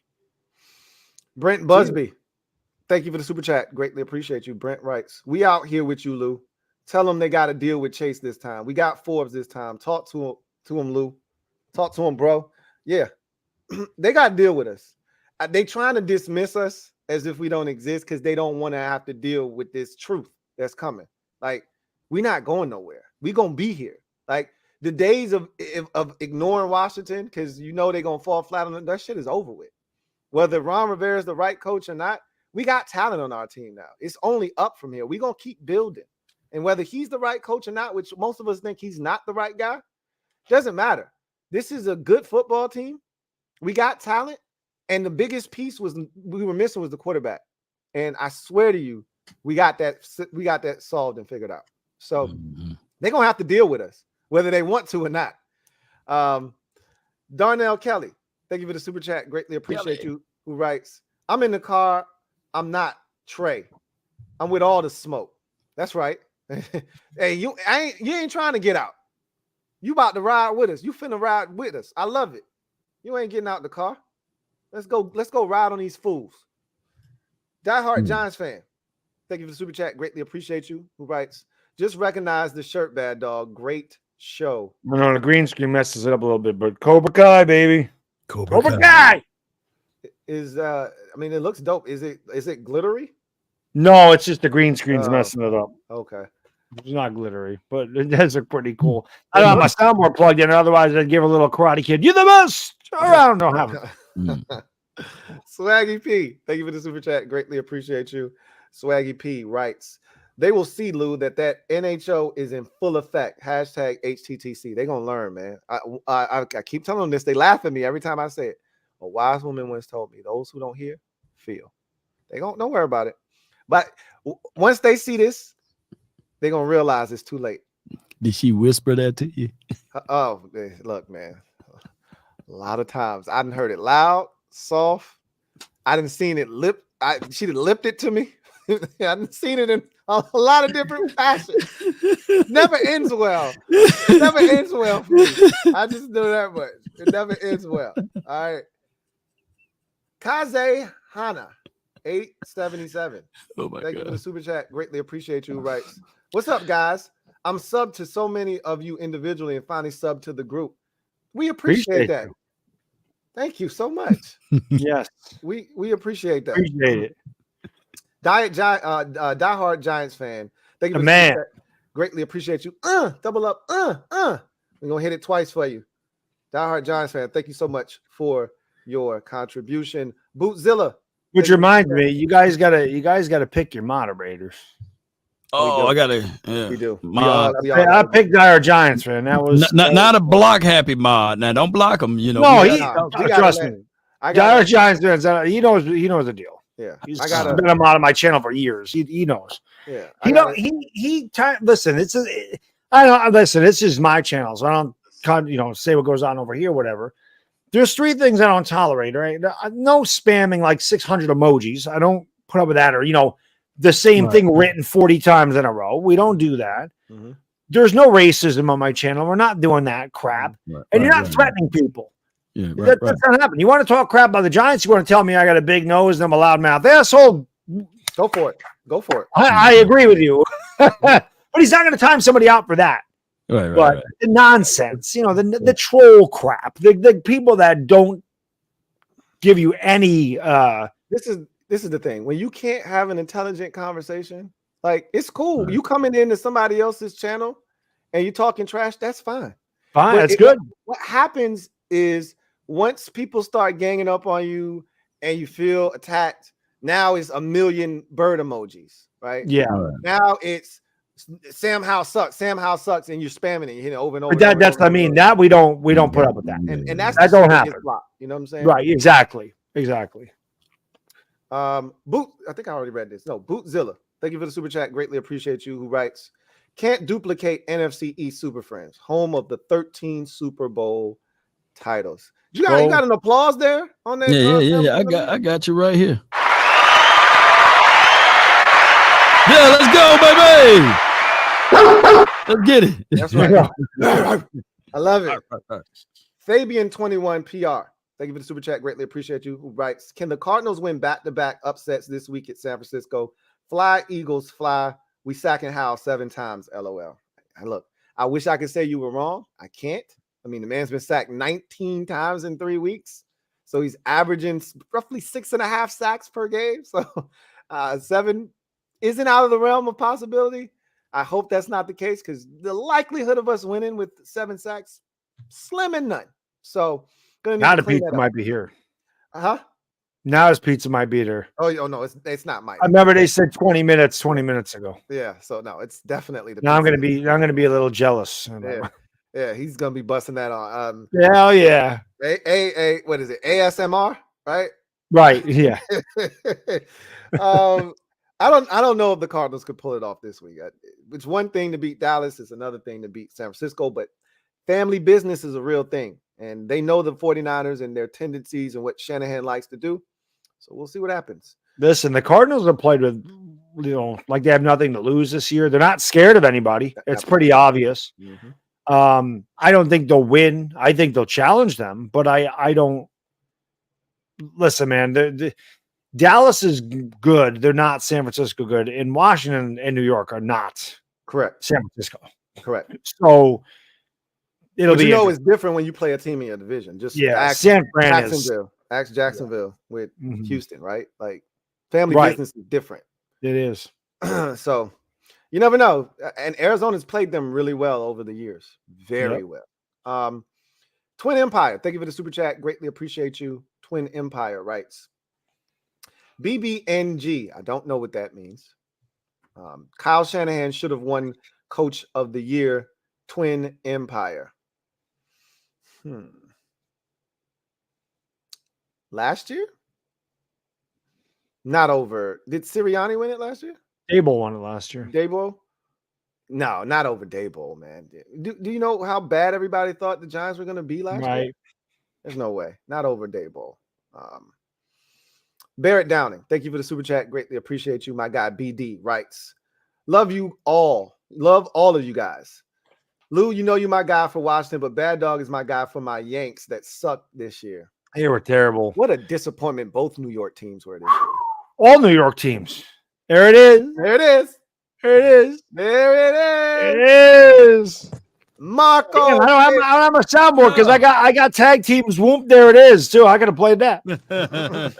He said he's going to get that pizza. I said, Bad Dog. He's definitely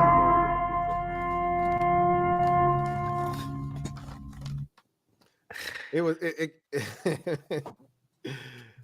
Hey. All right, time me to grub on this thing. Go ahead. I told him it's about to be ASMR on this joint. That's right. I don't know if I trust Marco's though, man. That box looks like it's a frozen pizza box. I don't know if I already told you Marco's is a huge It's box. a big box, man. God, dog, I can't eat all this. You know, is there grease in the bottom of the box? Like, man, it got grease. You got grease on it and everything. All right. Yeah. They gave me. If the grease ain't into the box, it ain't a pizza. That's garlic butter right here. Nice. Right up the street from a Marco's, so I know Marco's pizza. It smell good. It smell good. It's good. It's good. It's solid. It ain't the best pizza I've had. It's solid. Yeah. Well, so far, so far it's better than Pizza Hut. You know, look at the drip on that thing. You know, listen, man, I can make pizza better than Pizza Hut. I can make a better pizza than Pizza Hut. Pizza Hut is good for one thing: soaking up alcohol. Yeah, it's also good to feed your 6-year-old kid. Actually, my kid likes Blaze pizza. That's his thing. Yeah, he loves Blaze. I love Blaze pizza. He likes Blaze pizza. Metaphor, thank you for the super chat. Greatly appreciate you. Who writes, Sirianni trying to buy Steakums frozen cheesesteaks. Yes, that's a good one. Yeah, that's a good one. GH24, thank you for the super chat. Greatly appreciate you. Writes, man, I'm so happy y'all made an NFC East channel. Y'all are the GOATs, man. We appreciate Thank you, man. We appreciate it. Oh, no slander on Pizza Hut. Hey, Pizza Hut, run that sponsorship for your boy, then. Mm-hmm. Lisa VIC. Yeah, listen, if Pizza Hut wants to sponsor this channel, right? Hey, different story. Yeah, look, Bad Dog will be behind you. Bad Dog will be busting down a slice of Pizza Hut on the stream. Y'all come over here with that check, man. Hey, all of us will be busting. I just have to put it in a different box. No, this Marco's busting though. It's good. It's good. Man, you hungry? You hungry? That's what it is. The hand. It's better than being thirsty, I guess. Hennessy. that Hennessy did something to him. That brother starving over there. Lisa VIC, thank you for the super chat. Greatly appreciate you. Who writes, Law, love this friendly podcast, NFC. So that's a Law Nation fan there. Yes, indeed. Shout out to Lisa. That's my girl right there. Shout out to Lisa. Either that's Dro. I'm gonna call him Dro. I think that's what he's been this entire time. Dro. Thank you for the super chat. Greatly appreciate you. Dro writes, Louis T may say some crazy shit sometimes, but you gotta respect the love he has for his commanders. This is the best content on YouTube. Fly, Eagles, fly. Look. Thank you, man. That's all I've ever wanted was a little bit of respect, man. I ain't asking for much, man. I know my team ain't been shit for the last 3 decades plus. You ain't got to tell me. I know I'm a fan. I lived it. He ain't lying. He ain't lying. But what you will know, and all I ask is that you respect it, is I'm gonna stand 10 toes down for my boys, regardless. I know we trash. Well, not now, but we've been trash. All I ask. That's all I ask. That's it. I appreciate you, Dro. I do. I do. Tomo, thank you for the super chat. Greatly appreciate you. Tomo writes, baby Eagles are struggling to leave the nest. Hashtag Cowboys Nation. Hashtag NFC East. Best division in football. Shout out to Refuse to Lose Sports Network. Tap in with us. Shout out to Refuse to Lose Sports Network. There you go. Tomo, appreciate you, bro. Johnny B, thank you for the super chat. Greatly appreciate you. Johnny B writes, LT, how do you feel about the name going back to Redskins? It ain't happening. I don't even waste my time with that anymore. Like the owner has already said, ownership group already said it's not going back. You can't go back after everything that it's been through, and in the state of society that we're in right now. There's no way you can go back. Right? It's going. Law, is it time to get some Trey Lance red zone packages? Dog, y'all should trade for Devontae Adams. Can't afford Devontae Adams. Man, Devontae Adams. But here's what I don't want. Can't afford him, unfortunately. But the thing is, Johnny, if we can't protect a quarterback, it ain't going to matter who's out there. But God, I love Devontae Adams. He's nice. He said he's a diehard 49er fan, though. So I don't want him to go to that bay. Oh, my God. Debo, Adams, man, that's Super Bowl. Yeah, that'd be sick. You know, he's going to demand a trade out of Vegas. I've been saying that before the season started. Right. Did you hear what he said on after the game on Monday? You want to hear it? Oh, what did he say? Yeah. I'm going to play it for you right quick. You want to hear it? Here we go. Yeah. Free your mind. I'm going to play it for you right I love some Patrick Surtain over here, though. All right. This was Devontae Adams after the loss to the Steelers on Sunday. I'm act like it's all crazy. It's week 3, but I don't got time to wait around. It's not a personal thing. I mean, it is a personal thing, but it ain't just about me. But I mean, it's not my mentality to sit here and try to take all season to figure it out. You use these early games like this to establish our identity. And we're not doing things the right way to establish a winning culture early in the season. So we got to do something to turn that around. Doing something about it so that when we go out there the next time, it looks different. It's not supposed to just be a week of just talking about shit. We got to go out there and do it. That's the theme of this year is doing it, not just talking about it and figuring out what we need to do. We did all that last year. This year we got to be about it. So he's not happy. And I saw this coming in off season when he was asking them, what the hell is our offense? Like, what are we doing? Right? When they got Jimmy Garoppolo. Right. Like, what are we first? Because he came to Vegas to play with his boy, Derek Carr. Like, that's the whole reason he left Green Bay, was to win with Derek, his high school roommate. And how they shitted on Derek last year was crazy. But that's Josh McDaniels. I told y'all, I could go off on a whole tangent on Josh McDaniels. Yeah, he sucks. Man, he is a terrible coach. He's an arrogant prick. He's arrogant as shit. Reminds me of Adam Gase in that regard. He ain't lying.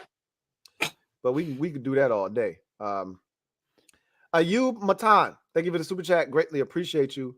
Who writes? My guy, Ayub. Nasty. Acuna 4070, give him the bag. We already paid Acuna, bro. And this is the problem. This is the thing about my Braves that I love. We so young, and we got everybody locked up for the next 7 years. Ozzie on a friendly deal, Acuna on a friendly deal. We just signed Austin Riley, Michael Harris. We signed him last year. Like, we not going nowhere. The only thing is, we got like our owner. Our GM, AA, is like Howie Roseman in the NFL. Like, he doesn't make bad trades. If you making a deal with him, you need to question: is this a good deal? Am I getting ripped off right now? We're probably going to lose Max Fried in the offseason. We'll replace him. Like, we're not going nowhere, though. And I'm going to be disappointed if we won't win the chip this year. The only thing that can stop us is the pitching. Is our starting pitching. There ain't no way you guys don't win the chip this year. I've said this before, and again, this is dating myself because, I've been around a while. I grew up in the 80s. And Acuna, I said this before, there's a guy who used to play for the Reds. His name was Eric Davis. Oh, yeah. And that was one of the most talented players I've ever seen in my life. And I say it all the time. Eric Davis would have been the first 40-40 guy ever in 1987, and he got hurt. He missed 33 games. He had 37 homers. He drove in 100 runs. He stole 50 bases. Eric Davis could have been a 50-50 guy. He could have been a 50-80 guy. That's how good he was. But Acuna reminds me a lot. Eric Davis dealt with injuries where he would have been a Hall of Famer. That was one of the most talented players I'd ever seen. I mean, he was on the level of Barry Bonds in the late 80s. And Acuna reminds me so much of Eric Davis. He's just a little bit thicker than Eric Davis. Eric Davis was very slight, but he was wiry and strong as hell. Fast. I mean, I love Acuna. He's one of my favorite players in baseball because he reminds me so much of Eric Davis, who was one of my favorite players back in the day. So I didn't realize Acuna had gotten to 70 steals. He just got to 70 tonight. Got there tonight. Yep. He just got to 70 tonight. So I love Ronald. Like, we want to win this chip for him because remember, he was injured when we won it 2 years ago. So he didn't get to experience. I'll be shocked if the Braves don't win the whole thing. It'll be really good. Pitch. It'll be the starting pitching if we don't. I'm telling you right now. Your offense should be able to beat any. It don't matter. You would think, but postseason baseball is different. I know pitching's different, but God, the Braves they're so bad. They remind me of like the 90s Yankees. That the lineup top to bottom. That's what it reminds me of, man. It's you just don't have Mariano Rivera. Nobody does. Is it good, Law? Law is going. Law dripping all over himself. Did you see how he ate that last bib? Get him a bib. I need a bib. I got the beer catcher over here. The beer catcher eating too, man. He eating good over there, man. And my first time having Marcos, man. So it could just be like, damn, whoever to cook for the night was on point. Either I'm extremely hungry or this food is extremely good, bro. The Henny. I'm telling you, blame it on the Henny, right? Blame it on the Henny. It's this right here. This will make it taste good. I'm gonna just say this. Acuna getting 70 steals is cool, but have you seen the bags now? They look like that Marcos pizza box. Way smaller, yeah. They're huge. They're bigger, I mean. Yeah, huge. So stolen bases are up so much this year. Yeah, Ricky Henderson is probably laughing like, bro, I would have stolen 100 bags with those size bags. He did. Ricky Henderson stole 100 bags a few times anyway. Oh, did he in a season? 1982, he stole 130. It's still the all-time record. I never knew that. And I think he stole 108 the year before, 100 the year before. Ricky was my guy. See, again, talking about 80s, but Ricky was my guy. I didn't know that. Loved Ricky. Ricky was the most exciting player I've ever seen, man. Ricky was crazy. I loved Ricky. He was yoked, too. Like, people forget, Ricky was yoked as a leadoff hitter, right? I loved Ricky, man. Those 80s Yankees, they never won a title in the middle 80s, but I grew up with the Winfields, Mattingleys, and Ricky's, Willie Randolph. Ricky had a drip back then, right? He had that Jerry, right? He did, yes, in 85, yes. Yeah. That one. Yeah, I love Ricky. Clean with that thing, boy. So I mean, I don't live too far from the Hall of Fame. It's like 90 minutes for me. I freaking love Cooperstown. Like, it's just I love it. I love everything about it. I'm a huge baseball fan. I'm about to say you're a baseball dude for real. I am. Going through, right? Yeah. Ayub Matan, thank you for the super chat. Greatly appreciate you. Double up. Who writes, imagine you're the scout that found Acuna in Venezuela. They go over to these countries looking for gems. And we knew right away, like Braves fans, we knew he was coming. Right. And sometimes you get these dudes that a way ahead of time. When they 16 years old, you're like, yo, that's the one. And that's how we felt about Ronald. Like, hey, man, it's different. The ball sounds different off his bat. There it is. We was waiting for that right there. That's the ASMR we were waiting on right there. That's it right there. I had my mic on mute, man. I was smashed this one. That's it. You was crushing. Man. Abel Ambrosio, my guy Abel. Thank you for the super chat. Greatly appreciate you. Double A writes, if you guys had to interview a player from y'all squad, it could be from past or present, who would it be? Hell, Law be interviewing players now as we speak. Law training camp interviewing players. I saw Law talking to Mozzie, Rico. It was one of the good players. Sam Williams. It was one of the good players. Sorry. Tyler Biadasz. Hey, we interviewed some people, man. I said, look at Law out here on the field talking to folks. Out here shaking hands. Tristan Hill. Terrence Steele, I meant to say, not Tristan Hill, but Terrence Steele. Brandon Cooks. That's who I was talking about. Cooks. I saw you talking to Brandon Cooks. And Malik Hooker. So who would you interview, Law? I need to interview Dak, man. I need to get Dak. So you could interview your 90s Cowboys if you wanted to, past or present. Who you would interview Dak? Oh, Prime would probably be one, although he played for everybody but the Eagles, I guess.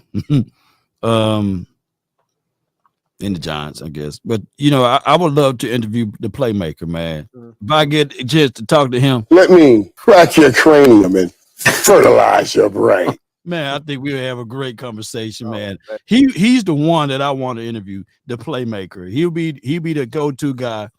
Then Troy. I think me and Emmett, I can probably bump it to Emmett. We'll talk all night. You know what I'm saying? I already talked to Jay Novacek. But present, I'm close to getting Parsons, so I don't know, man.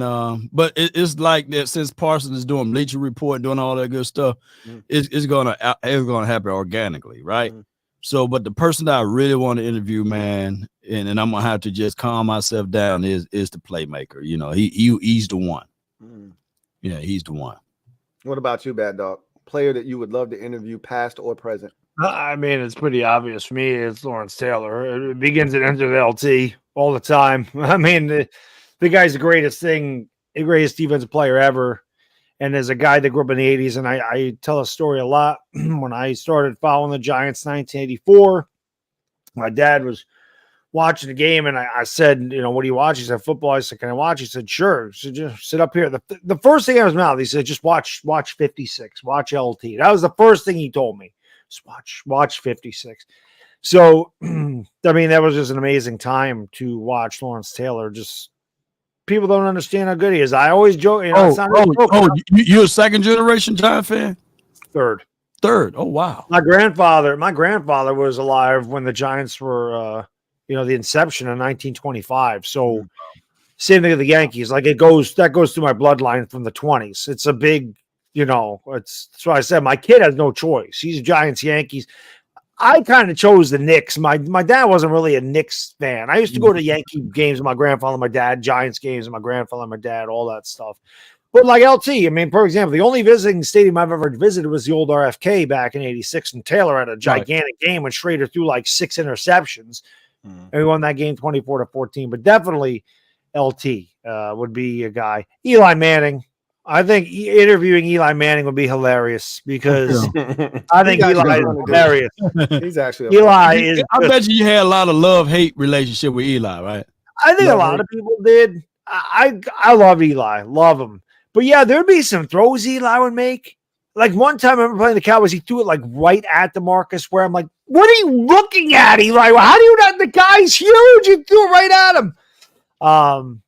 But I think it's a way, I kind of mentioned this. I did a video on this, actually. The last video I did was talking about how the quarterbacks in the New York, they don't really get the respect they deserve. And there is a lot of love-hate relationship. This went back to Phil Simms when I was growing up. He got a lot of criticism. He won 2 Super Bowls. I mean, he wasn't the quarterback in 1990, but he was a big reason we were there. Eli won 2 Super Bowls. Same thing. Guys loved to criticize him. And now we got Jones, hasn't won the Super Bowls yet. But God, when Jones does something bad, it's Daniel Jones and the Giants fail. When Daniel Jones does something good, it's like everybody but Daniel Jones gets the credit. That's been going on for 40 years here. I don't know what it is. If you're talking about current players in the Giants right now, McKinney's my guy. I love Xavier McKinney. I don't know if he's going to be back, which kind of sucks, but I like Xavier McKinney a lot. So, he said some things the other day about not tackling, which shit gets taken out of context all the time. So I wasn't worried too much about him saying we didn't lose games because we're not tackling or whatever. There's a lot more to that. But those are kind of my guys I think I'd want to interview. Lloyd T, first generation or second generation Washington fan? You already know the answer to that. No, you ain't even got to ask me that. So you funny as hell for that. Yeah. You was wrong for that, Long. You was wrong for that. Oh, man. I mean, you ever seen the DirecTV commercial where the one... Yes, the one Eagles fan in the middle of all the Giants? That was me at home watching games as a kid, okay? So you don't have to ask me that. I mean, that was me as a kid. For me, it wouldn't even be a player. I would love to talk to Joe Gibbs. Yeah. Because he ties the past, the only glory years that we have, to the present, kind of sort of with, you know, his second stint. And there's so much that I want to talk to him about from that second stint too, not just the glory years, which I would sit down. I would love to just pick his brain from all of that and, you know, talk about, you know, the years when he came back and all of that good stuff. I don't know if there's actually a player that I would, you know, want to talk to from the past necessarily. Maybe some of those players that were there for some of the dysfunction, and it's less about the football, more about the dysfunction, right? So that's not even fun, right? It's juicy, it's salacious, but it's not fun, right? I think current players, though, it's a bunch of them. I'd love to talk to Terry McLaurin. Jonathan Allen is probably my number one because he's been there the longest. So I would love to ask him about the different coaches that he's been under and, you know, what he's seen in the building and, you know, that type of stuff. It's a lot of good dudes, you know, on the squad now and some that have been there for a while. But those two kind of stick out to me like a sore thumb that I would want to talk to from present day. But past is this a no-brainer for me. It'd be Joe Gibbs. Brandon Thomas, thank you for the super chat. I was about to say, because I can get you Doug Williams, though. You know, I'd love to talk to Douglas as well. I would love to talk to Douglas. He's a character, and he ties together the past and the present too, because he's been around, right? Yeah. So he would be excellent to talk. Some of the stories that I've heard are just crazy, but I might have set that up for you then, bro. You know what I'm saying? I would love it, bro. Okay. Love it. All right. Brandon Thomas, thank you for the super chat. Greatly appreciate you. Writes, Lou, honestly, I think the only piece missing is a DC with the right scheme that can make adjustments earlier in games. I don't hate Jack Del Rio. I think he's a really solid coordinator, and I think he does some good things. But I think if you had a more creative mind with the pieces we have on defense, I think this group would be ferocious. But you know, it is what it is. Sometimes you just need guys that just win one-on-one. Like when I watch Myles Garrett, it don't matter where he line up, he wins, right? I watch Aaron Donald, he's getting double teamed, he wins. You know, sometimes it just TJ Watt, it don't matter, he getting held. I seen this man beat a triple team and get a sack. Sometimes it just all it boils down to is your guy better? Yep. You know, Giants don't have that guy. That's why we can't get off the field on third down. We don't have that guy. You gotta have. We don't have an Aaron Donald. We don't have a Micah Parsons. We don't have a TJ Watt. No. You know, we don't have those guys. Yeah, that can get us off the field. We don't have it. Our guy is Daron Payne. To be honest with you, like that's the guy that affects the game the most to me. You know, our edge rushers are cool, and Chase is really starting to get back into his bag. I'm really liking what I'm seeing from him. But I'm still waiting for that play, right? That game changing play. Supposed to be that guy for us, huh? Thibodeau was supposed to be that guy for us. He was against you guys. He was against us for sure last year, but it's not consistent enough. Yeah. Joshua Orozco, thank you for the super chat. Greatly appreciate you. Joshua writes, Law, keep it real. What would it take for you to say, I'm done with Dak, we need to move on? Eagles clipped $100 million quarterback because he wasn't who we thought. Nothing. He won't. Dak Prescott is my guy. You know, no, man. I think that Dak Prescott, I get frustrated at his play. You know, I do play-by-play analysis. And when he threw that interception, I gave accurate, objective analysis and said, hey, he should have hit the running back in the flat. That would have been a sure touchdown. I think that people think that, you know, when I speak of the quarterback, that I'm what you call an apologist. But I've been following this team before Dak Prescott was born, you know, so before he even learn how to read and write. So I just say this, though. We just continue to build. I think that the Cowboys are not going to move on from him at this point and at this time. So ride with the quarterback that's there. And so it is what it is at this point. I'm not going to just abandon my quarterback at this time. I don't blame you. Like, it's so hard to find a quarterback in the NFL. It's hard, man. The Eagles got lucky when they moved on from Carson Wentz. They really did it without a plan. They were like, I hope, like, keep in mind. They was this close for getting Russell Wilson. You know that, right? They even after he took him to the playoffs that first year, they tried to get Russell Wilson. And it just he didn't want to come to Philadelphia. He chose Denver. Yeah. Like, it's crazy how, I mean, I always, it's funny because everybody likes to laud and praise Howie Roseman. But I just think a lot of this shit has been luck. Like, he's really good. Don't get me wrong. He's really good, right? But they could have been stuck with Russell Wilson. And maybe Russ might have been better in Philadelphia. Who's to say, right? Maybe he's not trash like he's been playing in Denver. But my guy Choctaw said Sierra chose Denver. That's Sierra husband. You know what I'm saying? And look, I'm gonna tell you this right now. They wanted Allen Robinson last year. Yeah. They wanted Allen Robinson, and he chose the Rams. Yeah. Think about the Eagles' offense without A.J. Brown last season, and instead inserting Allen Robinson. No. They're not in the Super Bowl. Are you kidding me? Yeah. Like, we laud and praise Howie, but he's gotten lucky too, But luck is part of it. It's better to be lucky than good. Be good sometimes. Damn right it is. But he will pull the trigger and make some deals, and you say, hey, how did that happen? And then when you see what he gave up, you like, what? What? That's like when they got CJ Johnson, like, that's all they took to get him from New Orleans. He fleeced some teams, man. He ski. They call him ski mask.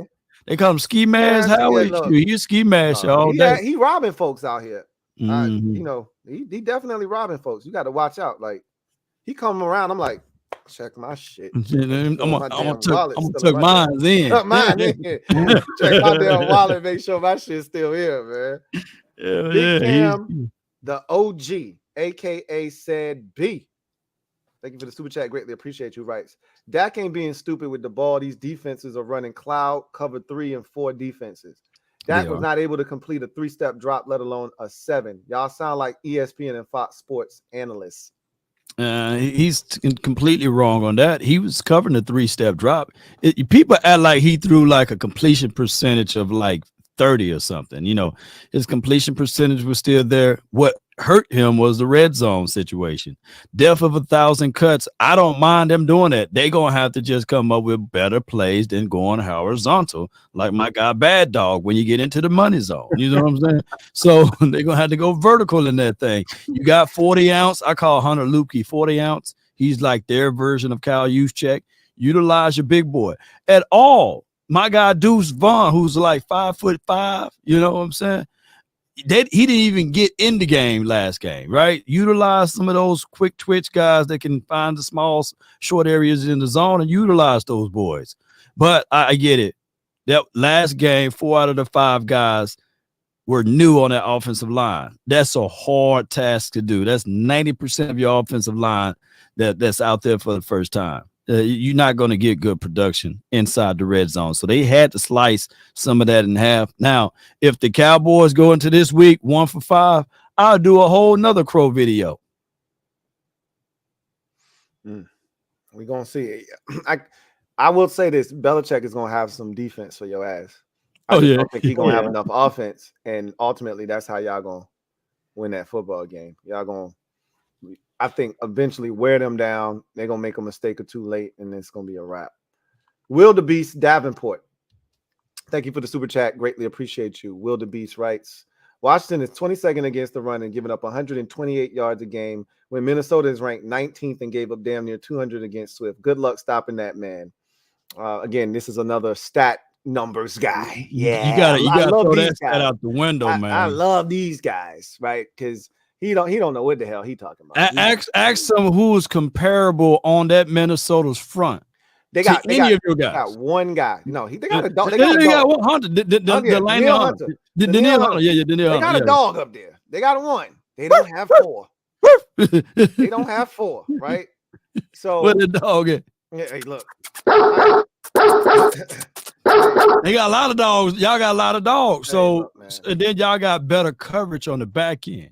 Look, I don't know what happened to Harrison Smith in that game, but he single-handedly, like, dude, roll coverage, man. Why are you gonna step down inside on Smitty? You know what I'm saying? Well, that's a whole nother conversation. And Justin Jefferson, he was fighting to get that touchdown, and he fumbled that ball. If that Minnesota had what 5 fumbles in the first half of that game. I'm like, what the hell are you guys doing? And they giving him the game.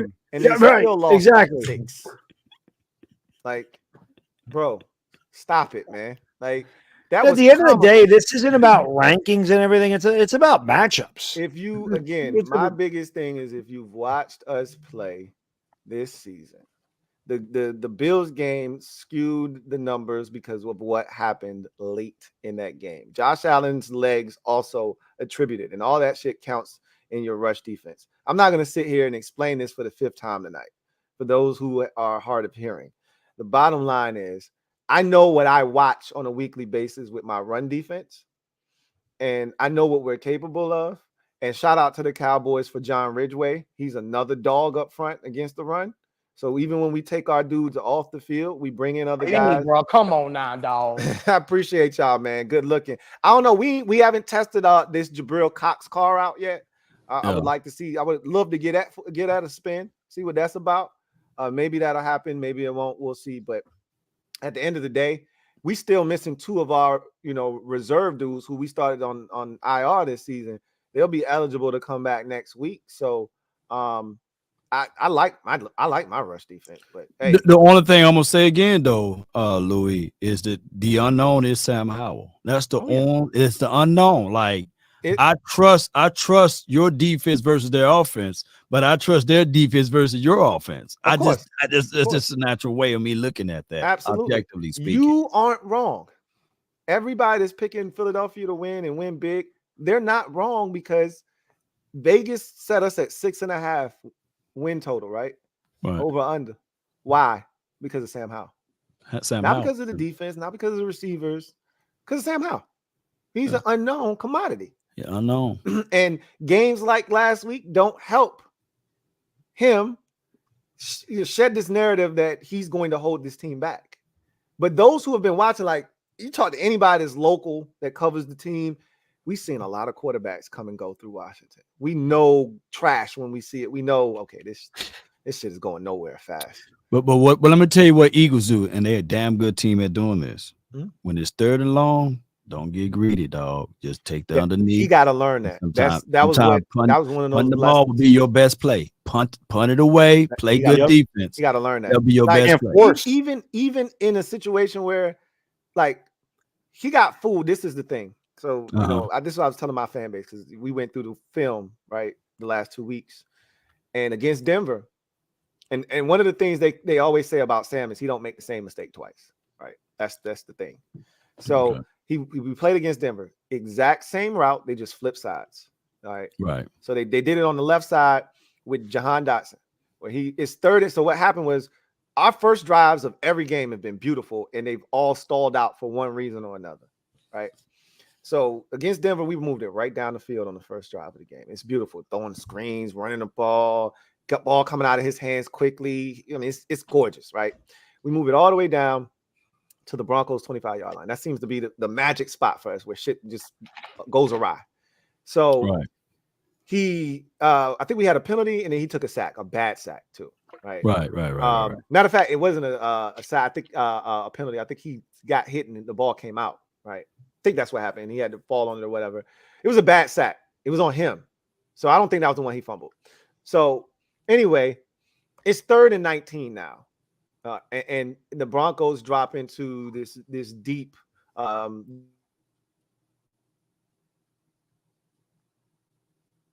He gone. He's deep. That 3rd and 19 got him. He got sacked. He got sacked. Louis! StreamYard got tied. I said, StreamYard, if you're going to answer another super chat, we done. I'm getting too old for this. Right. I am getting too old for it. Louis! Come back, Louis! Louis T. StreamYard said, I'm getting too tired for this. Yes, indeed. Look at Louis, he's stuck. You know, I think the Eagles Illuminati done pulled it. Give me this doggone string key back. You know, you talking too good. Maybe he did. Maybe they did. So how do we do this? Because he the one got to hit the end button, right? Yeah. Was he going to be stuck in a forever loop? Right. That's right. Yeah, I can't. He's going into the ether. You know what I'm saying? Are we still live? We're still live. I see a counting up there. Yeah. I think it's still moving. So I don't know if he can jump back in and still keep. He's got to be able to jump back in. He's got to be able to jump back in. But yeah. 113 super chats, man. This got to be a record. I know you probably do it on a game day, right? I don't know. I've never actually tallied them up. I don't know. Like I don't know what the record is. I'm sure that week 1 was pretty good though. Yeah. So, yes, indeed. I don't know. I don't know what happened to Louis. He got sacked. He dropped back. Talking about 3rd and 19. Bunch of cops got him. That joke, I'll wait for him, man. That pizza got me energized, man. There you go. I ate half of the box of pizza, bro. It's literally I ate half of it. That's all right. That's good. Somebody's got to do it. Lord knows I can't do it anymore. Sure, I'm about stuffed with that. Marco's, like you said, it's all right. It's pretty good. Well, I never had Marcos. Well, you never had Marco. Well, it's good. Man. It's really good. There's no Marcos up here. It said they've been around since 1978, so they've been around for a minute.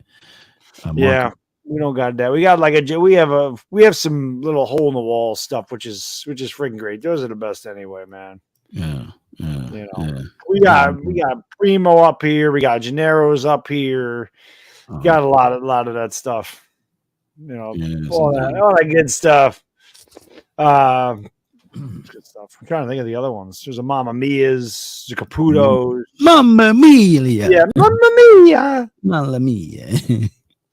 What the hell happened to Louis? Louis, come on, man. Come on, buddy. I gotta get some sleep. I gotta get up in 5 hours. Hey, Louis, you red dude, mother. Yes, indeed, man. Hey, I really appreciate all of y'all for doing y'all thing. Shout out to y'all that's in the chat. This is a marathon of a marathon. And almost got the 6,100 subscribers tonight too, which is awesome. If we get to 7,000, I'll take another shot right now. That might not, next time, without question, we should. Yeah, indeed, man. I hope he's all right, though. You know what I'm saying? We're waiting on. I don't know what happened. Yeah, I don't know what happened. Let me see. He said Louis haven't texted you. Let me see. Number now. No, Louis didn't text me. Yeah, he didn't text me. What's going on? You know, he been talking about beating on the door. Maybe Bronson done drove way up there and said, FBI, open up. maybe beat on his door and got him, you know. 24-hour stream. How did that 24-hour stream went? It went good. It went good. I'm cutting back from 2 a year to 1 a year. The one in February is tough because there's no sports on. There's the basketball all-star game or the skills competition, and that sucks. Right. The dunk contest not what it used to be, and the days are so short that I get tired. Because the nights are so long. During August, it's a lot easier when I have 14 hours of daylight as opposed to 9.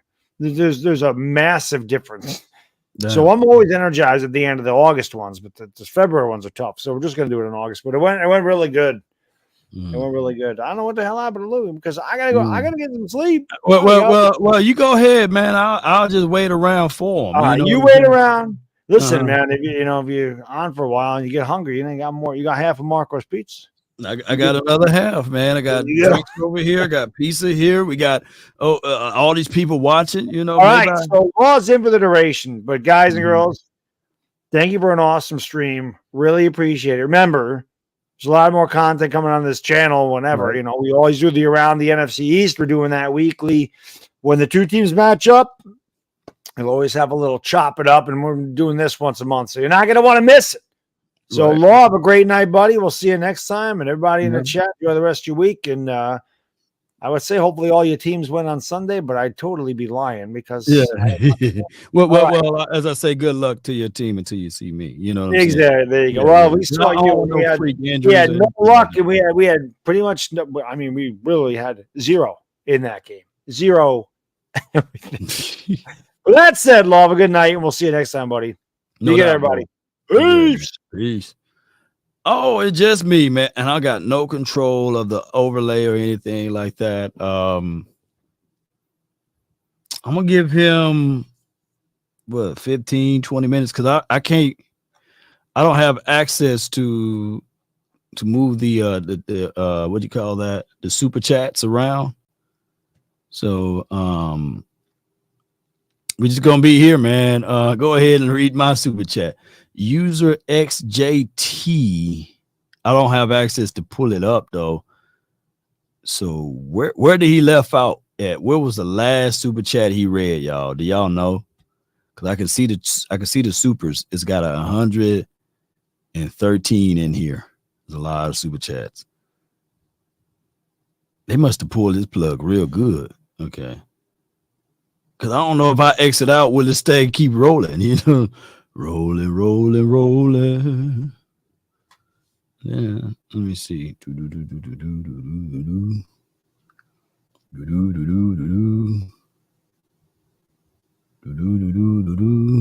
wonder if I have access to do this. Nope. I don't have access to do none of that. So, I'm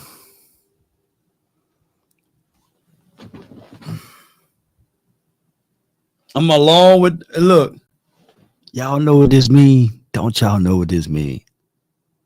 In that order, this is exactly is what's gonna happen. The Cowboys gonna remain on top.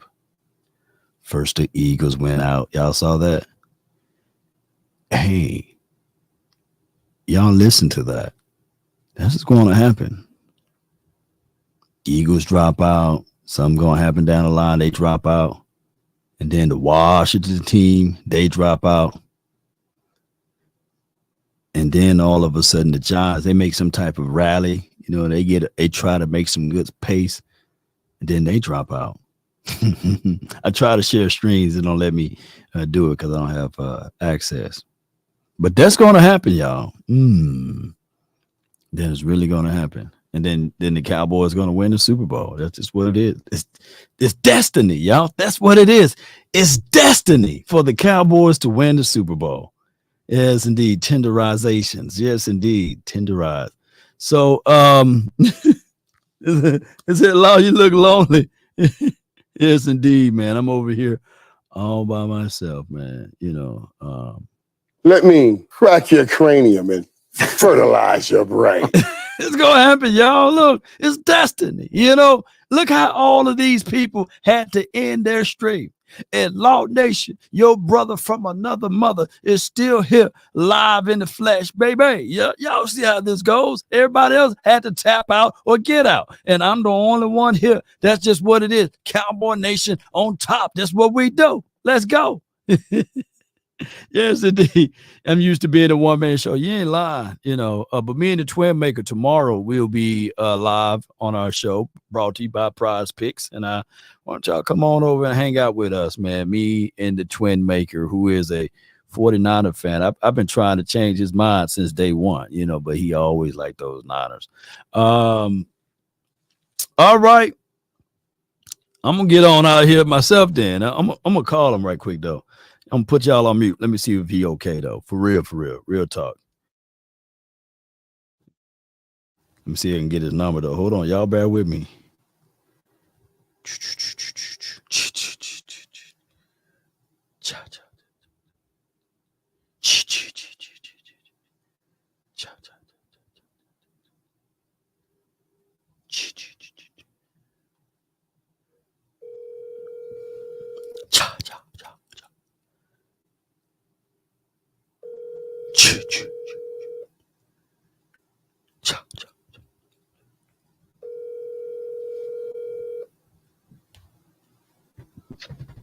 Hello? Hey, what's going on, man? We still live, man. What happened to you?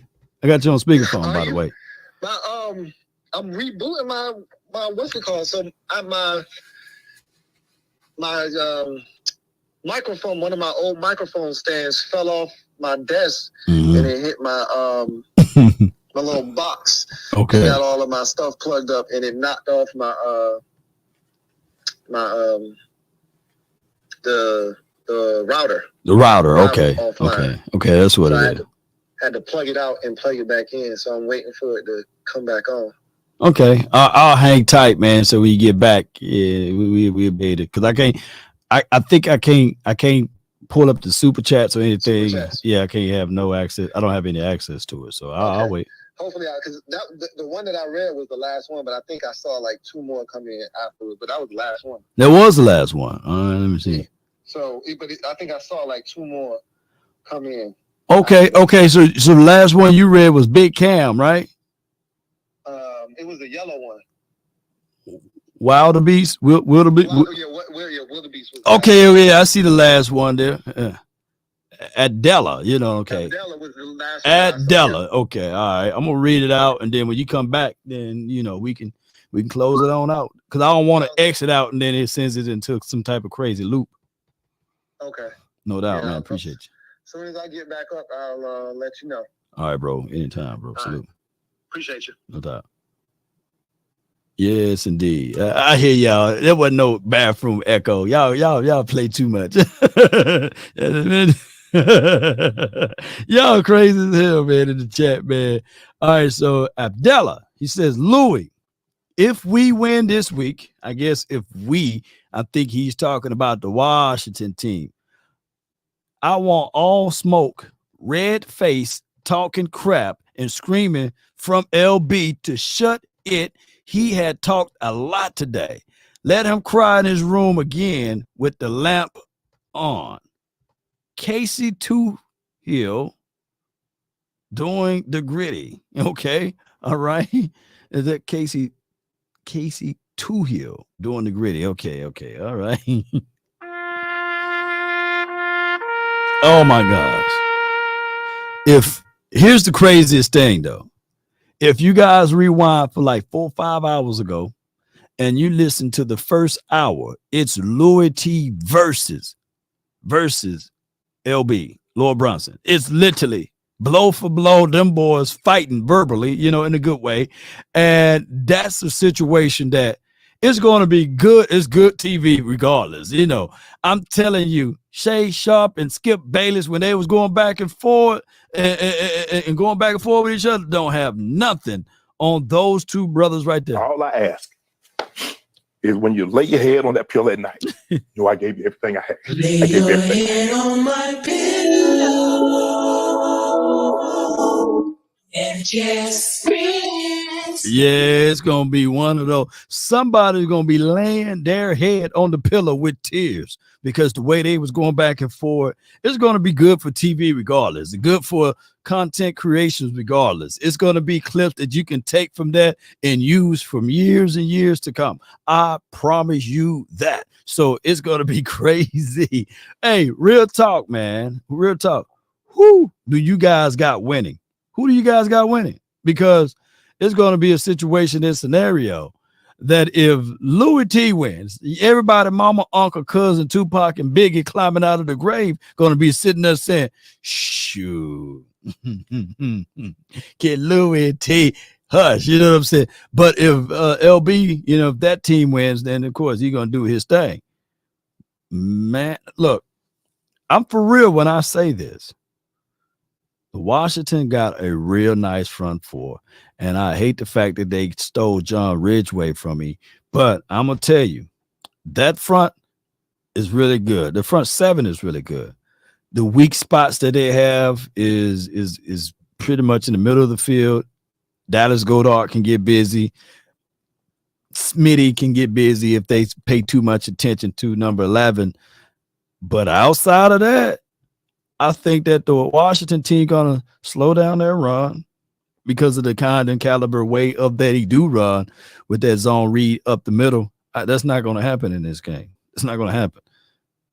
But like I said, I trust Philadelphia Eagles defense more than I trust Washington's offense, because you still got this level of right here at this late of the hour. Well, what I'm saying is that there are known knowns and that there are known unknowns, but there's also unknown unknowns, things we don't know that we don't know. And we just don't know. We just don't know what Sam Howell. Will he be last week Sam Howell, or will he be the first 2 weeks Sam Howell, right?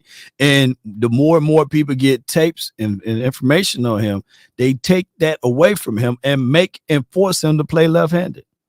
So we'll find out, man. The best play that the Washington team can do versus the Eagles is play smart football.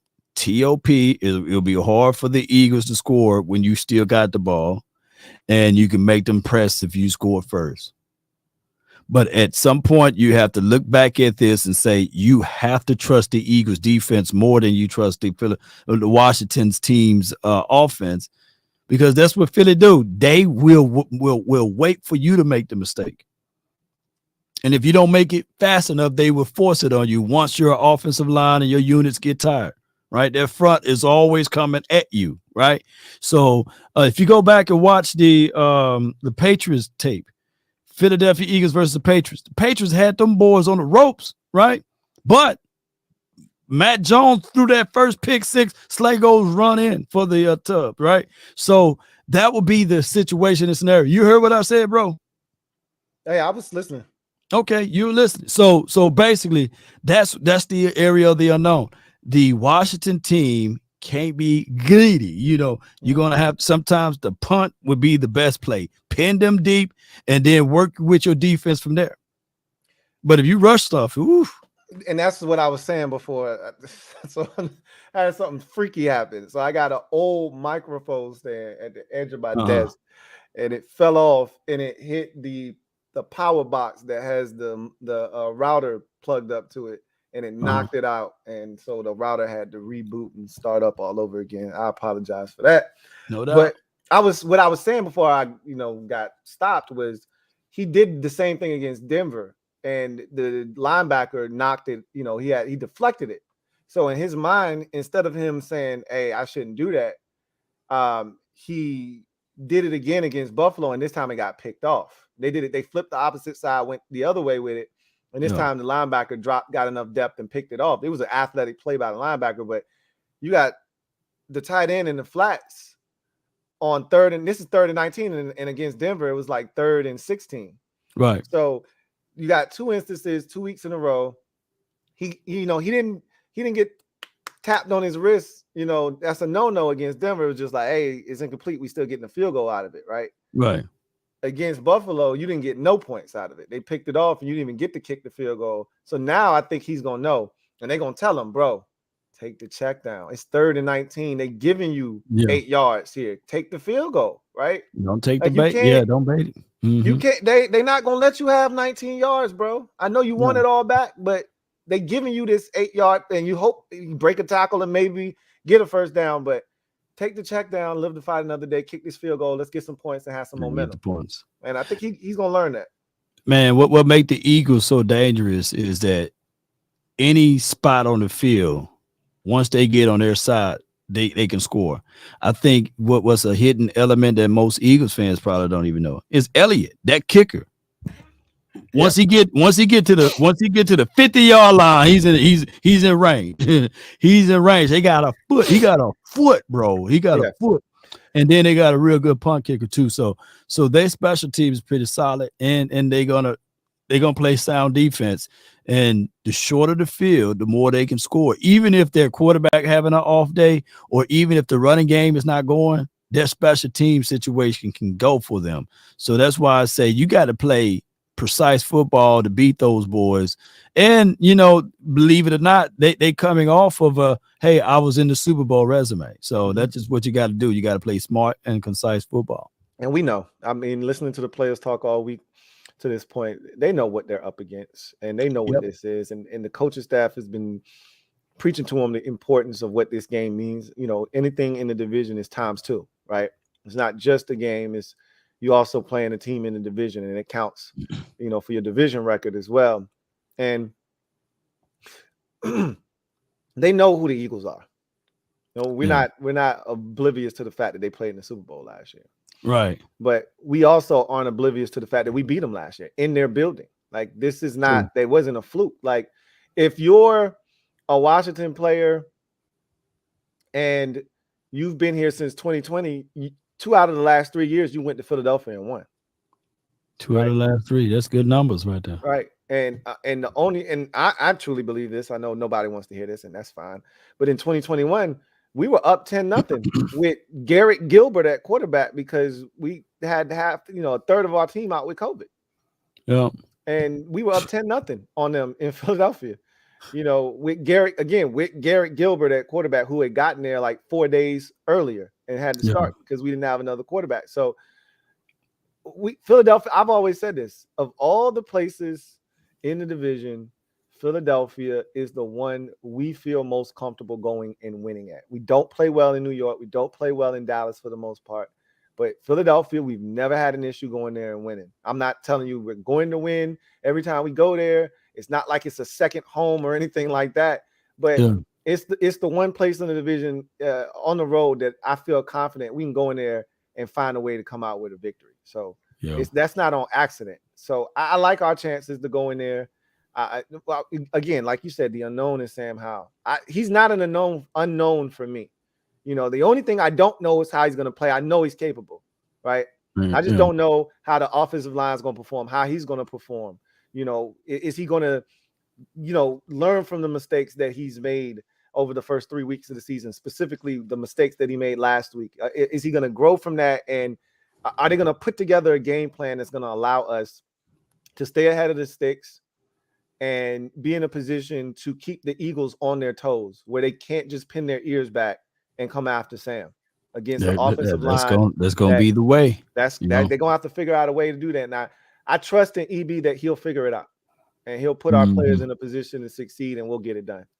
Yep. Well, time will tell it all, bro. I can't wait to see it. That's a super chat. That's one for you because I read it, but go ahead and show it. I read it, but go ahead and read it again because now it's on the screen. Abdullah, thank you for the super chat. Greatly appreciate you. My guy Abdullah writes, Louis, if we win this week, I want all the smoke. Red-faced, talking crap, and screaming for LB to shut it. He talked a lot today. Let him cry in his room again with the lamp on Casey Toohill doing the gritty. Hey, look, for the Eagles fans' sake, and I know it's the exact same way, vice versa for me. If they beat us, I'll never hear the end of it, and that's fine. They're supposed to beat us, right? It's whatever. I'm not tripping. But if we beat them, uh-oh. You remember what happened last year? Everybody chiming in. Giants chiming in. Cowboys chiming in.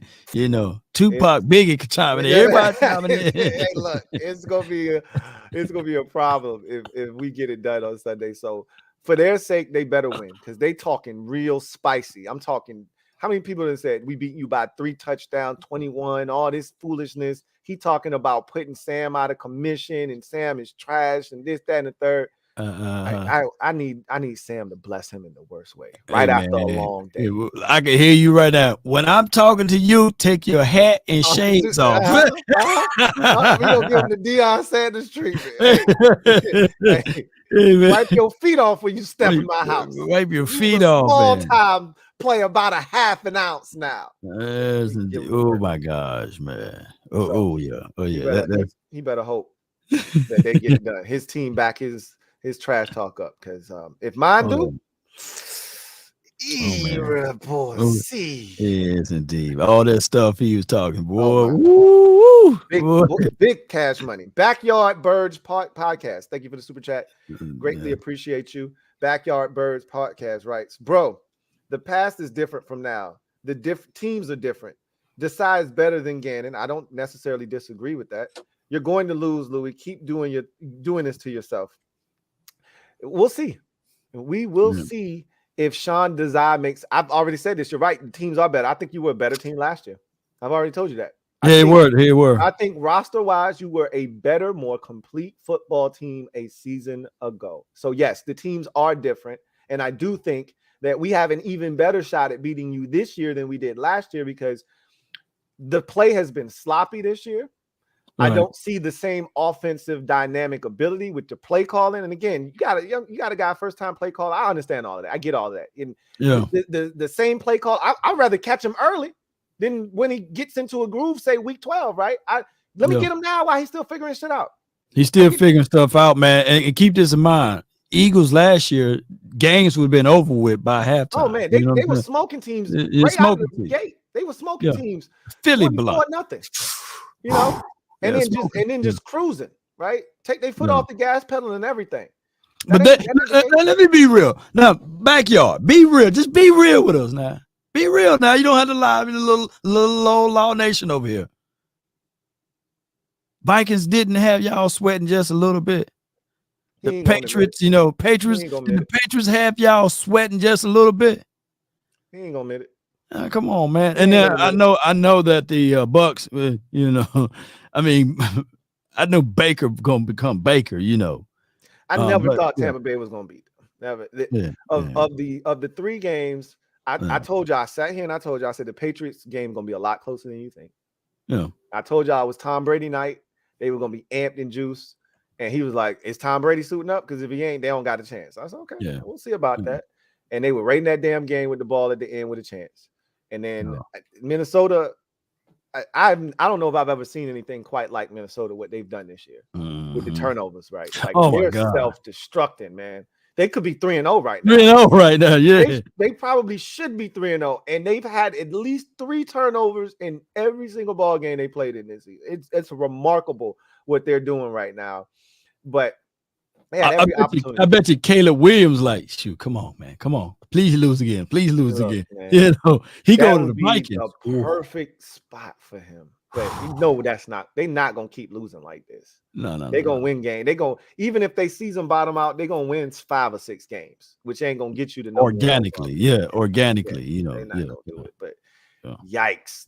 If I'm Minnesota, I'm doing everything in my power to try to get up there to get him. I mean, if you could marry him with Justin Jefferson and Jordan Addison, are you kidding me? Oh my God, Addison's so nice with it, man. He's gonna be a problem too. So and a half, and the tight end get grooving too. Shoot, they got some stuff, man. Yeah, TJ Abdella, thank you for the super chat. Greatly appreciate you. Double up. Thank you for doubling up. Who writes, bro? Dream on. We want dream on. Dream on. I want another Super Friends after the game immediately. Hey, look, he was talking big cash. He invited me to his little lunch truck or whatever on Monday. I'm gonna be there whether we win or lose. I'm gonna be there. Like I said, I'm a man of my word. If I tell you I'm gonna be somewhere, I'm gonna be somewhere. So I'm gonna have to. I need to set a reminder in my phone so I don't forget.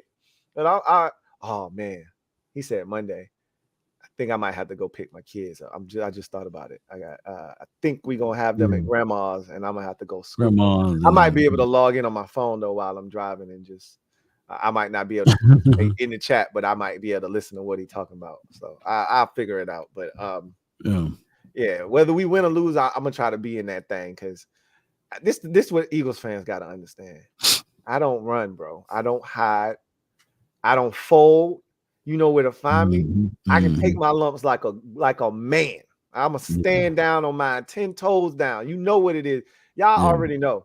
Y'all been watching these Super Friend streams. We've been trash. And what I do, I talk anyway. Like what I'm not gonna do, love Bad Dog.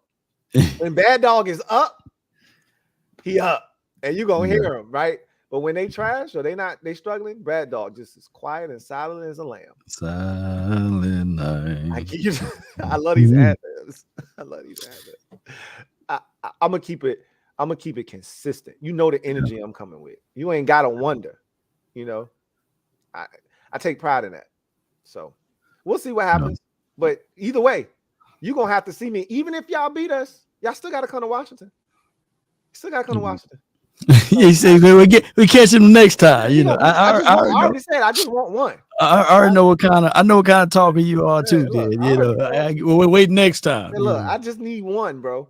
And unlike last year where they got us in Washington first, and then we had to go to Philadelphia, you was like, oh hell. Yeah, because I still remember calling him Uncle Sam now. I was like, God damn. Hey, it's Uncle Sam now. I'm like, wait a minute now, you know. That's right. We coming to tax your ass. Twix, Digger. Digger. Thank you for the super chat. Greatly appreciate you. Right. Swift gonna have over 100 on you toy soldiers. I love it. Cause I know he ain't getting a buck on Sunday. Swift nice, man. If they smart, they still use Kenneth Gainwell in the mixture of Swift. Use both of those boys together.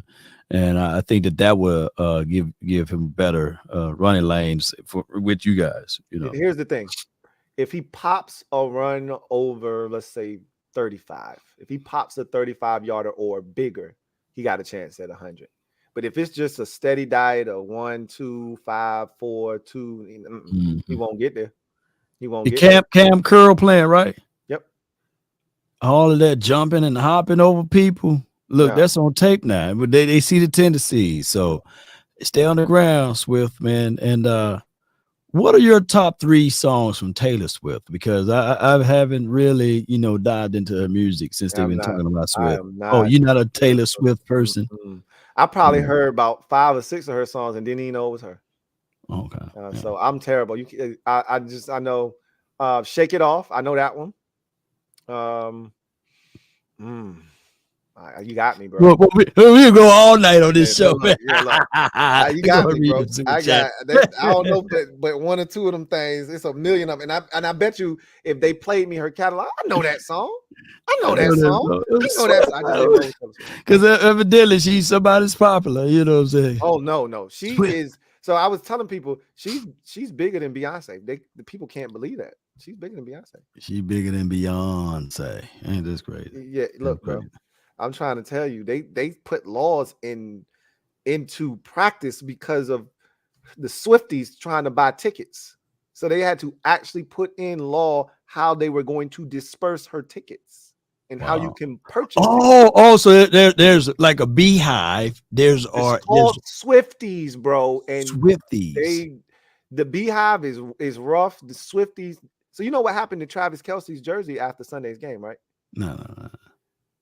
Increase in sales by 400%. God damn. Not 100, not 200, 400%. Yeah. They don't. Let me quit talking about Swift. I don't want her to. Hey, Swift, they'll end your shit, bro. You out of commission. Don't do that. What happened to the law, man? You talking about Taylor Swift, bro? Oh man, damn. I liked him too. Yeah, I like him. Somehow his whole channel got claimed. Yeah, his whole channel is over with, bro. I like Law Dude a lot, man. Yeah. So Law Swift over here. You know what I'm saying? You know, we gotta go politician mode, man. Law Swift Nation over here. Don't give me a Swift jersey, not the one that runs for the Eagles. You know. Abdella, thank you for the super chat. Greatly appreciate you. Abdella writes, Lou, am I talking too much? Absolutely not. I'm trying to get more of us to come outside. It's a lot of us that are afraid to come outside because of what we've been through, and I get it. And a lot of fans probably don't think we're gonna beat Philadelphia, and that's fine too. I'm not mad at you if you don't think we're gonna win the game. They're a good football team, right? And we just got destroyed by a good football team. So you're saying to yourself, if they can do that to us, what can Philadelphia do to us? Touche. I'm not telling you you're wrong, but I'm telling you this is family business. They got Josh Allen. The Eagles don't. I know the Eagles. They know the Eagles. We don't know the Bills like we know the Eagles. We got a shot. And not only do we got a shot, I think we're going to win this game. I think that straightening that we got last week from Buffalo gave the players and the coaching staff the laser-like focus that they need to go in and win this game against Philly. I'd have been more nervous about this game had we went into this thing 3-0. Wow. Because then I think we would have got big-headed and we might have walked in there and got our asses reamed. We already got that out of the way last week. Yeah. So now they back down to earth. If they were thinking that they were good and they were hot because they were 2-0 and they scored 35 points on Denver, now they back down to earth and they're refocused. I like what I'm hearing from them heading into this game. No, you're not talking a lot. You're good. Abdella, thank you for the super chat. Greatly appreciate you. Abdella writes, Nah, that Twix dude was tripping. We gonna hurt them chicken wings. No buffalo wings, no problem. I want chicken special. It's a lot of people talking cold hard cash. I love it. I love it. Buffalo Like wing. like a wise man once said, we gonna tenderize that Philly meat real good. Look at that bird. I can't wait. There you go. Go get that bird. Metaphor. Thank you for the super chat. Don't worry. The next time we do this, I'm gonna have that on sound bites. So I'm gonna be playing that out the stream. You ain't even got to worry about it. If we beat them, that's gonna be in rotation on the victory stream, right? We're gonna tenderize that Philly meat real good. Oh my gosh, man. Hey, play that. You go ahead and download it if you know what I mean. If that going to happen this weekend. Hey, look, bro. If it happens, trust and believe. That's gonna be on replay. All right, on repeat in a loop. That's all you're gonna hear. Hey, look, man. If one of us, all it has to be is one of us. One of us got to get them. If you get them, I'm playing it. If I get them, I'm definitely playing it. So either way. Week 9 is circled on the calendar, man. Come on, man. He getting it big time. Metaphor says Swift moving all right, backwards, Spaceballs. Now you got me there. That's from Spaceballs. I never seen that movie. I know it's a cult classic. I ain't never seen it though. But I look forward to seeing Swift move backwards. That'd be great in this game. I know how dangerous he is. We saw him in Detroit. Trust me. Right. I know what the dude is capable of. All right. But I got confidence in our boys. I like what our guys are doing. So I'm going to ride with my guys. See what happens. Anyway, that's the last super chat, man. So, damn. And I got one more. Another one just came in. 120. 120. Hey, Abdallah. What's for going the record. on? Thank you for the super chat. Greatly appreciate you. My guy Abdallah writes, Lou, if we win, buy a turkey leg and eat it in front of LB the whole stream. Oh my gosh, man. That's gonna go hard. And then have the drop that I said. I ain't gonna say it now. Hell yeah, no. You know, that would be awesome. Oh, epic. Yup. Guys, that millet real good. It was funny how you said it though. You were caressing the mic when you said it, man.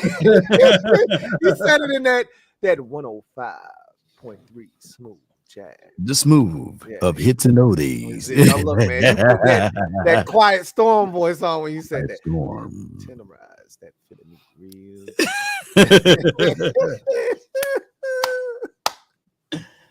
That ain't gonna never get old, bro. They ain't gonna never get old. I hope you know you put a classic out when you put that out. Like, hey man, like that's your reasonable doubt right there. That's a classic. That's your what was I'm just blanked on what I was about to say. Illmatic. That's your Illmatic. Illmatic blueprint. That's your classic right there, bro. Hey, and that'll never get old. Just put that joint on, man. Anytime y'all get a dub against them, tenderize that Philly meat. that is gold, my man. That is the best. 120 super chats, man. I thank y'all for the unbelievable support. 121 now, 24-year Snyder. 24-year Snyder survivor. Surviving R. Kelly. It's real over here, man. We got some real PTSD issues, bro. It's real over here, man. 24 years Snyder survivor. What's going on? That's my guy. Thank you for the super chat. Greatly appreciate you. Right, Lou, straight up, we going to win. Our defense going to put pressure on Philly's offensive coordinator. I like our chances, man. Like I said, I'm Eagles fans are banking on the fact that they've done all these good things to start the season off without playing a complete game. This ain't gonna be the week that it happens. You ain't gonna put it all together against us in week 4. This is what I want to do. I want to make them fight this fight with one hand tied behind their back. And that's what taking the run game away from them will do.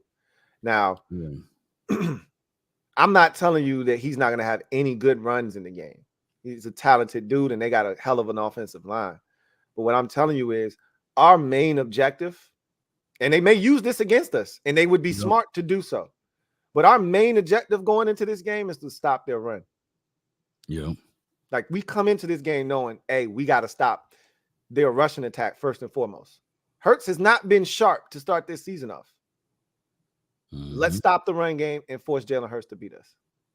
That's going to be the game plan. You carry it out, you execute it, and you see what happens. And that's what I think they're going to do. Yep. Metaphor, thank you for the super chat. Greatly appreciate Metaphor. Be funny, sale. Metaphor says, Lothar Vandross Nation. Quiet storm. Quiet, the quiet storm. Your man, Lothar. Lothar, you know. Luther, man, big or small, man. He was one of the better singers, man. He's a bad boy. He's a bad boy, man. He had a song called Bad Boy. He was a bad boy. And boy, bad. Yeah, he was. Boy, they coming in here, man. Y'all trying to get to 300s. I love it. They ain't gonna let us go. No, Abdallah. I love it. Appreciate you. Greatly appreciate you, Abdallah. Thank you for the super chat. Who writes, I mean, slow and shoulder chewing. I want the chicken special smoking. Slow roast that thing. Hey, yeah. You know what it mean. You know what to do, man. Don't slow roast it. Tenderize that thing. You gotta you know what to do. This was the jam, though, Twix. This was the jam. All right, Twix Jigger. Thank you for the super chat. Double up. Thank you for doubling up. Who writes? Cue the Vince McMahon music. You got no chance. That's what you got. Inhale. You got no chance. No chance in hell. I love it. Go ahead and cue it up. Cue it. Go ahead. 24-year Snyder survivor. Thank you for the super chat. Greatly appreciate you. Double up. Who writes? Law, don't laugh at my pain. LOL. Hey, look, man. 24. It's been Hey, at least y'all can move on. Bro, we did a whole life bid over here, man. We did a whole 25, man. We did a whole life bid over here, bro. 25 to life. Yeah, y'all didn't get nothing out of y'all, so you know we got at least 3 of them. You know, buddy.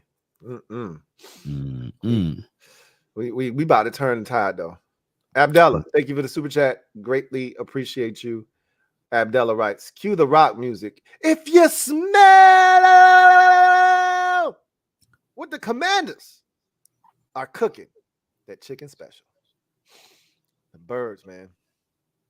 Looking to fry those boys up nice and crispy. Love it. Love it. Love it. Love it. All right. That was the last super chat. No doubt, man. It was great tonight, man. Let's do this again, and the survival of the fittest over here. You know what I'm saying? We got this. Shout out to Matt Batten. Shout out to some of the people, man. Choctaw, Montana, and Tony Simmons. Appreciate y'all. I see y'all names in there. Alex, appreciate you. And everybody, man, that tuned in tonight, man. Absolutely. Let's continue to grow this channel. Next time we live, let's get to 10K. Absolutely. Let's do it.